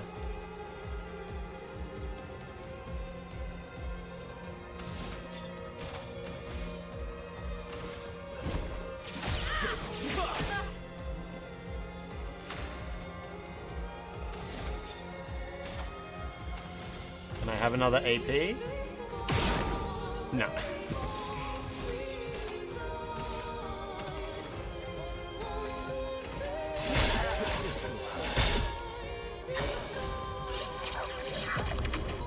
Oh, I forgot about dodging. What is that, circle?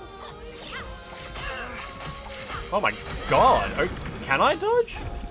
Maybe I've forgotten how dodging works. I dodged one attack. Okay.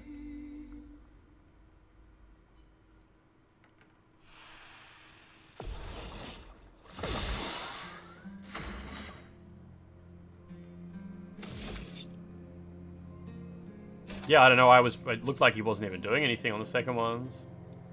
Oh, I forgot about chroma parry. Yeah, I forgot that was a thing.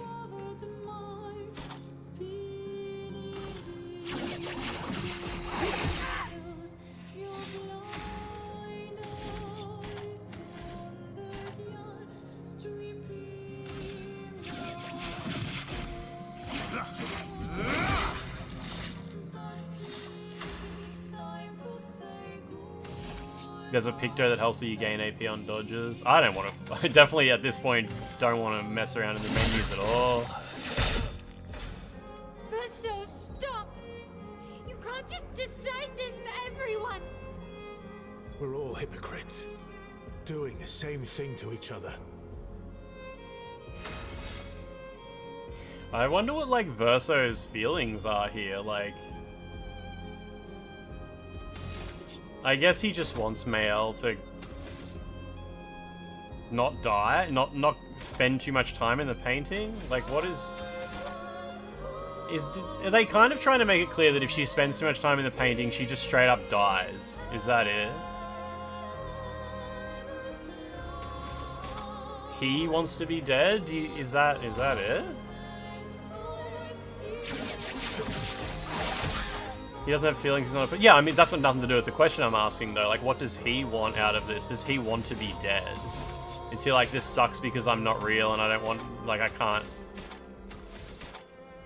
This isn't the real Verso. I know that. I'm just like, what does he want? Like, does he think, like, this is all stupid and it's like... This is, like, against his morals that this painting even exists.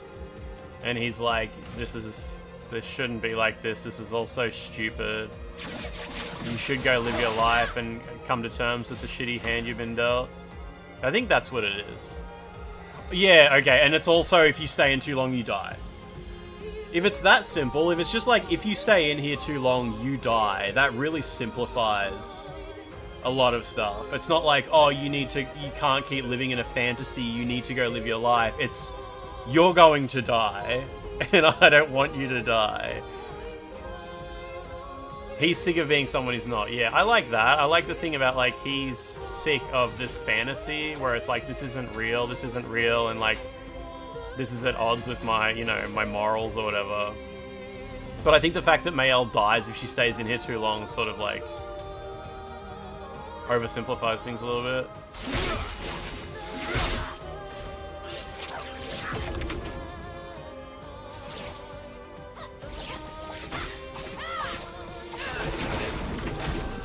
What's the button to dodge the gradient thing? Yeah, so great. I like that. I like Verso being like, the painting shouldn't even exist in the first place. Yeah, I pressed R2. I guess I had the timing wrong.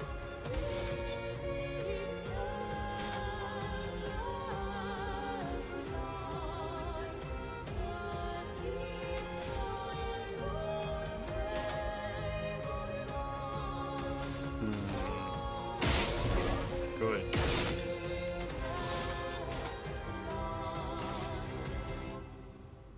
I've never finished this game before.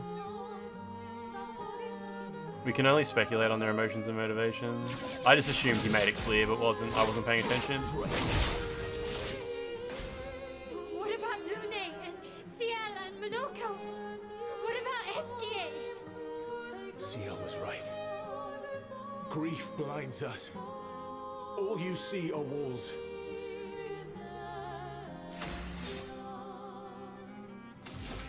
Yeah, Verso's good. Verso's definitely got, like, his head around the situation. I mean, which isn't too surprising since he's, like, got basically the whole brain of the guy who made the painting. And I guess he really sees the nature of it and he's kind of disgusted by it at this point.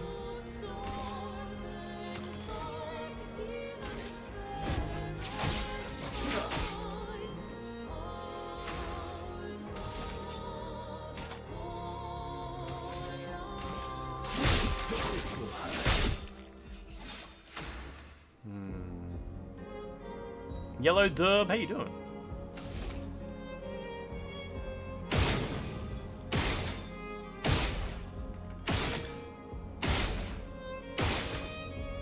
Actually gonna heal again here.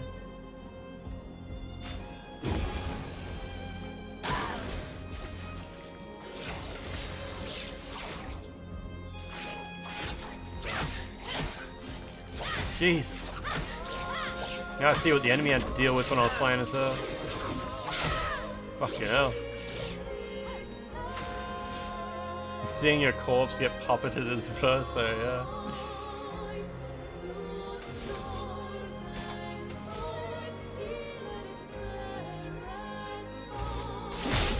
She'll die soon. Probably now. It's a little bit break the cycle-ish. A little bit, yeah. It's got Mayel's portrait at the bottom left. Yeah, at least she doesn't get like most of the actual scummy moves I was using with her.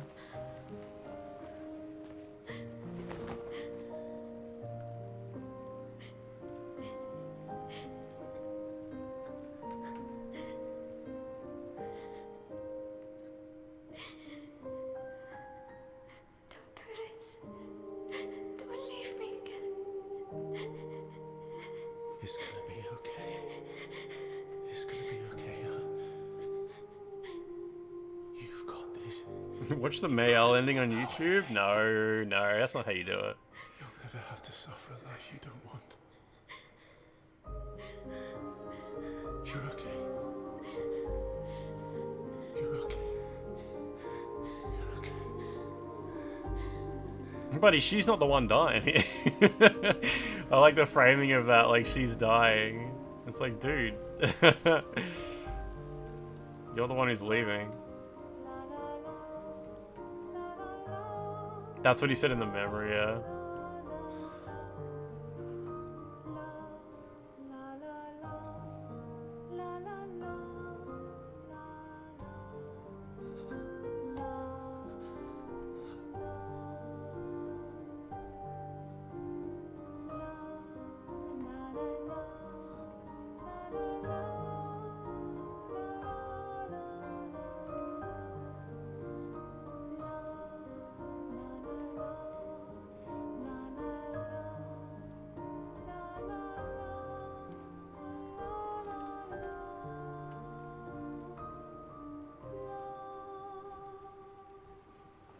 Oh yeah, so if they die in the painting, they just get ejected out, do they? Like, that's all good. Time to shut down. I will miss you guys. The real people do, yeah, yeah. Like, the other ones don't. Yeah, yeah. It's not like the Matrix where they die in real life.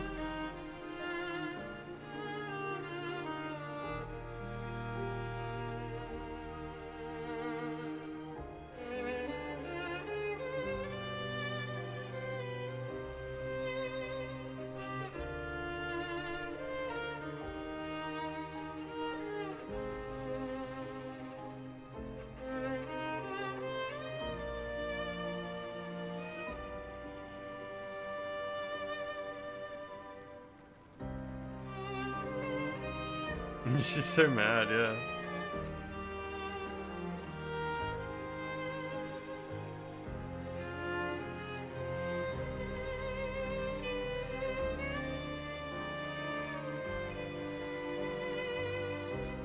It's good how it's like, it's a good story, Cal. It's like, you know, we have to save everybody, and then it's like completely breakneck change of we have to kill everybody. I really like that. Obviously oversimplifying it a little bit because it's hard to come to terms with you have to kill everybody, but it really does a great job at that as well.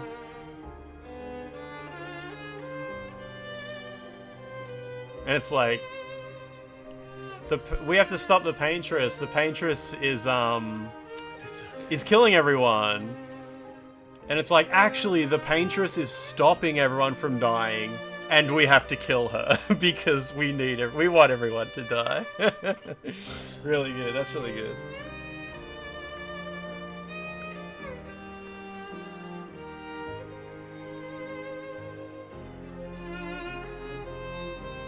You went straight to New Game Plus to get the second ending. That's awesome. So did you play through the whole game again?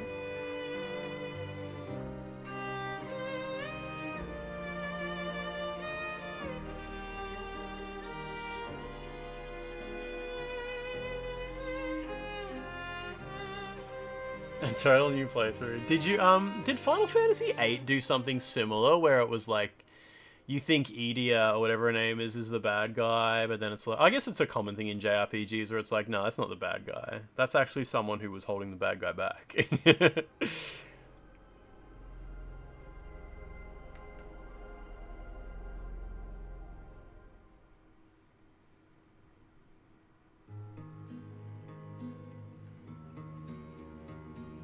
Oh, is Final Fantasy 15 like that? They should have made you put a gun to your companion's head. It's like the end of Metal Gear Solid 3.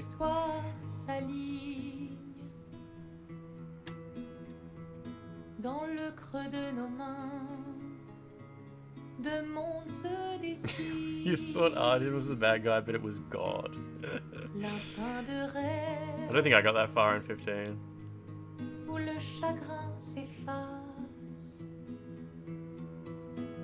L'autre nu et réel, où notre deuil prend place. Au lendemain non écrit.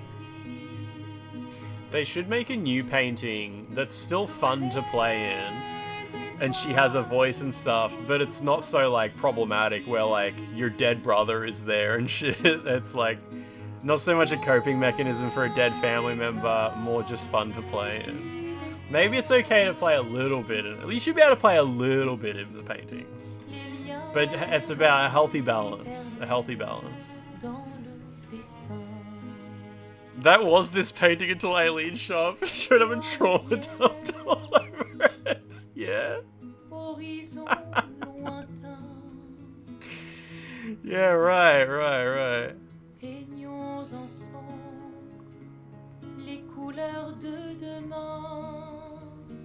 Oh, this scene shows December 33rd, which makes people wonder if this world is real. I mean, this is obviously not a real world because, oh well, wait, this is the real world as far as this game's setting goes.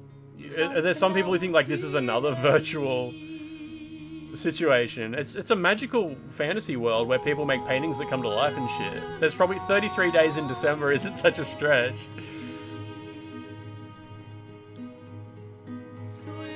It's a video game. It's Fantasy Paris. Yeah. This isn't meant to be the real world in the future where we have technology that makes paintings come real and shit.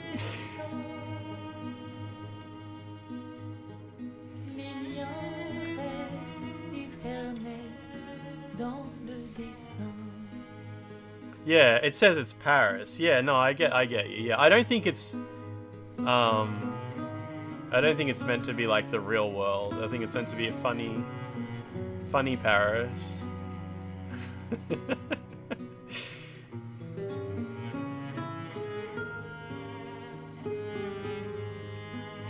Paris looks like a shithole here. In our world? It's just like, it only took like 40 minutes to finish, yeah. Yeah, I think, yeah, people are overthinking it a bit. I think it's just a fun little story. The whole thing where they make mention of, like, they mention like a war? Like, Verso was killed, something to do with a war between painters and something else? They mention, like, there's like a world, there's a world. Writers, that's it, yeah. And they just like, the game's just like, don't worry about it. Like, we don't have to explain everything. It's just, that's the world they live in. There being 33 days in December is just as believable as a war between writers and painters. Like, that's just the game. That is the real world in this.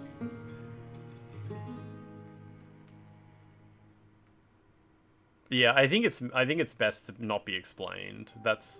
Hate when games like actually go explain shit that was better when it was just like, no, that's just what happened. It was the war. You think there isn't a war between writers and painters? They need to team up against AI.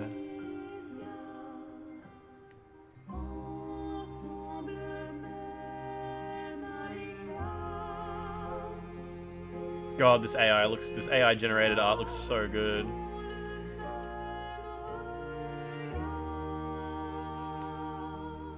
I wonder why they made the frame rate so low.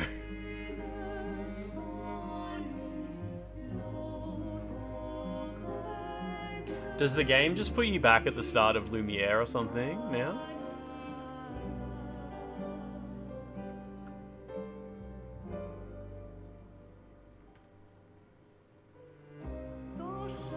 Oh, entrance to boss room, yeah.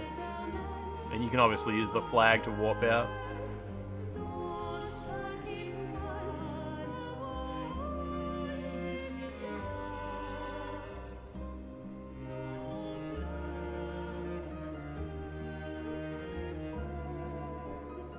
Yeah, I think if I wanted to see the other ending, I would just do New Game Plus. I'm not a big fan of, like,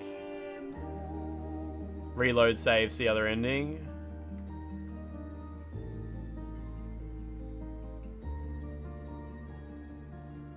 I don't know, it feels unearned. I don't know. Remember when Andy Serkis cried in Enslaved in that one FMV? That was so good. The ending of Enslaved was shocking. Want to hear what I think of the other ending? I mean,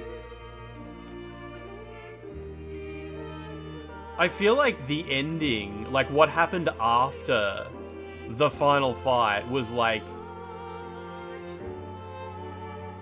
well, that ending was nothing. It was just exactly what you asked for. It was nice that they were hanging out together. So I can't even imagine what the other ending shows. Like, it's probably... yeah, I can't even imagine. Verso's ending was predictable. It was like, yeah, you kicked him out of the painting and the family was forced to hang out together. They had to talk over the dinner party without YouTube in the background. They'd probably have a baguette, yeah. Yeah, I think like Verso's ending is like, that's what should have happened. Whereas it seems like Mael's ending is like, I don't even know what I'm asking for.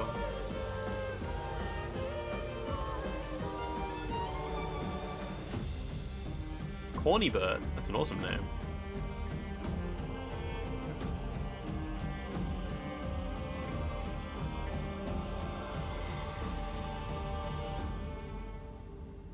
Is there actually a baguette weapon?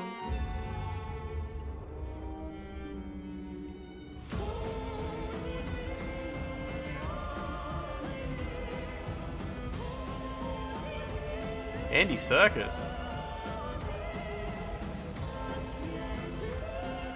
Oh yeah, did I miss something? Why did Mael said that it was like it was her fault that the fire killed Verso. I remember she explained that she was like Verso shouldn't have been there. He ran in to save you or something like that. I can't remember what it was, but I think the game mentioned that. Oh, Claire's voiced by a tall vampire lady. I didn't know that. Straight to Korea for the gameplay animation. Oh, Q-Lock did the QA. Yeah, it's like the writers wanted to kill Mael or something, but Verso saved her. Yeah. She did something at her birthday party to cause a fire in the manor, and Verso saved her. Oh,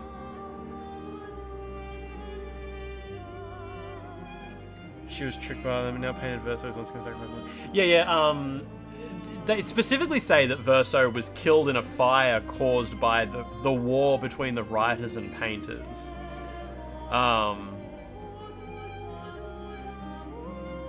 Claire tells you at the start of Act 3 it was all her fault. But okay, so they don't explain any more than what I remembered though, yeah. If you want to get all 3 of them, it's actually New Game Plus 3. Oh my god.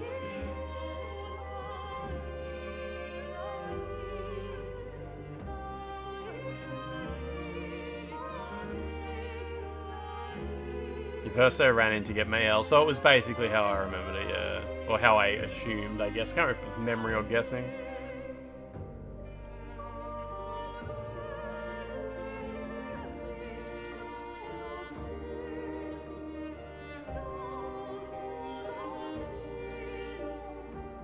Yeah, my memory of it was about as clear as it gets, I guess, yeah.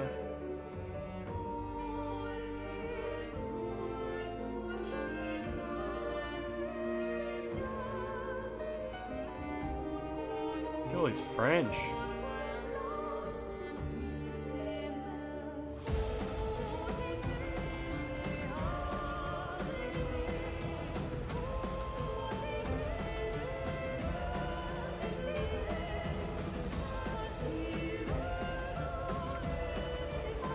Yeah, fair enough. I forgot about the birthday cakes. Yeah, the birthday cake with the melted Eiffel Tower. Yeah, yep.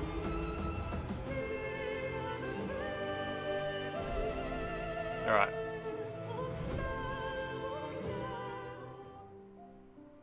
Oh, that's just it? Oh, I thought it would pop up and be like, hey, do you want to do New Game Plus now? What the fuck's New Game Plus?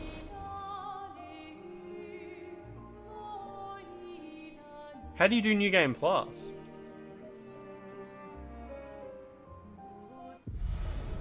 Oh, you probably just go New Game and it's like, hey, you've got a save file that says New Game Plus on it. Yeah. Oh, it's at the bonfire? Oh. Ah, that's weird. Alright, well I'm going to stop here. That's fine. I'm going to bed. I'm going to bed. That's it. First game of the year. That's the game of the year 2026. The only game of the year 2026. It's the only game I've played all year. That's crazy. Definitely, if I had have finished this in 2025, definitely not my game of the year 2025. I definitely preferred the Altars over this. I think the Altars was better in most ways than this. Definitely a better storyline. Gameplay doesn't quite hold up, but it's okay. The Altars has fun gameplay, but it's very simple. Altars had AI. It had just as much AI as this game did. More AI? Pretty sure that's bullshit. The Altars had one AI texture and AI generated subtitles for the YouTube videos for the languages that the YouTube video didn't come with until they patched it out, obviously. You should voice this opinion more often and louder. I posted it on Twitter. I said the Altars was my favorite game that I played last year. Yeah, they only say one. Yes, that's exactly how I feel about Expedition 33 as well. They only say there was one texture. Oh no, it's just a placeholder, guys. Every time someone notices an AI generated texture, oh, that one was just a placeholder. We actually just forgot to put the proper one in that we drew. Just keep rolling out them patches, guys. It'll be fine. It'll be fine. I don't give a shit. I don't care. Expedition 33 is the most high for 6 out of 10 game. I think this game's great. I think Expedition 33 is great. Yeah. You believe him? I mean, it's obviously just got AI. It doesn't matter. Like, it's got AI generated textures in the game. It's not a big deal. Definitely doesn't make me like the game less. My enjoyment of the game. I feel about as strongly as AI generated textures in games as I do about people using Unreal Engine for games. Like, oh, you used Unreal Engine, you could have just hired engineers to make an engine for you instead. You put some engineers out of a job. That sucks that you replaced them with this off-the-shelf engine and it's made by a company that supports fucking hates Palestine or some shit like that. Like, I have my own feelings about things like that, and I don't typically let them affect my feelings of games. But they do a little bit. I just keep those feelings to myself. Like, I'm always a little bit disappointed when a game comes out that uses Unreal Engine instead of using its own, but whatever. I still play the games and I still enjoy them a whole bunch. Let's stop using Mocha. Use Speed Tree. Speed Tree is fine. Speed Tree is fine. Unreal Engine is fine. I don't care if you have strong feelings about Unreal Engine. I have my own feelings about Unreal Engine. I have my own feelings about AI-generated textures. I dislike both of them. I like it when games use their own game engines. But this one didn't, unfortunately, and neither did the Alters. The Alters used Unreal Engine, Expedition 33 used Unreal Engine, the Alters had AI-generated textures in it, Expedition 33 has AI-generated textures in it. We all get to draw our own lines in the sand. And I'm disappointed in all 4 of those things that I just listed. I better remember to turn this off. Man, it's Friday. Doesn't feel like Friday. Christmas and New Year's mashed together into a weird fortnight.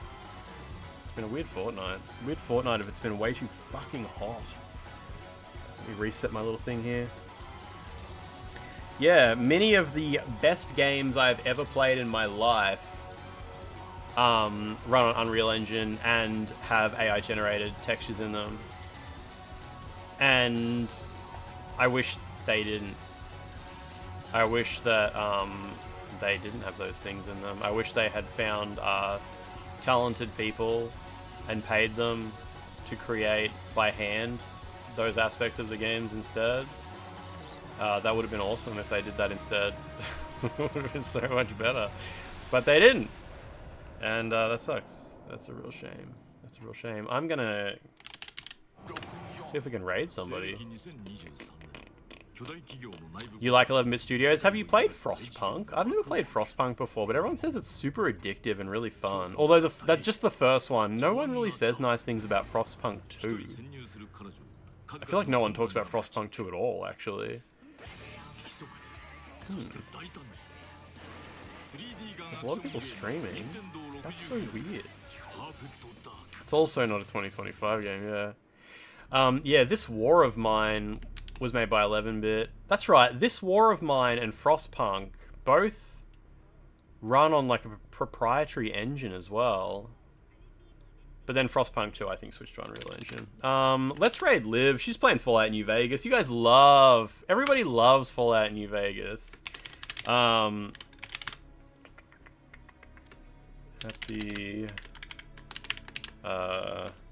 New Year... Holding bold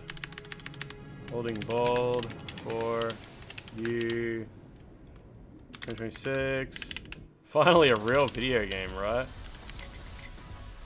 They tried to make Frostpunk 2 more of a game and less of an interactive story. Did you play it, did you? Or did you just read reviews?